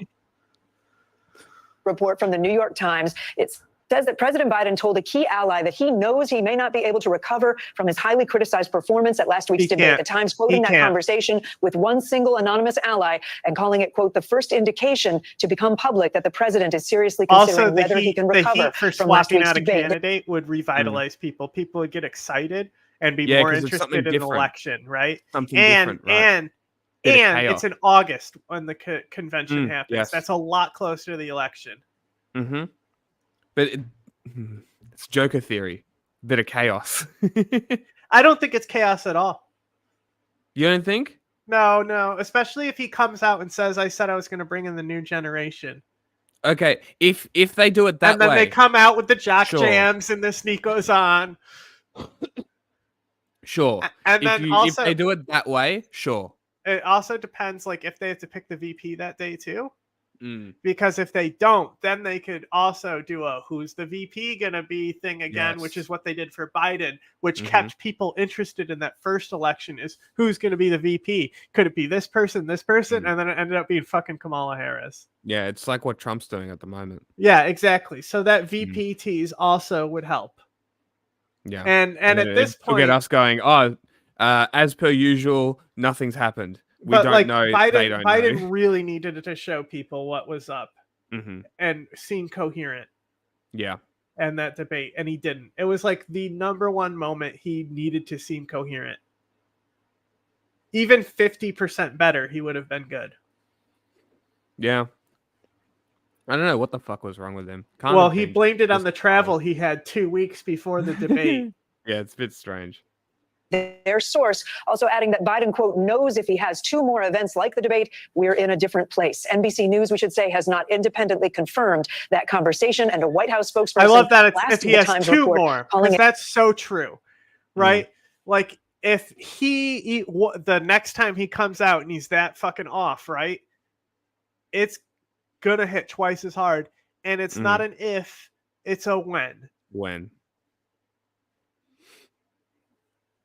If hopefully, honestly, at this point, hopefully that time comes before August, because then we can definitely, because if he's already weighing his options now, if he fucks up again, which we gotta hope happens, then he's out of here, and then it's the cool kid clubs. Then it's the cool kid club. They'll lace up their chucks. It, quote, absolutely false. I can it also all comes as we've learned the vice president and the president are participating. Like, I think it's gonna, if the VP might be picked by the delegates, they might allow that. It depends. But if she's picking her VP, I could also see her taking Pete. Oh God, no. And getting that gay ticket. No, right? that wouldn't work. Well, it would scare off. Yeah. I think Whitmer is still the better choice there because she's the Midwest pick. It's just bringing back too many memories of Trump's original run. Buttigieg and shit. Participating in a call with their campaign team in Wilmington, Delaware, leading us I office hour could see NBC President News. Ted Cruz. If anything, Ted Cruz would get the return to normalcy vote over fucking Ron DeSantis. Yeah. Or Captain One Eye. Oh, he's good. His Israel policy is shit. He's good though, like for voters, right? He's got a lot of energy and charisma. Yeah, and he's also young too. Yeah, he would be a good candidate for the Republicans to push. White House correspondent Monica Alba. Monica, there's been a lot to track today. There's this explosive report from the Times, and now I know you have new information about that call that I just mentioned and what the president's been saying to staff. Exactly, Kate. We know that both the president and the vice president joined he's this been campaign saying, call "Where are with all my the staff there socks?" in Wilmington, Delaware, and the president was very clear. I'm told by folks who participated. He told them, "I am running. I am not going anywhere. Essentially, no one is pushing me out." According to those on the call, he said also that he fully intends to be the nominee in November. Get the cane. And that, quote, Get the cane now. to Get win. And he really was quite defiant, reiterating that he is still in this fight. They could And that 25th Amendment him. They're not going to fucking 25th Amendment. I want to bring him. in. Are you fucking crazy? They keep saying the same shit. Yeah, because there's nothing to report on, just like Trump's VP. Now, CBS News campaign reporter Aaron Navarro, he's been following all of this, listening to that same time. To the cold and jet lag, noting that the combo of that even made the recovery in 6 days a bit difficult. But back to that campaign. Oh, sorry, it was a week. The president, not 2. According to a source familiar, told campaign staffers that he is not going anywhere. He is committed to his reelection, and that Wednesday morning, there's a new Reuters report revealing that 25 House Democrats are preparing to call on President Biden, write him a letter, drop out of the race if he appears shaky in the coming days. And even some of the biggest names to endorse for the Democratic nomination in 2020 and eventually endorse him. And he joins us right now. Andrew, good morning to you. Thanks for having me. It's great to be here. The guy you debated, the Joe Biden you debated back in 2020, where'd that guy go? Because I saw Thursday and that wasn't him. I agree. I debated Joe 7 times in 2020. Old man, and the last several years have taken a very clear toll. It's why I believe Joe Biden should do the right thing by the party and the country and step aside as the Democratic nominee. They don't got any shots. He wanted to be a bridge to the next generation. There was one shot they had what might have been him and Biden. What as the was Democratic that last nominee. shot? He said himself he wanted to be a bridge. Okay. Still looking pretty old there. So he doesn't look much different. I don't know if his eyes are even open. Both of their eyes look closed. But it's also the angle, right? Yeah. Not of the eyes. I'm not saying that. Anyway. It's like, yeah, I debated him 7 times. You got any pictures of you debating him? Apparently this is the best one they had. The only bridge to one the next with generation. them together. Now is that time. Yep. Well, Andrew, the White House and the campaign team, they say, regardless of what happened, they're telling the donors that the race is unchanged, the polls are flat. Apparently that is not completely accurate, but they're circling the wagon around Joe. There are a number of Democrats, though, high-ranking. Look, he's recording it through a Ring doorbell. Look, this is the kind of energy. This is the kind of energy that we want. This is the kind of energy that we want. We need to pick on this guy. Cyberbully him. Democrats who say, you know what, he can't beat Trump, so let's go to plan B. What's your plan B for Joe? I think that the Democratic Party has a lot of talent. I think there are reasonable governors around the country. By the way, I think he's meeting with a number of those governors today. He is. Lloyd Doggett, a member of Congress from Texas, already publicly came out and said that Joe should step aside as the Democratic nominee. And I think that there are going to be many other voices joining him. I feel like a dam is about to break, and you're going to see more people go public in the coming days. Somebody who was public over the last 6 months or so, Dean Phillips of Minnesota, who ran against Joe Biden. Of course, he eventually had to drop out because Joe got so many more delegates. I think Dean Phillips has 4. But that's still more than you, Andrew. You supported him, but he was right, and he is owed an apology by a lot of people in the mainstream media and the Democratic Party because he was saying Joe Biden of 2024 is not the same guy who debated Andrew Yang. To try I'm so and glad say that you raised it's that. anywhere Dean close Phillips. when we have things like Project 2025 and like we have done like interviews showing how that project connects to oppression in other countries, it's not even close to how important it is that Donald Trump doesn't win this election. Especially considering that there's this year specifically with all the elections globally that are happening.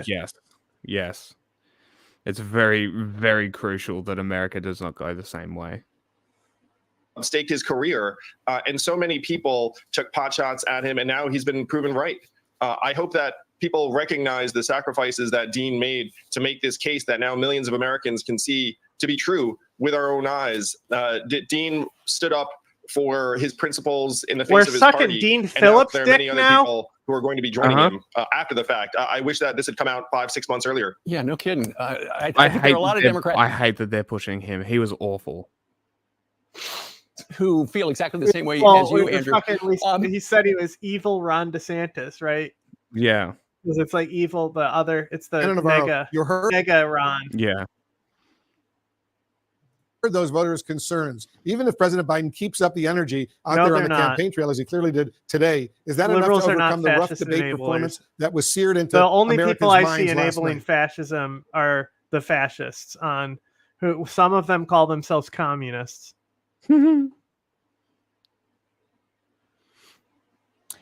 don't. The debate nights happen, trust me, I know. But this election is still a choice between someone who has fought for ordinary folks his entire life and someone who only cares about himself. Last night didn't change that, and it's why so much is at stake in November. Is the Democratic Party seemingly out of touch right now?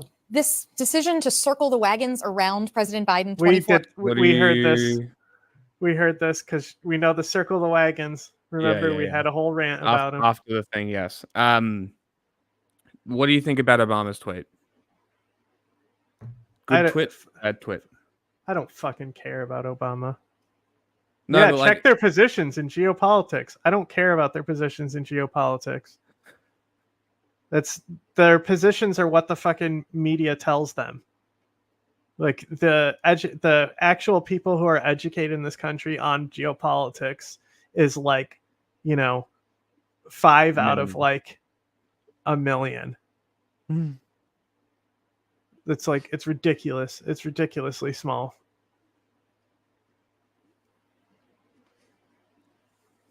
Seemingly out of touch right now. This decision. Yeah. Like what are we doing? All right, next.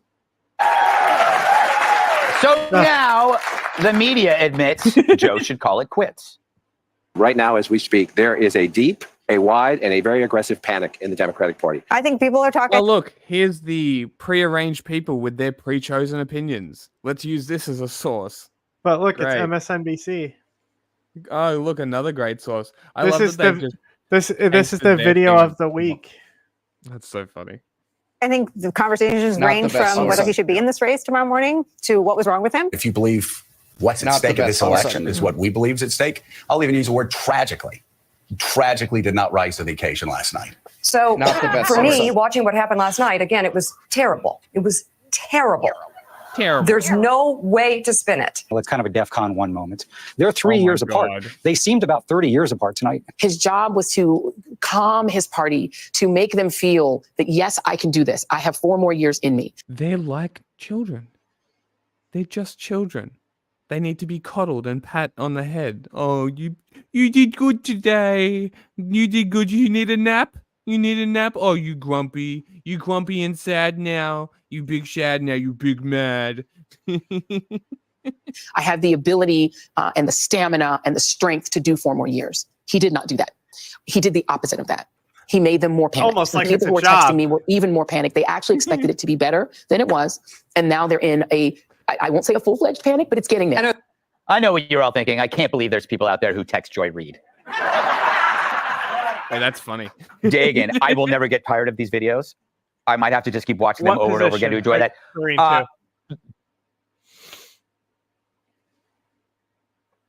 Joe already said he's preparing for the second debate, and they're saying he's got to go. What's happening?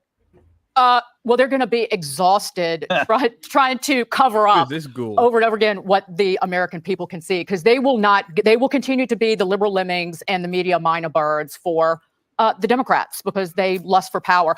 But these shows, I watched all of this for the same reason that I love seeing Regina George get hit by a bus at the end of Mean Girls. For the same reason that I love seeing Alex. It's just you don't even understand what the fuck you're talking about. Liberals are status quo enablers, and this whole this whole fucking commie fucking rhetoric that liberals are closer to fascism is just like such horse shit, because these are the same people who like are in Jack's replies saying that like F slurs need to die and stuff, and those are the people that these types of people who use this rhetoric hang out with. You know who's not saying that type of shit? Liberals. Your average liberal, you can explain the Palestine situation to them and it will like change their perspective, because they don't take the time to have an opinion on Israel and Palestine because they don't care. They go to their fucking 9-to-5 job and they go home, and then they believe once a year it's their fucking civic duty to go out and vote, and they do that. They are status quo enablers. They're the NPCs. So sure, if fascists are the status quo, then sure. Then they wouldn't be, because by definition, liberal cannot be fascist. They are completely contrasting positions. If anything, that is the whole like left-right dynamic and stuff. Like you can have communism and fascism, they link right up, but liberalism does not. Liberalism cannot. It is contradictory to what it's individualist means. Yes, liberalism is individualist. That's the closest you could get is to like an individualist type perspective. That's the closest you can get with liberalism to like a fascism type thing. Even though fascism tends to be the collective, there can be individualist fascist. That's traditionally what the libertarian ticket ends up getting with their hard liners and shit. Yeah. Beth Gallagher at the end of Fatal Attraction. In addition, fascism is born. No, it's not. Fascism is born out of a reaction to monarchy. Yeah. Psychotic liars. Yes. Just getting their comeuppance. There is nothing more delicious. That is. You're the one sitting here saying, check their geopolitics while you play apologia for a regime committing a genocide right now. That I have personally worked with liberals to get cotton bans put in place. Chocolate croissant. Just so we wouldn't just so we wouldn't enable that genocide with U.S. tax dollars and shit, and our fucking and all our imports. You know, before this ban, 1 in 3 shirts that you would buy at like Target would have genocide labor in it. 1 in 3. Seriously? Yeah.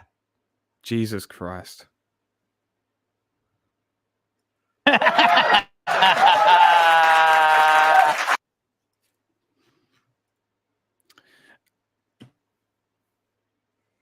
Yeah, okay. I mean that does track. That is true. Anti-liberalism is one of the historically the most common characteristics for sure. Because you get rid of the liberals, then there's only the extremists, right? That's the theory. The third way. Liberals don't do any of this. Liberals don't do any of this. They don't know. This is like you're applying what nation states do to your average fucking voter. Like, people are not their countries.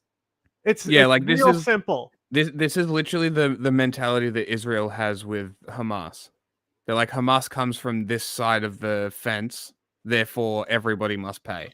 They voted for Hamas, therefore everybody must pay. It's like saying That's the same mentality. capitalists do all this stuff too. Yeah, every fucking country is a capitalist if that's the case. And every country is a capitalist. Like, it is a liberal capital, like, trade world. What is left wing?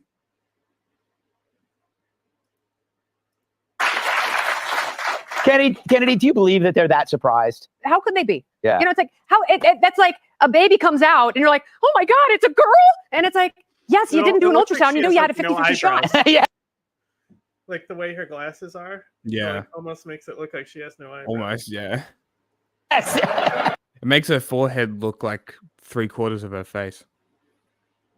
But the thing is, they did the ultrasound. Yes. They knew they were having a girl. Yeah. They saw that this baby was penis free. But still today, they're like, what? Joe Biden is demented?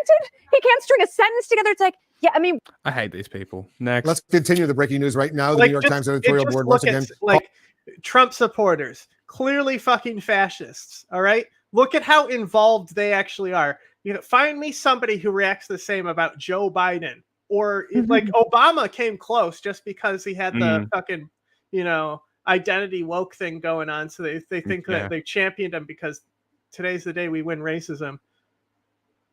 Like they fucking Will.i.am made a song about him and shit. Calling for President Biden to drop out of the race. CNN political director David Chalian is joining us on the phone right now. Nobody likes politicians as much as people like Trump. Yeah.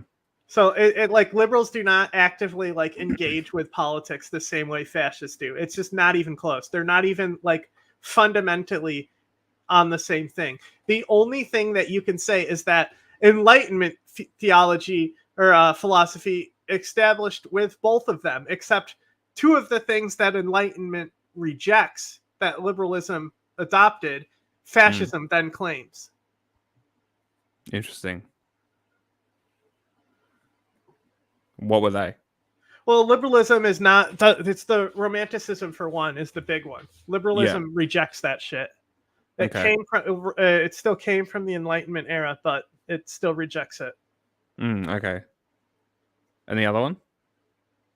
Oh, like the fundamentals of freedom and shit. You know, okay. The whole like the state shouldn't, you know, do whatever. Yeah. This is a big deal. Give us your reaction. Why is this a big deal? Why do we give a fuck what the editorial board of the New York Times has to say? Oh, well, because they tell us what propaganda to believe. That's why, you know, that's why we look at them before we go into the Iraq War. But like, why is this even a thing? Why do I care? Tell me, make me care.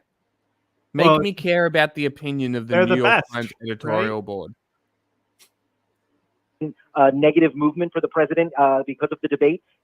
God, I'm so sick of these fucking windbags.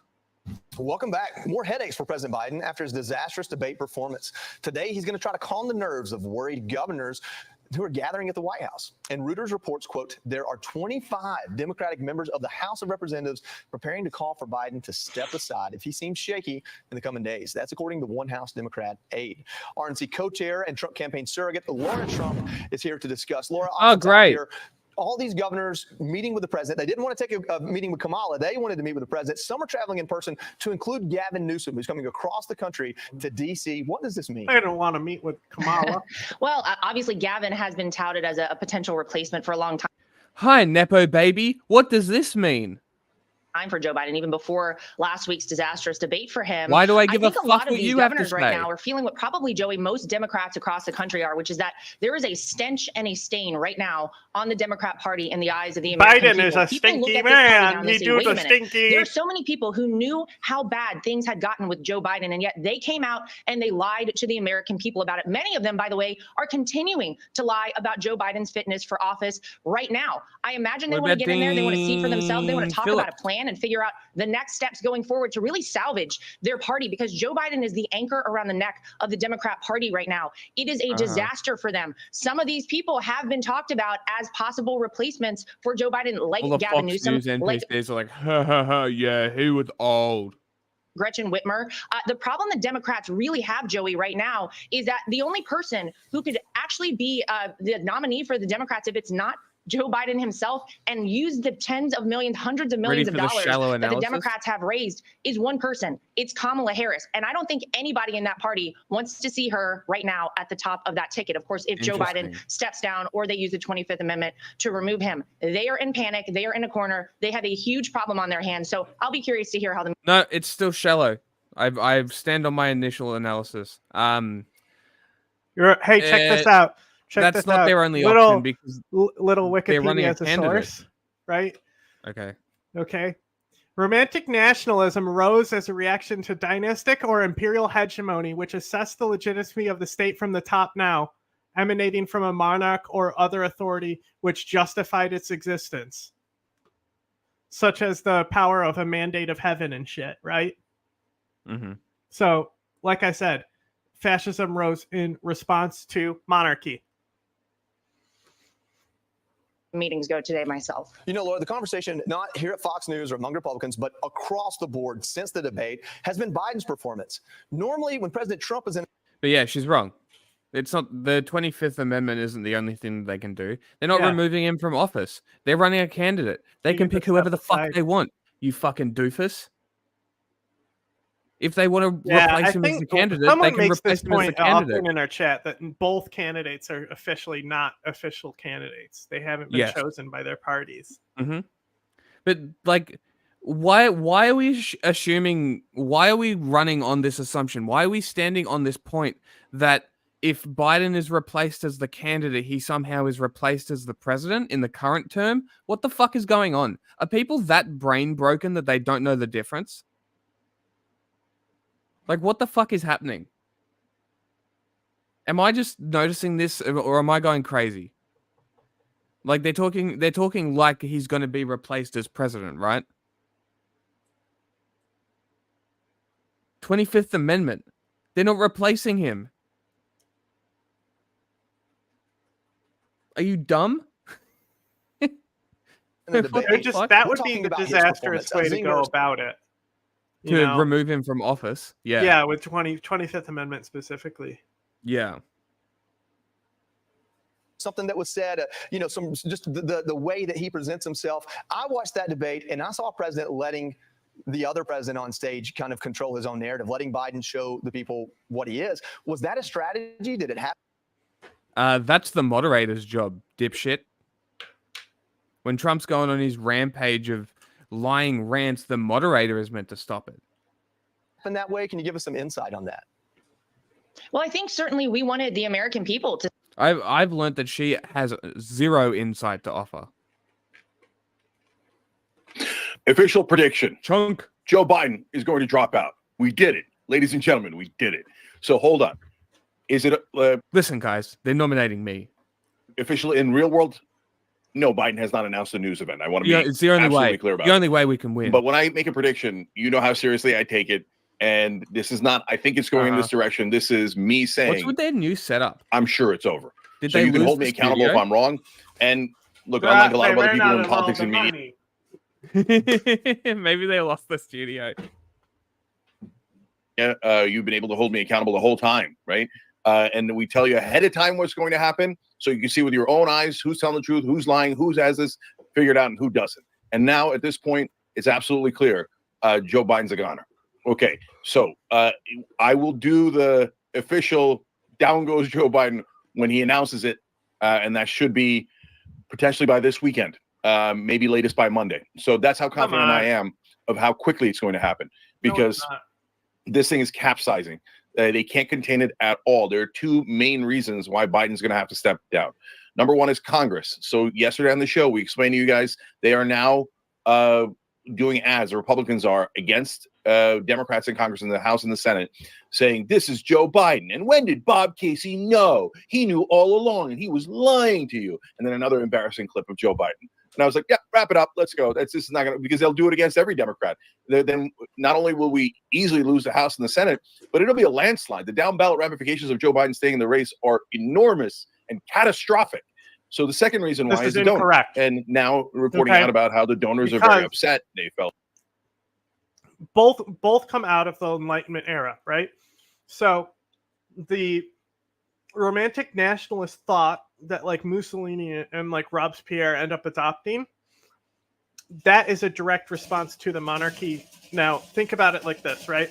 So it's not that they're against like the establishment of like the monarchy. Even in our Constitution, it's laying out like God instills the power, right? Even though they weren't specifically pointing to a God, that was just kind of like a response to how God invokes the king. And if you listen to when I talk about ancient cultures like Judaism, right? And El comes to Abraham and says, I am the Lord. The reason why he says that is because landlords existed at the time. It's the same word that he's using to invoke this. And those landlords were the clergy. The clergy were charging the shepherds to graze on the empire's fields, right? So Judaism is a response invoking a higher lord to counter the taxes that they saw unfairly. Judaism is almost in a way Americanized like this. Obviously, thousands of years ago, and it's a completely different situation, but you can apply it to kind of the same energy of these establishments, right? So when they talk about it, like Mussolini invokes the power of God, right? He uses that divine relationship. Mullah Omar used that divine relationship with God to install his fascism. Robespierre does the cult of the supreme being to make a new atheistic type of God that would instill the power in him. And he holds a ceremony on Pentecost. Like, the links is not that they're anti-monarchy or anti-liberalism. They're actually pro-monarchy. They just don't like what the monarchy had. They just want to be able to have the power in their empire and reestablishment. A perfect example of this is also like Napoleon coming right after the French Revolution and crowning himself the emperor, right? And I love in historians freaked out at the Napoleon movie because he canons the pyramids, right? But like that movie is literally like a critique of romantic nationalism. Like they do that to like convey that he took Egypt, right? So it's all in the imagery of that movie to convey that Napoleon is like also a romantic nationalist. They're one and the same. It's not that it's just like Al Qaeda is a revolutionary ideology that's in response to monarchy, and it uses the propaganda saying that they're fighting against liberalism to really get behind what their power is. They try to use the Kali Yuga weak men hard times type logic with all of these things, but all it is to just get power behind them. Lenin did the same thing, also a fascist. Bro, you're clearly not listening to me. You're clearly not listening to me. Fascism today, literally, Trump voters want it to be a dynasty. The Supreme Court literally just overturned shit that made them closer to those God King statuses that liberalism was against. We're seeing it day after day. It's a model that repeats, is the point. It's not that hard to understand. It's just not the case. That they were misled, etc. And everybody's furious at the internal staff of Biden. And to this late date, and Axios has another story about this morning, they say that that little group of advisors, but mainly his family, and again, if you're being honest and not worrying about the feelings of the powerful, mainly the First Lady, who have been keeping him tightly cloistered, not just to, protect him like, oh, if he goes and talks to the public, everybody will know that his brain is totally gone. So, we can't let the public know that. And at this point, he's not even Theory is gay. Talking to Democratic congressmen. That's what they're furious about. And that's what Axios is reporting this morning. They're like, what are you going to talk to us? When are you going to talk to congressional leaders? Are you not even going to talk to us? Right? And the reality is there's a second part of it. It's not that they're just trying to protect Joe Biden from getting exposed. It's that they're also trying to protect Joe Biden from getting exposed to the truth. they've got him so tightly contained that they're worried that if he talks to Chuck Schumer or Hakeem Jeffries or any Democratic leader at this point, that they will really tell him funny how thing. bad the real news There's a is. really funny And thing Biden at will the find end out of for the this first time romantic because they've got him in this article little. in Wikipedia. Literally the last thing, right? Outside of Germany, the belief among European powers was that nation states should form around language, culture, and ethnicity were natural in some way. For this reason, President Woodrow Wilson would argue for the creation of self-determining states in the wake of the Great War. Boy. Bro, now we can get on Woodrow Wilson and blame him for the creation of states. However, the belief in romantic nationalism was not respected in freaking politics. Yugoslavia, blah, blah, blah, blah. But then down here, it's like Kurds. Take one example of a nation known as Iraq, joined together by three Ottoman, blah, blah, blah. See, it brings up Iraq here as saying, like, why is Iraq a state at the end here? How it doesn't make sense that states form around ethnicity and language. That's interesting to add at the end there. It is interesting. Too late now because he's going to drop out so quickly. We were thinking of adding to our free collection at shoptyt.com. Wow, free it's Hunter, crazy. obviously tongue in cheek, free Red Lobster, etc. We're going to do free. President that the United States has is also linked to the creation of the nation state, which we continually to point out as being the problem. Biden, but it's only going to last a couple of days, so it's over. But Joe Biden and like the other advisors needed to free Biden, and not they all now. states. Iraq is an example where it's like, okay, that one's definitely an exemption, but a lot of European power dynamics, it literally is like the state can only exist because of the romantic nationalism. Like the creation of the state in and of itself is linked to fascist thought. Then you have the greatness of the nation and the greatness of the state that's invoked. When Iraq, we watched this documentary about the insurgency blowing people up, and they're talking about how civilians hung people from a bridge and how it's tragic, how Iraq used to participate, and be an influential society in the past, and look at what it's become now, hanging people from these bridges. Belatedly, they put out a little bit of a statement this morning, like, no, he talked to some congressional allies. We won't tell you who. I love the best. Chuck is at his best when he's just making incoherent You know what that noises. means? He talked to Chris. He literally just did that too. My guess is Chris Coons from Delaware, his top ally, and Chris Coons is a giant liar and has lied on behalf of Donald Trump throughout his entire career. Will do anything Joe Biden asked him to do. So he probably told Chris, "Hey, Chris, you know my situation, but we're still trying to trick these people." And Chris is like, "Attaboy! I was out on TV trying to trick them just the other day." So that's the situation they're in. New York Times with a very important report as well. But first, Mark Carstensen, thank you for upgrading, brother. You can do that through the join button below too, and that makes a giant difference, guys. And I want to thank all you. And I'm done. Oh, you think you can get away from it, huh? We might have people watching this show, but you Many can be the Democrats now difference in maker panic because mode we over just President- need our audience to be paid members, and then this show can be around forever. So you can make that difference. Click join now. Yeah, do it. Except go to Patreon instead. I know more than you. Finally, we're getting the Biden's coming out of the closet story. First sitting Democratic member of Congress calls Wait, on that's Biden not to the step story? aside, as others are calling the race for Donald Trump, including a Democrat who represents a rural district, one who flipped it from a Republican seat to a Democratic seat. Dude said I'm giving historical examples when I said Al Qaeda. Truth, I think, is that Biden is going to lose to Trump. I know that's difficult, but I think the damage has been done by that debate. I agree. What we are hearing. Who the fuck is that? Who cares?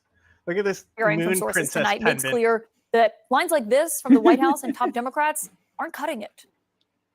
She's just an ordinary reporter.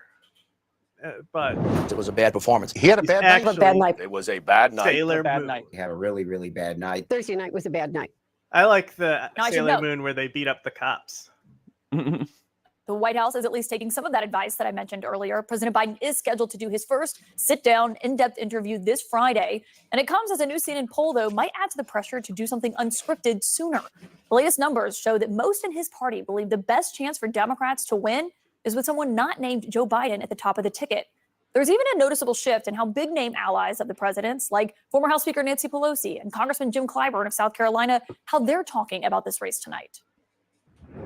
Let us not make a judgment about a presidency on one debate. I think it's a legitimate question to say, is this an episode or is this a condition?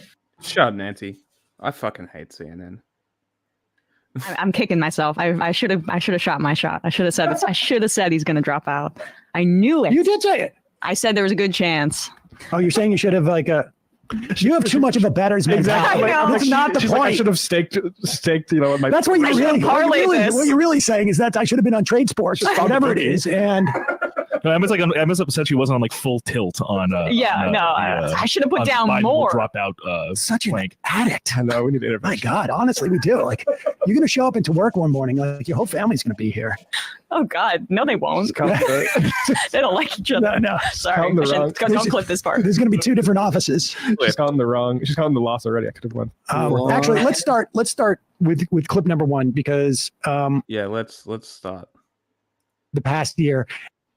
And maybe it might have been much helpful for the country for you to have reported it 12 months ago. Nevertheless, here is Bernstein. Journalist. So, Carl, according to people you've been talking to, what are you hearing? Well, these are people, several of them, who are very close to President Biden, who love him, have supported him, have been among them. We love you. You're very special. For him. And they are adamant that what we saw the other night, the Joe Biden we saw, is not a one-off, that there have been 15, 20 occasions in the last year and a half when the president has appeared somewhat as he did in that horror show that we witnessed. And what's so significant is that people that this he is about as old. He is about as old as I am. Yes. Is coming from, and also how many people around the president are aware of such incidents, including some reporters, incidentally, who have witnessed some of them. But here we see tonight, as these people say, President Biden at his absolute best, and yet these people who have supported him, loved him, campaigned for him, see him often, say that in the last 6 months particularly. Black Red Guard just tweeted the funniest response into something. I sent it to the 5th Gen account. Let me pull it up real quick. Okay. I got it. Oh, you already got it? So go ahead, put that on screen real quick and let me explain the joke.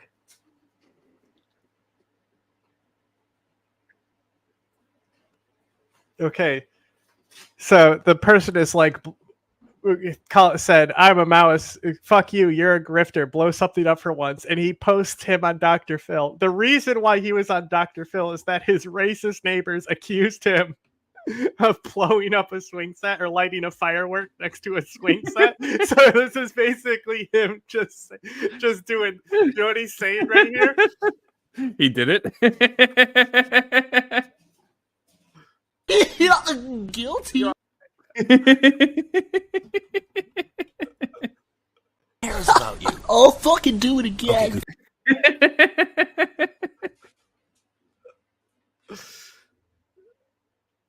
When you're tweeting about we don't need gun control, we need cracker control, are you meaning we need to get the white folks under control?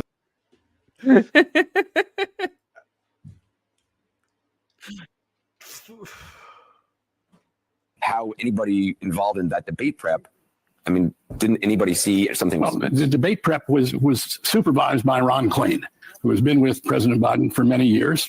And people I've talked to have all been to Ron Klain in the last year to say, we have a problem. Yeah, but when they're talking about this shit about needing a strong Republican Party, what they're talking about is getting a fucking another liberal party in place. So I talk about it all the time, how the Republican Party needs to go back to liberalism and how the next generation of party politics is going to have everyone who has a Democrat position that has had one for the last 20 years is going to be the mainstream Republican narrative. Unless Trump gets elected, then we could be really fucked. But there's going to be a party split.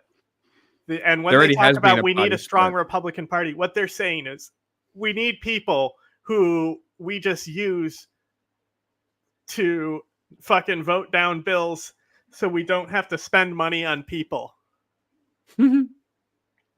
Which is not what fascism is. It's what being a nation state is. Yeah. The other night, that there even Biden says it. He talks about, he specifically singles out MAGA Republicans. The code words are fascists now. Yeah, like the split has already happened. Yeah. Like it's done. The 6th party system has collapsed. This will be the last election that we see the map as it is. Less socially liberal than Nixon? You mean the guy who's fucking on tape talking about how Hitler was right about the Jews, but he went about it all wrong? What the fuck are you talking about? You people have like worms in your brain, honestly. It up again. There was a fundraiser which he started at the podium. I continually have described Nixon as a progressive, and in the argument that progressivism doesn't necessarily come from a democratic perspective. It can come from either side.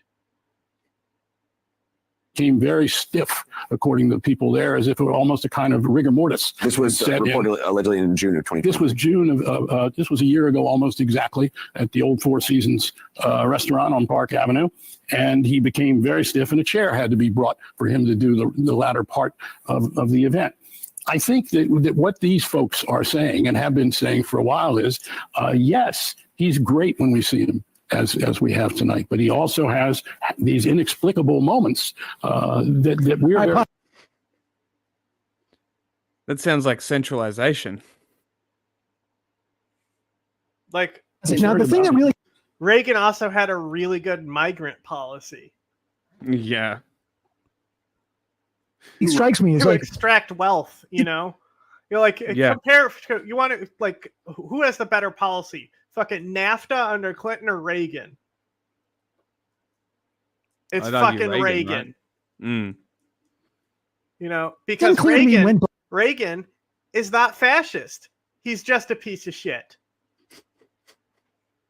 Bernstein had this information. Right. And there's reporters out there who also had this information over the past year. Okay. Yeah. On the situation in Gaza that go down into very detailed military reports. He has an absolute command of the facts. He's sharp as can be. You see the evidence of his being the chairman of the Foreign Relations Committee in the Senate, of his work as vice president on foreign relations. Bro, so we're clearly dealing with. That reminds me, I was just watching something. I think it's like Shane Munger, I think it might have been. But it was like a 2-hour video on the Persian Gulf War. And he's just like showing these fucking documents and shit. Just talking about how like Schwarzkopf and Bush deliberately let the Kurds get massacred at the end of the Persian Gulf War because they were afraid that if they eliminated Saddam, a Shia government would come in and that would be preferable to Iran. Right. Amazing. And so like these are like the massacres, like the graves that we dug up. What was the guy's name? I can pull it up. I'll show you the video. But yeah, like classic. Enable a genocide because Iran might get fucking power and they're the bigger enemy. Classic America, bro. Excellent. 2 sets of one person. And it really needs to be explored, according to the people I'm talking to. And I think an awful lot of major Democrats believe this, including some who have made statements to the contrary. But this is a problem that's not going to go away unless it's explicable. Does this mean doctors' reports? I mean, obviously, it'd be great if we could have real doctors' reports from both candidates. Well, that's not going to happen. Yeah. Okay, that last part I found interesting because it's almost as catching my interest, and I kept listening to different parts during it. Well, I am interested because, like, there was 2 things. Like when I got really sick, right? And there was 2 things where I was like, okay, I'm gonna like learn everything I can on certain things that I don't know much about. And one was the Gulf War. The other one was the French Revolution that I really like started like consuming everything I could about it. Yeah, interesting. I need to do stuff like that instead of wallow in sorrow. Just be like, I'm going to be an expert at Vietnam today. Yeah. Reporters of this ilk, they're out there and they have a sort of a mutual agenda situation. And it made me wonder when I heard him at the end going like, unless it's explicable. In other words, I'm going to open up some space for something that if they come up with this could be an excuse. I'm not predicting whether this would work or would satiate people or even would be true or any of that. But it's not inconceivable that what we're going to hear next out of the Biden. He posted the link. the video.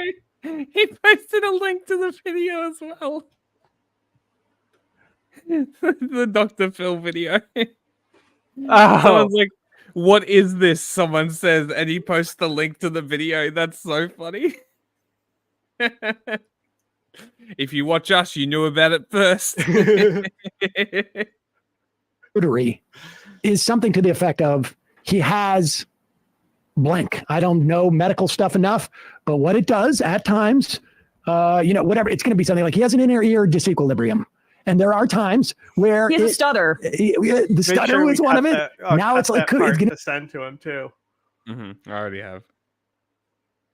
Be like he has inner ear disequilibrium. There are times where it's not gonna work this time. No, I don't think it's gonna work either. But I think this is what I would predict. Like we may see is some type of like, well, the reality is he has an inner ear disequilibrium. There are times where it affects him. It doesn't affect him. It appears to affect him cognitively, but in fact it doesn't. It really is just making him like a little dizzy and with nose drops, he's fine or something. Wait, he mentions Gaza there. I have very little faith that Biden has been able to actually internalize the way that Netanyahu has been humiliating him on the public stage. I have very little faith that that's.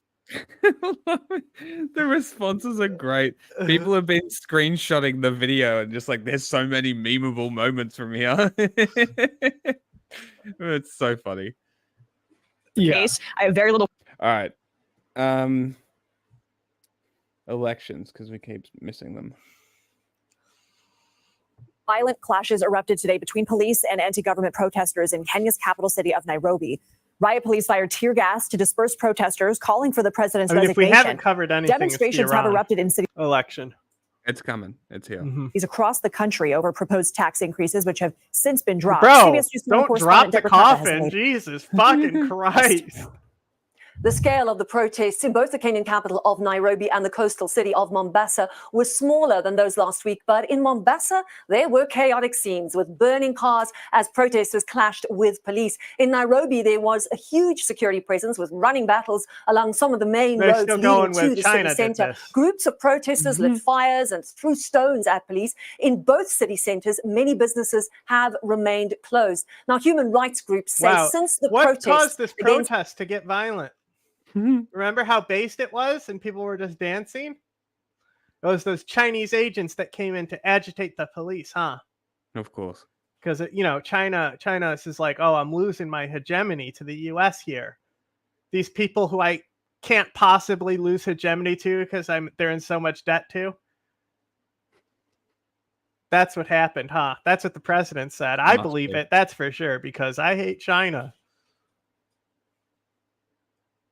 A controversial finance bill began 2 weeks ago. At least 39 people have been killed by Kenyan security forces. President William Ruto has since dropped the proposed tax increases, but the demonstrations have led into calls for him to resign and anger over police brutality, which really has become the most serious crisis of his 2-year-old presidency. That's so funny. Lenders like the International Monetary Fund. It's not funny that people died and shit, but just like, look at this is your fault. You shot people in response to your bill that was going to raise their taxes to pay off your debt. Why should they pay off your debt? You are the leader of the nation state. They are the people. They are not the state. You are. Fuck off.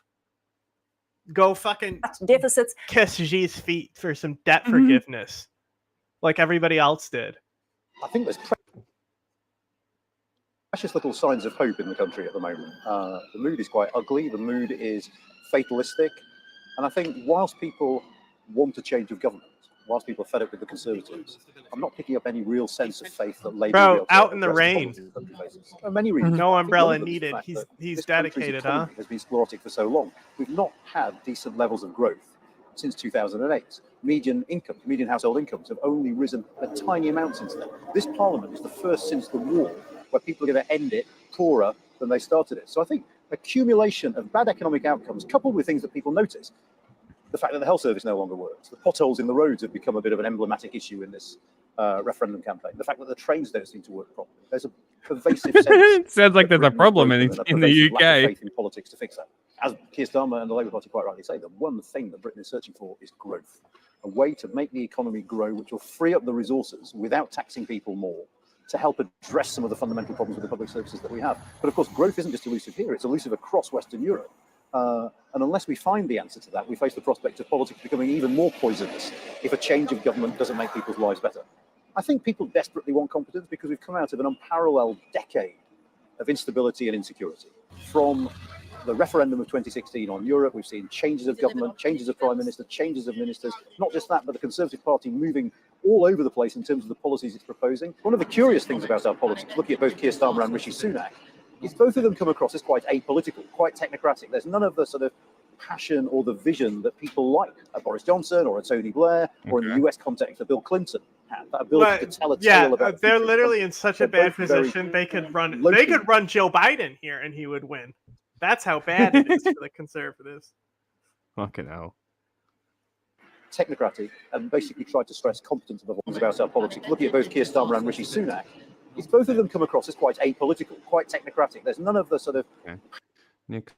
Well, voters in France stunned President Emmanuel Macron, we assume, with a historic defeat in the first round of voting for a new parliament. His centrist party finished third behind supporters of the left and the right.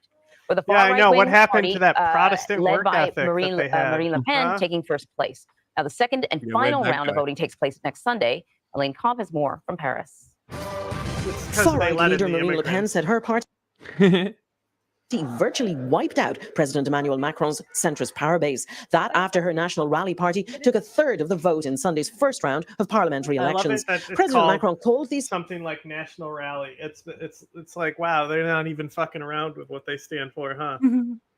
It's right in the name, huh? snap elections, hoping to rally voters against the far right. President Macron made a colossal error of judgment. Professor Douglas Weber says Macron may have to share power with the National Rally Party. It is anti-immigration, wants to roll back the power of the European Union, and has threatened to pull France out of NATO. Party President Jordan Bardella wants to pull back support for Ukraine if he becomes prime minister. This would be a very good result for Vladimir Putin. It would be a very bad result for Ukraine. Thousands of left-wing supporters gathered in central Paris to voice their concern at the far-right performance. The far right has been surging across Europe. Should it win in France? Look, this is the only place it's acceptable. What, racism? Left and right. Yeah. Non-existent country. Yeah, no, because they invented it. They invented it. Vacuum at the heart of Europe. And no one or no other group of countries could conceivably fill the role. My favorite part is when you try to speak French to them and they say, I'll rather speak English than you speak bad French. Because they're that uptight. Cunts. That's historically been played by France and Germany. And that's, of course, the main reason why so many people, so many observers are extremely worried. The decisive final round is next Sunday. Macron has called on voters from across the political spectrum to block the far right. Do you think they hate French Elaine is joining us now to talk a little bit more. Speak French correctly? Probably. More about these early results. I have an accent. And just to sort of clarify for an American audience that after this election is over, Macron will still be the president. These are parliamentary elections, so he would be working with a different prime minister, and it looks like now a prime minister who is not from the same party as him. He did this to himself. He called the snap election. Elaine, remind us how we got to this point. Anne-Marie, it was because 3 weeks ago, Europe-wide elections. Well, he's respecting he's actually respecting democracy at the end of the day. Is what it is. It's like it's not like other countries, you know, where you could just do it whenever you want, right? You know, you don't have to. He can do it whenever he wants, but he still tried to respect democracy. Yeah, it's almost like fascists are a response to monarchy, which is basically what Macron was trying to do. He's been there for fucking long enough. Very well, and where Macron's party did not do well. It's really just anything that's the status quo. It has to have the weak man mentality to say that their empire will be strong. I was expecting a government reshuffle, and he just said, no, I am dissolving the parliament. I'm sending it back to the people. You tell us what you want. The fascism's always been there. Always been there. That France would say, okay, we need to stop the far right. But many of the voters and that we spoke the to big here issue yesterday and during the week with a lot of liberalism being so status quo the Republicans really adopted the strategy in the like not recent years, but their strategy of just blocking, no step forward, but then the libs will fucking negotiate with anything.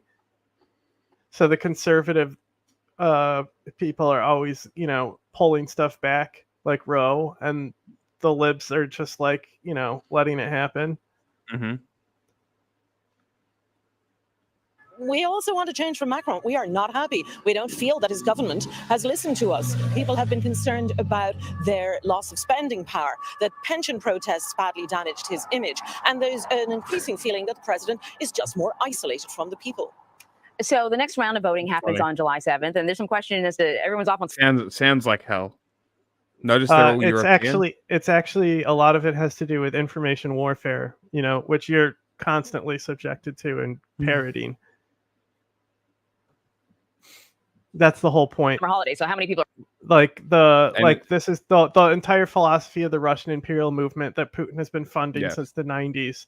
Like Vice has even done a great story on this, citing it back to how they've used the internet to create because fascism can only be spread through the conspiracies of the elders of Zion and shit. It is never something that can be discussed openly, and now we're seeing it actually happen.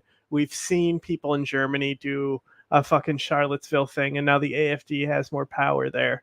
And it all has to do with Russian imperialism pushing over the nation, and Russian propaganda stepping up with the war in Ukraine associates with these things.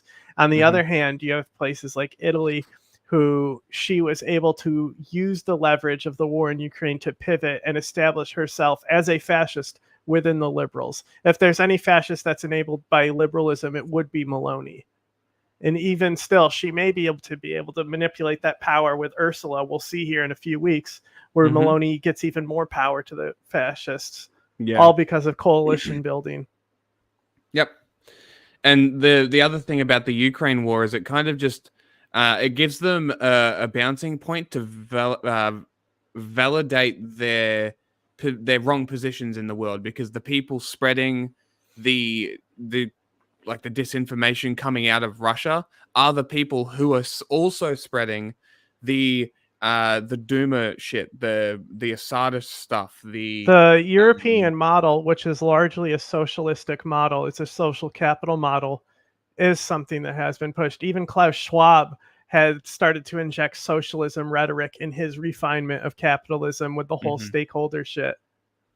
The capitalists are fine with profits, and it doesn't really matter if people get health care. It's like you look at that thing where Bernie Sanders is questioning that drug company, and he's like, "Oh, you still make a profit in Canada?" Yeah, and they're like, yeah. So they're against socialists. They're against healthcare here because it would make them less fucking money.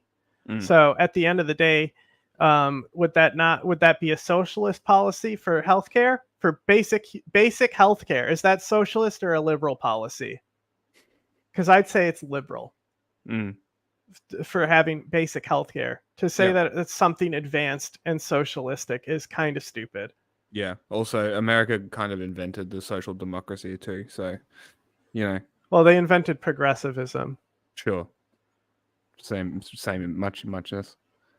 Are actually going to participate in the process, is sort of up in the air. But this could have sort of wider implications, even beyond France. And you kind of touched on it a little bit in your story. Everyone benefits if Trump wins, as far as as all those people go. Even Israel. You think Israel isn't involved with these info ops too? We've seen it. They just got busted for a big one, where they were using fake fucking profiles and shit to push narratives. Like a lot of these times, you can just search keywords. You can literally copy and paste a sus tweet from somebody and just put it in the fucking search algorithm for Twitter, and it'll all show up. Yeah. So literally, IMF, World Bank, right? Yeah. Nationalization, welfarism, right? It's all socialist policy coming out of capitalist institutions. It's almost like they're not opposites of each other, Yeah, they're almost the same thing. It's Mhm. just one is organized slightly differently. Like, if anything, it's more beneficial for them to try to tie, like, all the fucking insurance and shit to capitalism, so then people are forced to engage in the system more. Yes, yeah. Shift things in France politically and beyond. In France, the president is going to have to deal almost certainly with either an extreme right government who would not share his ideals, or with an ad hoc mix of the left, the center, and some of the conservatives who did not want to go with the far right. And either way, it's what the French call a cohabitation, and it will involve a lot of negotiating every time they want anything. The extreme right, if it has a government, will definitely want to block many issues. They've already threatened to pull out of NATO, and that is going to make life much more complicated and lead to a lot of political literally mimetic instability warfare. within France. Now, It's so easy. It's so easy. You can literally convince people of facts just by making memes about it. Mm-hmm. France and Germany have been the power couple in the EU. That's and why you have Germany people is like embroiled in domestic issues. Aaron Mate and Max Blumenthal mocking Syrians, putting bags on their head, making charcoal filter shit to resist against chlorine. You know, and they fucking put bags on their head to mock these people, saying it's so ridiculous that they think a bag would stop chemical weapons. Obviously, propaganda. Yeah, because they fundamentally don't understand what's going on. No. They know that it's a charcoal filter. It's malicious. Yeah, it's Right. Mm. malicious. Just like how they talk about the windows being open, so it couldn't have been a chemical attack because the windows were open or something like that. Okay. Yeah. Okay. That disproves it. Issues at the moment. So France has very much been stepping up to the plate instead. So if Macron is busy and distracted by domestic politics as well, it will leave this vacuum, and that worries people. And of course, Marine Le Pen. Yeah, and I think has been this cozying up to- is something crucial. Like, as much as I would love to see the fucking death of capitalism, today France is close. It's easier and more pragmatic to move into a situation where you force capitalism to meet more of the common agendas of the people, because capitalism isn't going to disappear. It's not going to go anywhere. Capitalism is kind of at an end of history standpoint, but then there's so many aspects of it that aren't. Yeah. Like, parts of it will live on. It's just that we're going to the next system. Like, when we don't, like, Than it's ever. what would be key is one that doesn't maximize short-term profits, Mhm. but incentivizes the future. And Yeah. that would mean more investments in technology, like green Mhm. energy and shit. Yep. Yeah, future thinking instead of yeah. Like, to be against capitalism is based, but to think that you're going to beat it is ignorant. You've got to work within the system. Never been in its modern history to being governed by the far right. Parliamentary elections that began on Sunday are the country's most consequential in decades and will have implications across Europe and the United States. Nick Schiffrin is here with that story. Nick?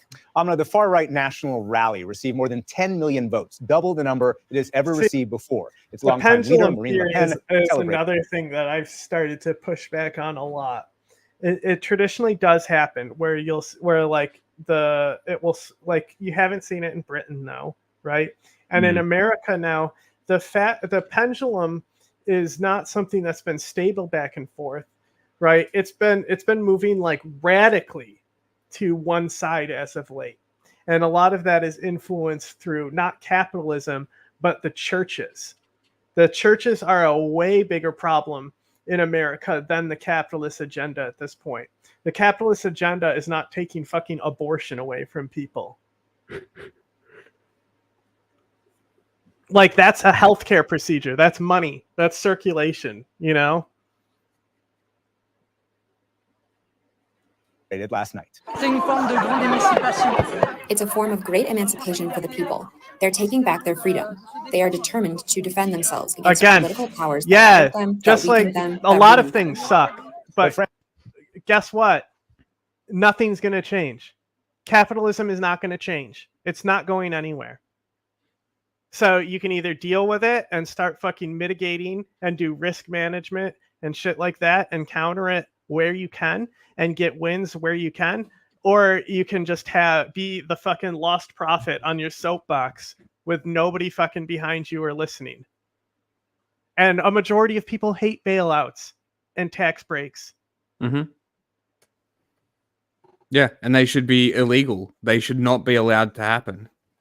If the bank fails, the bank fails. Fuck off. Like Well, you can't It stop. depends on that situation. No. You cannot. If we're gonna live in a capitalist system, and we're talking from reality here, you cannot artificially prop up a system that Yeah. needs to have its ups and downs. You can't have the fucking line go up always. People need to realize you're going to fucking lose sometimes. Bailouts have a line where if you're when you shut shit down to prevent runoffs, right? Sure. That's different than 2008. Yeah. And that's the thing is, it's like this whole philosophy. Like I think who's the fucking socialism is when the government does stuff. Richard Wolff, right? He continually argues that, like, his argument for transitioning to socialism is that capitalism has shown to be a failed system multiple times, right? But because of systems being adaptable of any kind, it's not something that's going to go away. Like we have said several times, that if the world shifted where the Soviet Union were the capitalist ones and we were the communist ones, right? There would be no difference in society. Nope. Russia would be, pretty much the same.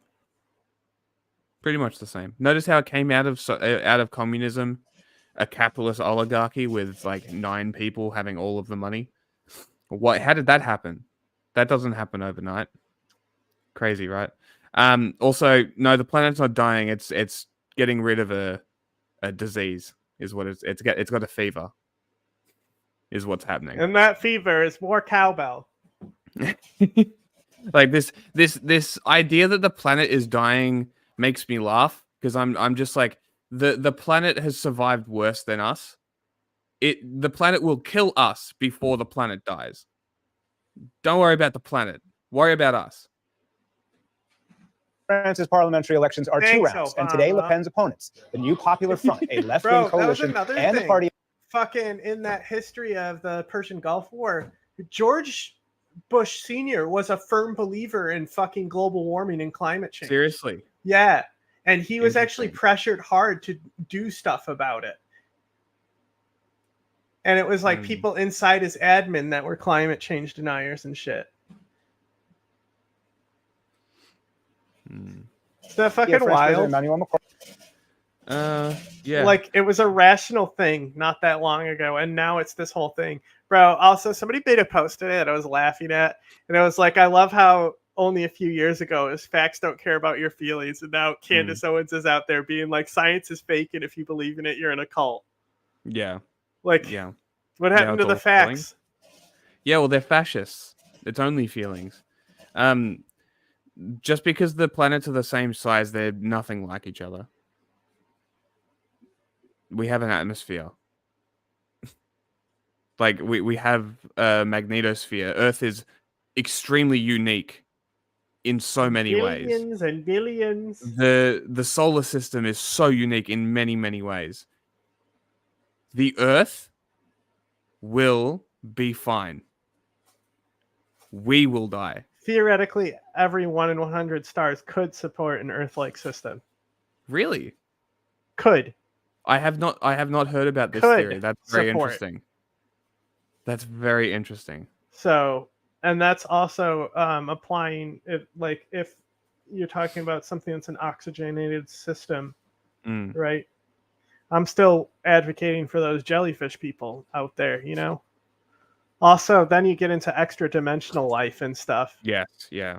So it's that whole Fermi paradox. Yeah. But I'm like, literally, the planet Earth is so unfathomably unique. Like, the situation, the solar system, the way it is, the way that the planets protect Earth to support the life that it does, the fact that we have a moon that the way it is, the sun where it is, the position that we're in, where we are, like, everything is the Goldilocks zone. The Goldilocks zone, yes. It's like it's so much more unique than I ever thought. like to the Billions. point where I'm almost doubting whether intelligent life could exist. Yeah, That's that's how how I am. unique it is. That's how I am. So it's like the more that I learn about how unique the Earth is, the less I'm worried about us destroying it, and the more certain I am that we're alone. So that's a very fun thought to have. I mean, this is what I say. It's like there's life out there is one thing, but if you look at a majority on life on Earth, they can't fucking build rocket ships. No. So yeah, that's why I say We might be able to train a monkey to go to space. Yeah. Then we get Planet of the Apes. Could adjust their candidates and still have the possibility The of blocking intelligence France's jump. first far-right government since World War II. Yes, that's the big thing. It's not about what life or whether life can happen. It's whether it breaks that jump. And then there's also another theory about whether humanity can even break the nuclear age. Well, that's why I always say what we think, right? They would have to be at least as intelligent as us. The great filter. Right? If they're any less intelligence, they would have destroyed themselves in the Cold War. Yes. Yes, true. True. We just got by. And who knows? For more on this, we turn to Celia Belin, Senior Policy Fellow. It's a shame they won't live, but then again, who does? Okay. Do we care about France? I care about Iran. Okay. We're headed for a runoff between the two main candidates from this first round. This will be the last Tell us a little bit about them. First of all, Mr. Jalili. Well, Mr. Jalili, as it is being called, a hardliner, He has a funny was name. a top negotiator long ago. Nuclear negotiator. Nuclear negotiator. And he's being known because of his tough stand against the West. So many people believe that he becomes the Iranian president, then He will. Iran probably will have in much more trouble with the West.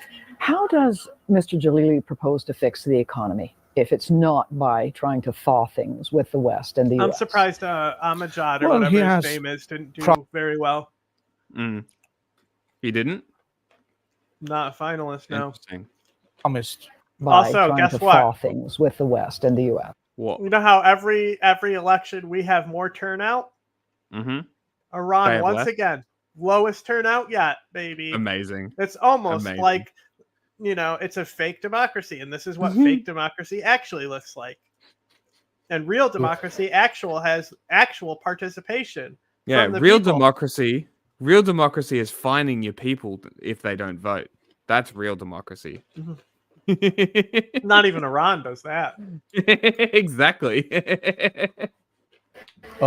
Rely on domestic, local resources rather than looking to the West to solve the problems, meaning that even if the nuclear deal is not renegotiated or done, still Iran can get along. And By of course, being like radically self-sufficient, a sort of a 100% There's one made in candidate Iran that was policy. whose positions were bring back the nuclear deal, ban the mandatory hijab. Based. So How do you do? we'll see if he's the 0%? other guy. yes, and also plus that Iran now has got many good and strong, powerful friends, Russia and China. Iran really relies on its relationship, and actually it is being called pivot to the east. So Mr. Jalili would be comfortable looking for support to the east, to especially Russia and China, and in effect turning his back on the West, America and Europe. Turning his Iranian back. officials, What do the you mean whole turning his back? administration has said it This is the guy- West's fault. This guy talks so much like the fucking Shah, bro. It's crazy. Because they see that it was the West that backed off from the deal. That's why. But the deal Remember did how I lose just sanctions a said little- that the key to surviving capitalism is to shift it so it's long-term profits instead of short-term, which is a lot more likely to happen than getting rid of it altogether. Mm-hmm. It also. First of all, there's that expression of like, I don't know the exact statement, but it's like you ask a capitalist what they hate about socialism, and they'll describe capitalism. Yeah. bit, and life did improve. People don't somewhat. understand. How do they explain that? As we know, Iran is divided. The point that you just mentioned is from the people who are a little bit disappointed with the administration and they want some changes. And this is what Mr. Pezeshkian, the other candidate, the moderate one, has promised people. Tell us a little bit about him. Well, Mr. Pezeshkian is a long-time member of parliament. He used to be, for some time, the Minister of Health, a heart surgeon himself. Is that him? And he has promised to make relationship with the West a little bit better within the frame that he can. And he believes that there should be ease on many things like hijab There you or go. Yeah. the other things that can make he is people's one. life easier. So notice how he some just people notice how he called him the moderate. Yeah. Because to think that they're not Pink. like, there's no lib. will believe that he can deliver, but many also think that within the framework of the this present constitution, he will not be able to deliver many of those promises. What power does the president actually have, given that the big national strategy is set by the supreme leader? In Iran, a president is almost equal to a vice president in Western democracies. So he cannot change foreign policy, he cannot change many things. But in Iran, people believe that the one who implements those policies matters. That is why they have gone for voting for this moderate candidate. So the president can set the tone and has some limited administrative power. It's kind of depressing that their only option is to vote for somebody for a visual representation of their dismay at the system, as opposed to an actual change in effect. That's great. What a great country. Correct? Government, that's correct. Does it matter to the average citizen who the president is? Do you feel it in your life? Well, as the nation is divided, some people think, yes, maybe those who didn't participate in yesterday's election believe that no, it doesn't matter. Whoever becomes the president, nothing will change. That's some people say. Now that this race has been distilled. Yeah, that makes more sense. That seems to track a lot better. It's almost like it's funny that There they're is like, no oh, choice. we're gonna put the guy who's gonna get rid of the mandatory hijab law. Okay, look, he's in the finals, huh? Come out and vote. And the people said, nah. To two candidates, very different opposite ends of the spectrum. Is it likely to push all kinds of people to the polls for the second round? I think that's the point that both candidates are counting on. And as it is being said, Iranians are so unpredictable. So who knows? Next Friday, a lot of people might show up. It's almost and like it's then unpredictable we'll decide because who the next president is. And when polls and really trending show that can one thing change is wanted even a by little. the society, it doesn't happen, huh? Change the destination of the people of this country who desperately are actually asking for some changes. Would you say that economic well-being is the number one issue for most Iran voters? is very good at answering these questions without acknowledging that they're not a horrific regime, I think Iran's people, for their propaganda, are much better than Saudi Arabia's, for example. I think Iran does this thing very well. Like, Assad is also very good at interviews, but you can tell he's a snake. Yeah.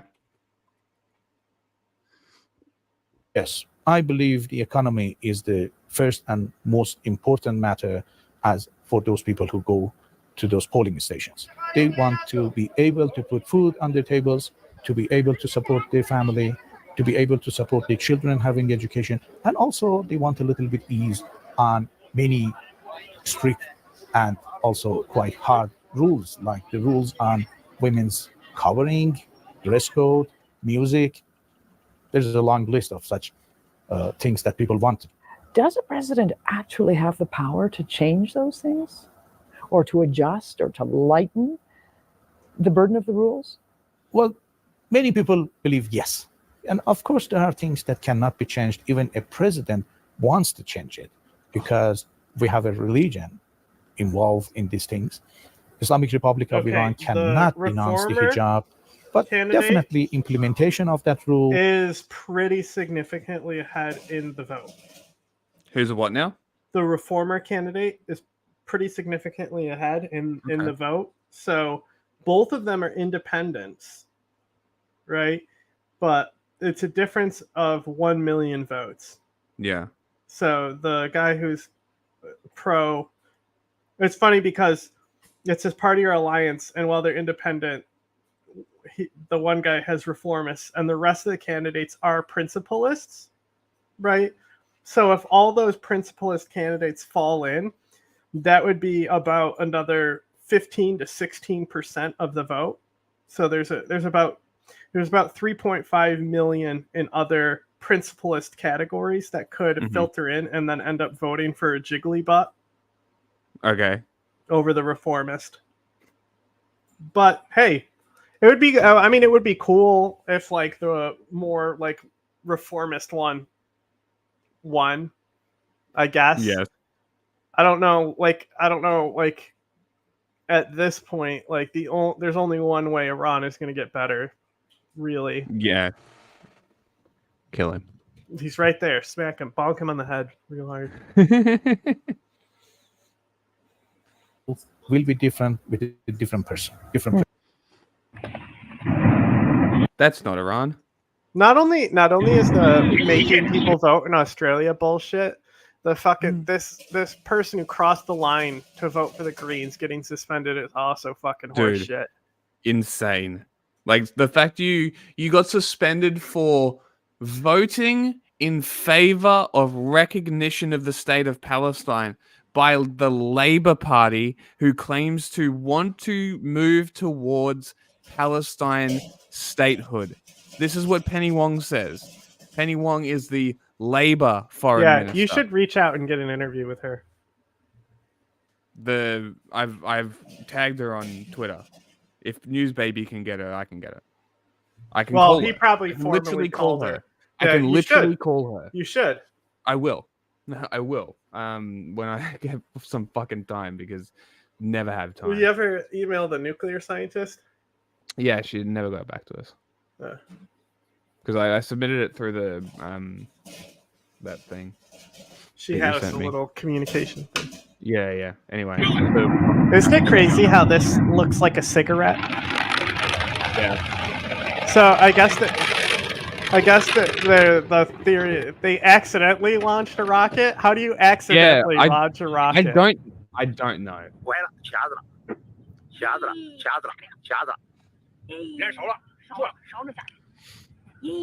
Smoke that shit. It's not actually a rocket. It's just a J falling. It's forced perspective. Yep. No report of casualties, says the Chinese government. Doubt. Does this have highly doubt is it a hydrazine rocket? I'm not sure. A boom. There's a big boom. And that was a missile, not like a shuttle type putting satellite rocket. Yeah, it looks like it. There was I had a video that had a different angle from further away as well, and it took a while for the shockwave to hit them. Well, because I know they just dropped, I believe, a booster, and that was full of the hydrazine. And you saw that distinctive hydrazine gas, literally dropping a chemical weapon on your own people. And like doing it negligently instead of deliberately. My goodness. When was this? Oh, they were testing. Okay, so they were trying to test the engine on the platform. They'll do like controlled burns to test all the stuff and stuff. Okay. So they turned it on a little too hard, I guess, and it fucking went zoop. I guess it had no like programming in it on pathing either. Do you think we could show that video of how sarin works? Or because animals died, that wouldn't be allowed on YouTube? They're just going to sleep, YouTube. Isn't it on YouTube? Yes, it is on YouTube. All right, I'm getting it. I actually have a whole playlist on there for sarin. I did see that, actually. Targets included. So this, for anybody Okay, that was watching, right? We're about to show animals dying horrific deaths. Yes. So yes. warning. Be warned. But when we were explaining about how sarin dissipates and how it's a vapor, not a gas, so on and so forth, this is the video that will explain why, and this will be the last video. A sandbag machine gun position. A two-man covered foxhole. This is what you watch us for. A hasty If you subscribe to the Patreon, you can watch people die with us.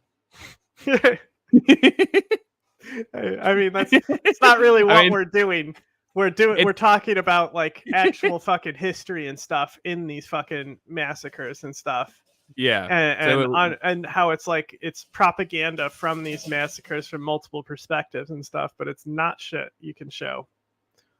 No, so there's another one they do outside with a goat on a leash. That's like it's literally about atropine and shit and like how to treat people in the battlefield with sarin and stuff. So a lot of propaganda videos about sarin during the Cold War. And a concrete command post bunker. Almost 4,000 yards away, a battery. Wait, it is past midnight in America, isn't it? Mm-hmm.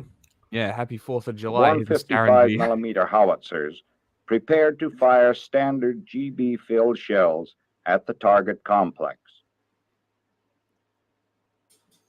Fortified bunkers. Yeah, fortified concrete bunkers.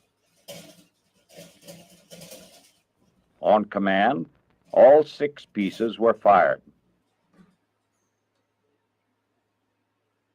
The visible cloud is burnt powder and dust kicked up by the bursting shells.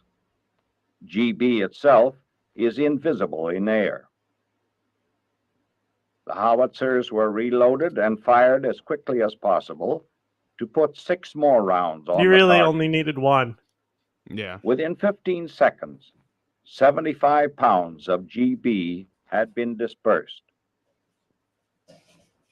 These scenes were filmed simultaneously by remote control cameras in each separate location. This is a warning again. This is very distressing. Yes. It's fucking horrific. Either pause it and wait 30 seconds and like or just you know, don't go to bed. Yeah, either way. To conserve the running time of the film.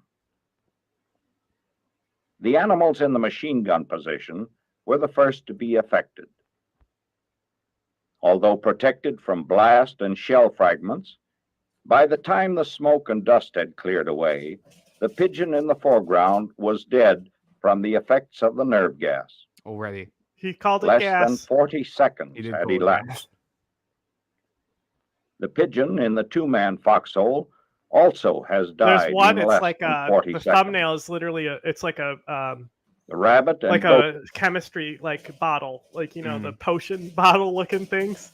They got the like fluke at the top, and it says GB on it. And that one is like specifically he actually puts it on the exposed skin of a rabbit, showing its effect, talking about it being a liquid, and then he gives the rabbit atropine to show how it can still recover from the GB. And that's there's a lot of stuff I have in there on the sarin. So there was like a vial that it was open, just sitting there. Yeah, it's like a whole. No, it's like you know what potions look like in games. Yes. Okay. So if you look at the sarin playlist, that's the thumbnail. It says GB and it's got a whole potion thing. Okay. There's a lot I got a lot of stuff. Basically everything the United States has ever done about it, I have. Yeah. So, but either way, right? It can't possibly be a gas. You can't have gas inside shells. They're not airtight. Mm-hmm. Right. It is, as he said, the impact vaporizes it.